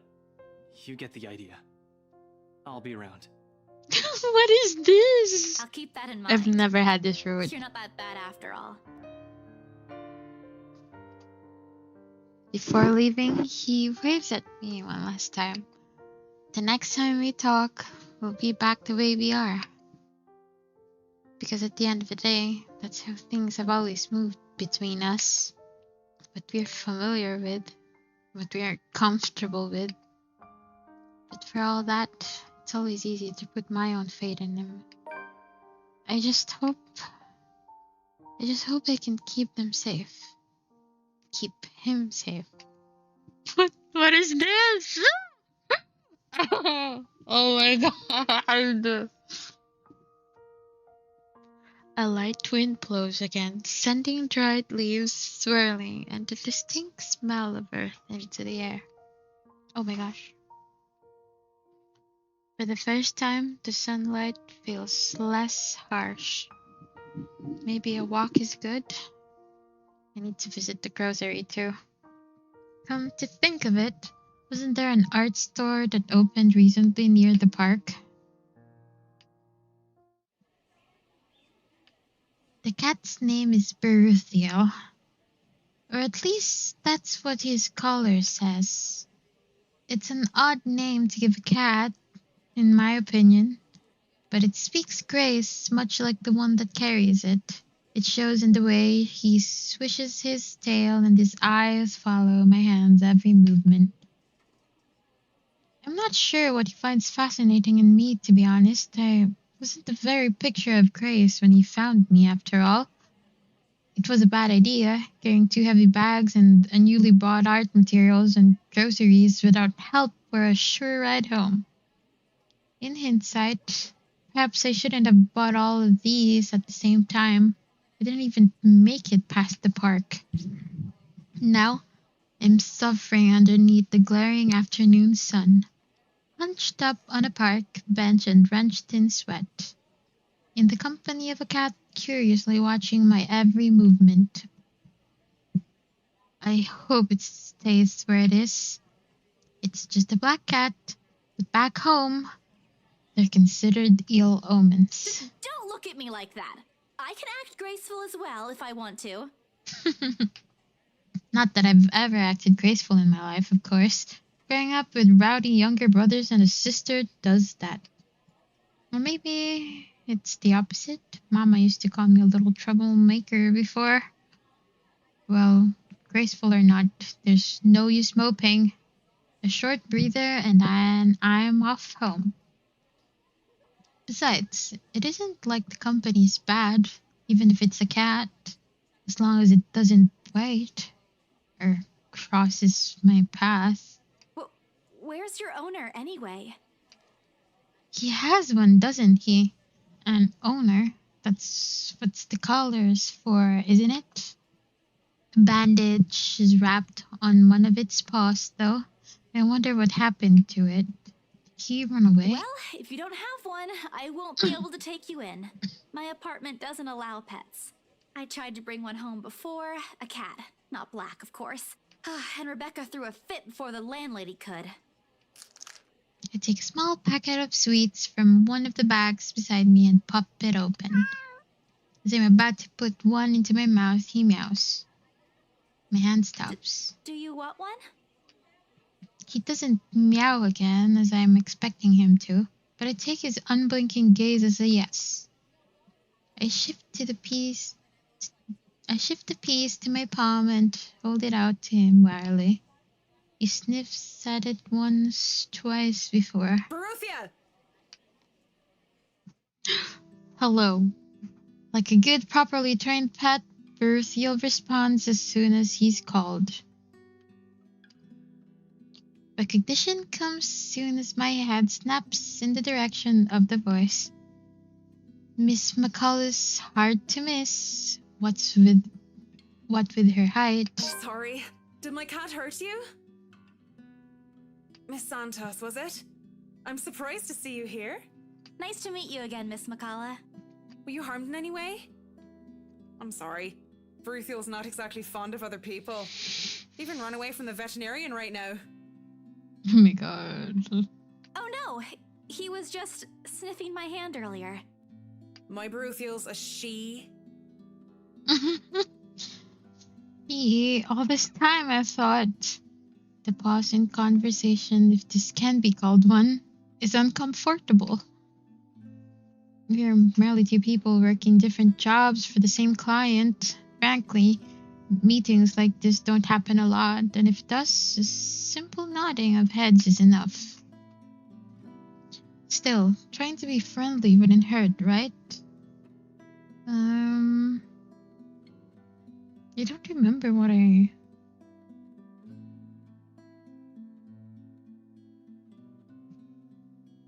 let's talk about her job now. I'm just curious about your work. What about it? There is something guarded in her expression at mention of work, but I pushed through with my question. I just want to know how it is to work on a house like the Ermengarde mansion. Is it hard? I guess she wasn't expecting a question like that. If the way her eyebrows shut up tells me something. Because of its age? I wouldn't say it is. It is a challenge, considering the factors me and my team have sought out. Oh my god, this is the first time I'm seeing that expression on her face. I did something right. But it's a good project. A breath of fresh air from what I usually work on. And I have a good team. Those original fittings, though. It might be old, but the architecture is magnificent. I love her voice. I just love her voice. I'm sure you've seen the stained glass windows in the foyer. Oh, I can already think of so many things I could do with it. But of course, my team will have to double check for necessary repairs here and there. That's probably for the best. It's easy to break some key elements with a rush restoration job, and who knows what other hidden issues there might be underneath. People can be so careless. I'm sorry, I spoke too much. Oh, she's so cute. No, it's okay. You seem to really love what you're doing. It's not really like that. I'm just lucky to have found work in an interesting field. Anyway, Berthiel's due for her visit to the vet. Nice talking to you, Miss Santos. I did something right. Oh my god. I wish you luck with what you're planning to work on. It seems like a big project, too. She gestures with her head towards the bags. The one is filled with stuff I've recently bought from the art store. Aw. It's a project for a friend, actually. All the same. Good luck. I watch her as she leaves, though she stops shortly before crossing the threshold separating the park and the street. She faces me again, looking like there's something she's forgotten to say. By the way, about the Ermengarde mansion, with my clients, it's the rights. I mean, I hope you don't mind me asking, but has the deal been finalized? There's still a few papers they need, but the house is more or less theirs now. Ah, thank you. That's all I needed to know. Wait, about the mansion. The letter, the same one they saw. Whoever she is, she's asking for help. Someone. Or to tell Miss McCullough that the urban legends aren't just legends anymore. They're real. She is not going to believe me. Don't mind me. I need to go too. Have a good day, Miss McCullough. I hastened to pick all the bags I've left on the bench and ran as far as my legs can take me. In that moment, what I'm carrying in my hands weighs far lighter than overwhelming guilt trying to consume me. Home. I want to go home. Anywhere where I won't be reminded of the house, of her, of my own cowardice. The food tastes less appetizing tonight. A pity. One would think that someone who had been on a continuous binge of instant noodles would find a home-cooked meal enjoyable, but it isn't. Hunger isn't what it's gnawing at me tonight, neither are my sore muscles. The TV runs loudly in the background, but what it says barely registers in my brain. It's hard when things you're trying to forget keeps returning to the forefront of your mind. It distracts you, eats at you, devours you. I wish I would. I wish this would stop. I wish I wasn't the one who picked it up. I wish it was somebody else. In other local news, a woman was found dead in her home. What? Luxbourne police officials are currently investigating the crime scene, but has classified the case as homicide. Huh? The victim, identified as Rose Pamela Cooper, 33 years old, working as a real estate agent. Rose? Discovered lying in a pool of blood in her two-bedroom flat with the words "Help me" repeatedly written on the walls. Oh my god. No. No. This isn't what I want. This isn't supposed to happen. None of this is supposed to happen. It's that report. It's always not nice seeing this.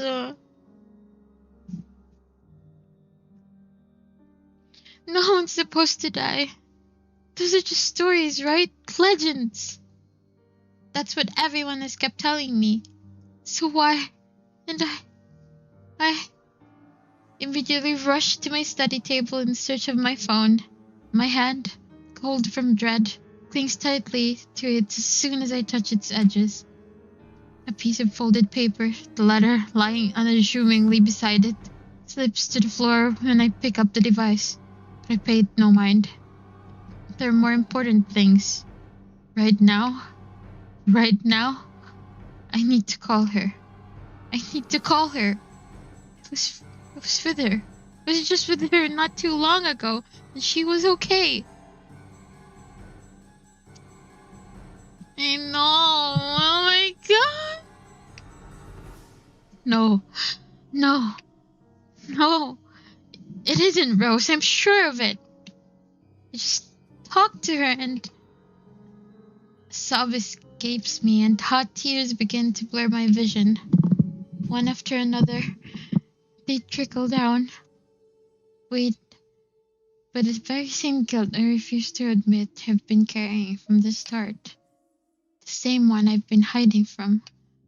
The same one that has put the people I care about in danger. My hands shake as I navigate to Rose's number on my contacts list. She'll answer, right? That's what she always does. She'll pick it up, tell me to turn down the waterworks, and call me a wuss afterwards. She'll answer. Please answer, Rose.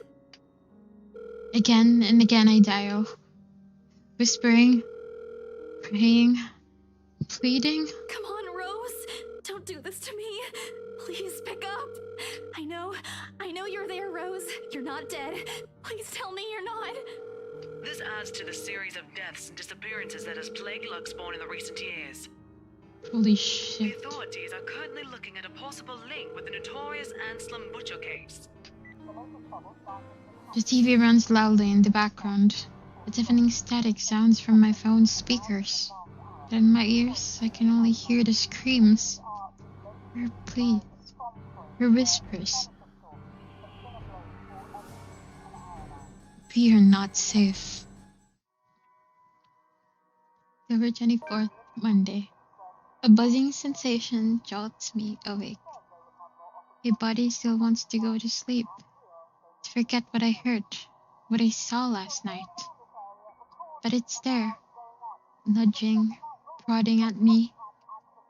Slowly, I become aware of how awkward my position is, and the aches that accompany sleeping in a curled-up position the night before. If I even slept at all.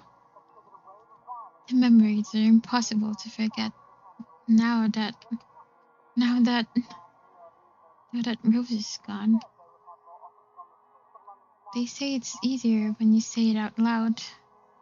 Instead, the words weigh heavier on me each time. She's gone. Gone because of me. I should have been more careful. I should have just kept my mouth shut. I should have destroyed it before anyone else had gotten involved. I should have. The notification light on my laptop blinks incessantly, mockingly, when I look at it, as if it's calling me back to the sense of normalcy. I check it, nevertheless, out of habit, more than anything. It says, to all BRC employees, in light of the recent events, there will be an all-staff emergency meeting from 1 o'clock to 2 o'clock p.m. Attendance is a must. Company changes, new hierarchy, and policies will all be discussed during the meeting. Everyone is expected to bring a copy of their own attendance logs and sales reports for the last 6 months to be submitted to your respective managers for review. We're expecting everyone's cooperation.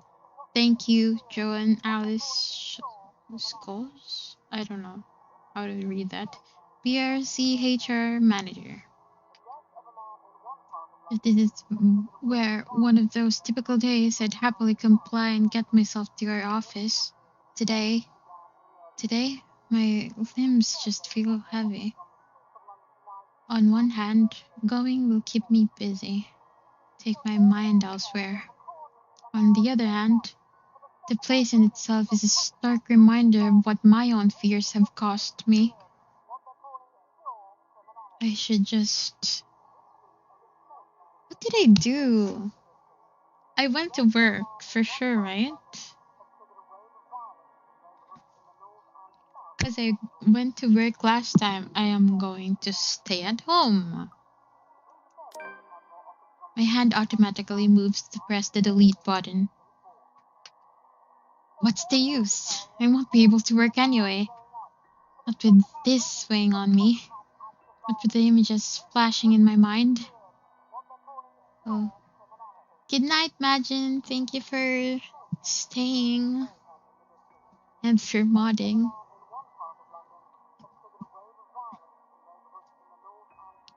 Not with the images flashing in my mind. Not with these voices calling for me. Over and over and over. I flop back down on my bed and discard the phone on the nest of pillows beside me. The TV is still running.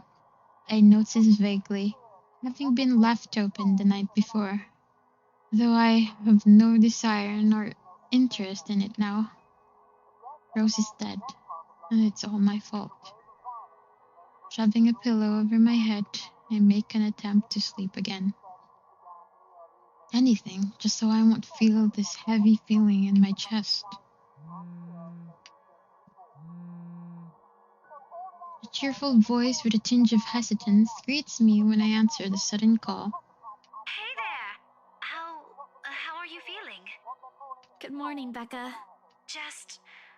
I just want to check on you. I heard the news. How are you doing? Becca's just like the best girl. The best friend, you know? It's as if her question has opened a dam of emotions I've been keeping at bay. Becca, Rose, she... It's okay. I know. I'm sorry. I know how much she means to you. No, you don't understand! This is what I've been telling you guys! What you've been telling... Alright. Tell you what. Why don't we eat dinner together today? I heard the diner near your office is serving your favorite today. My treat? This is the first time I've also encountered this. I will meet up with her. Perhaps it's better to talk to Becca about this in person, not over the phone and when I'm calm. It's not too late. She might still listen to a reasonable explanation. Okay. I'll meet you after school. So long as you don't make me pay, okay? I've already treated you to free food the other day. I'm not like that. If there's anyone who should be complaining here, it's me. But promise me you'll stay safe, alright? What's gotten into you? I don't think that's necessary, considering I'll be at school the whole day. I'll wait for you here, understood? Don't be late. I can only stay until... Promise me! If something bad happens, you'll run and... The Luxbon Police Department continues its search for the following reported missing people. I lift the phone away from my ears and turn my attention to the news. Never mind that Becca's still on the line. These faces. Hold on a second. Missing? Aren't they? Becca, I'll call you back. There's something I have to look up. Wait, Isabella, what are you... Frantic, I press the end call button and open my laptop.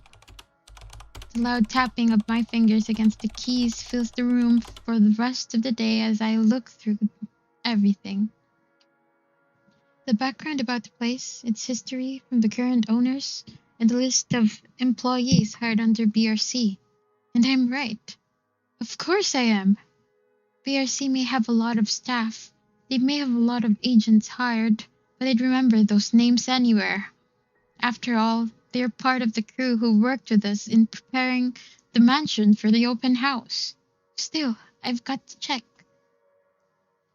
One by one, call after call, I go through each person missing on the list.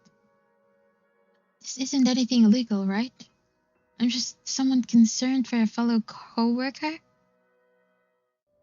The night has fallen by the time I've gotten through the whole thing. They're gone. They're really gone. No one knows where, but they're gone. And the letters. No, that can't be. I hope it's not what I'm thinking. But Rose is... Something snaps into place in the fraction of a moment. These people and Rose. I need to tell someone. They need to know. Ash, Zach, Becca. That's right. We agreed to meet. She needs to know. Of course. Of course. The letter, my phone, papers, anything that will be useful. I grab all of them and make run for the nearest bus stop. I'm already late.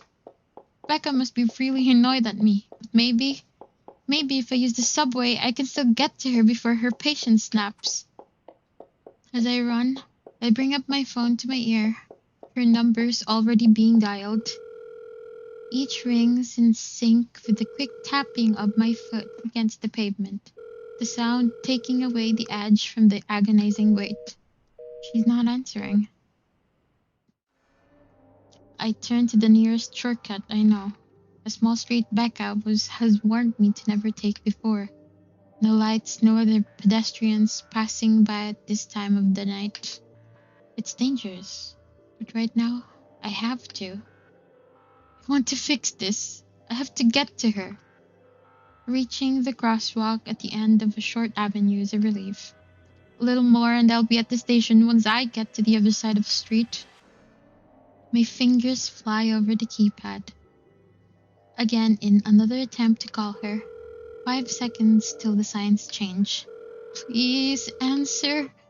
4 seconds. Becca's still not picking up. 3. I redial number for the 3rd time. 2. Please, I beg you. 1. My feet are already moving. And finally it connects. Holy shit, what's gonna happen? Oh my god. The world grinds to a halt. And when I look up, she's there. Oh my god! With the same misshapen face, tattered clothes, and unsightly gait. Her voice reaches out to me again, calling like every other time. Whispering, and whispering, drowning my ear with endless pleas and cries, keeping me with words I couldn't even begin to understand. There are shadows, pulling at the edges of my vision, and the terror her presence brings wounds itself tighter on my legs this time, pinning me to the ground. Oh my god, I know, Renji. No, enough. This is the first time I've seen you. I couldn't even help myself, or the people I dragged into this. Holy shit! I got so scared with that laugh! She smiles, her lips contorting into something menacing. And right then and there, I understand the cutting anger in her eyes, the depth of circumstances we found ourselves in. There is no escape. It is the last thing I see before my phone slips from my fingers and... Oh no! Oh no! What? What the? Oh my god!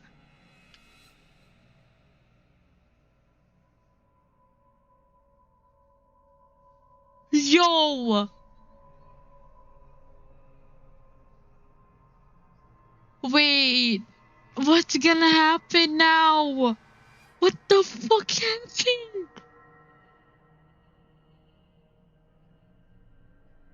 This is literally the first time I've seen this after playing this for so many years.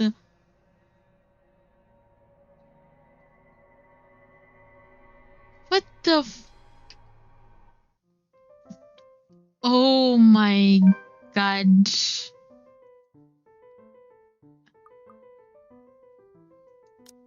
Oh my god.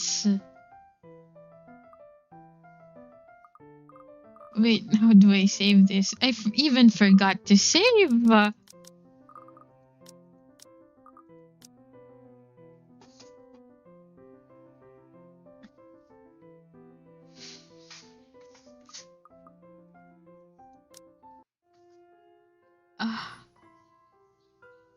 Holy. What's gonna happen now? We just saw Isabella. Probably dead.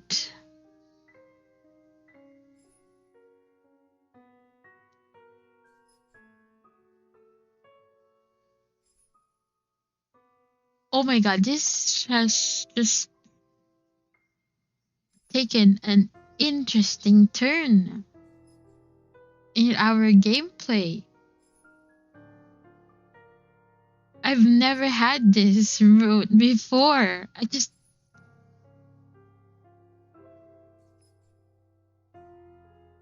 I am still shocked.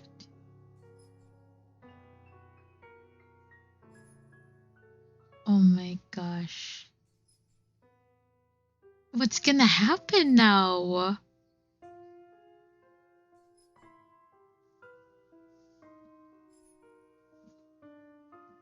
Were you all surprised too? Because I am.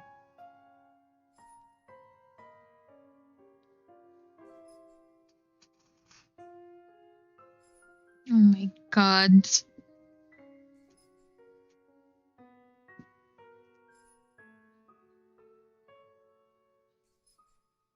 I guess that's it for today's stream. We're going to be curious for a while until, like, Isabella shows up in the game. If she shows up in the game again. Oh my god. Oh my god. What's gonna happen next?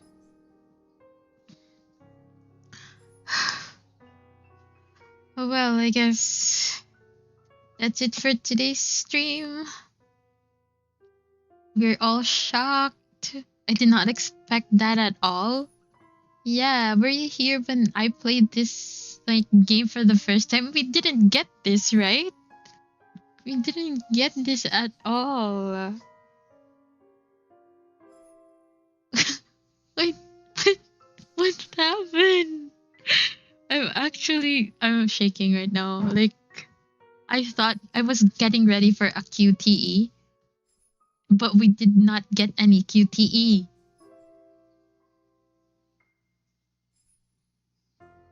Oh my god.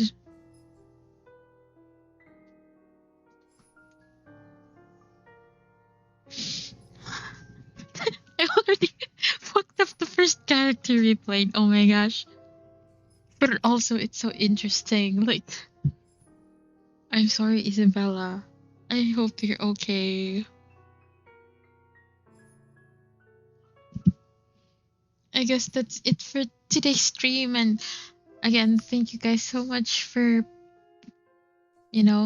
playing this game with me again. It's literally one of my most favorite horror visual novel ever to exist. And I'm happy to share it with you again and in a new light and perspective that I didn't even know myself. Cliffhanger, I know. Thanks for the stream. Thank you as well, Renji, for being here. Also, thank you guys so much for staying here up until now. To all my viewers and for people here. For you 11 viewers, thank you for staying. And special shout out to Renji for still being here, for Majin for modding, for Ali, for Angelic Galaxy, for Judge for being here, and for Varian for you know subscribing to my membership again for the entire 5 more months. Thank you so much for the support as always. And for all the new subscribers, thank you so much for being here. I hope you stay with me even though I am unable to live stream and post inconsistently for now. Hopefully soon, when I get my shit together, I will stream and post more. Let's see. No promise yet, but yeah, I'll always be here. And thank you for always being here. Again, thank you guys so much, and I hope to see you next time. Oh, also Unicorn Blood and Marcus. Thank you guys so much for being here. For you, goals, for consistently being here. Again, for real this time. Thank you guys so much, and I hope to see you next time. Bye-bye. Bye-bye, guys. Let's just, call it a day and think about what we've done to Isabella. That's just it. We think about it.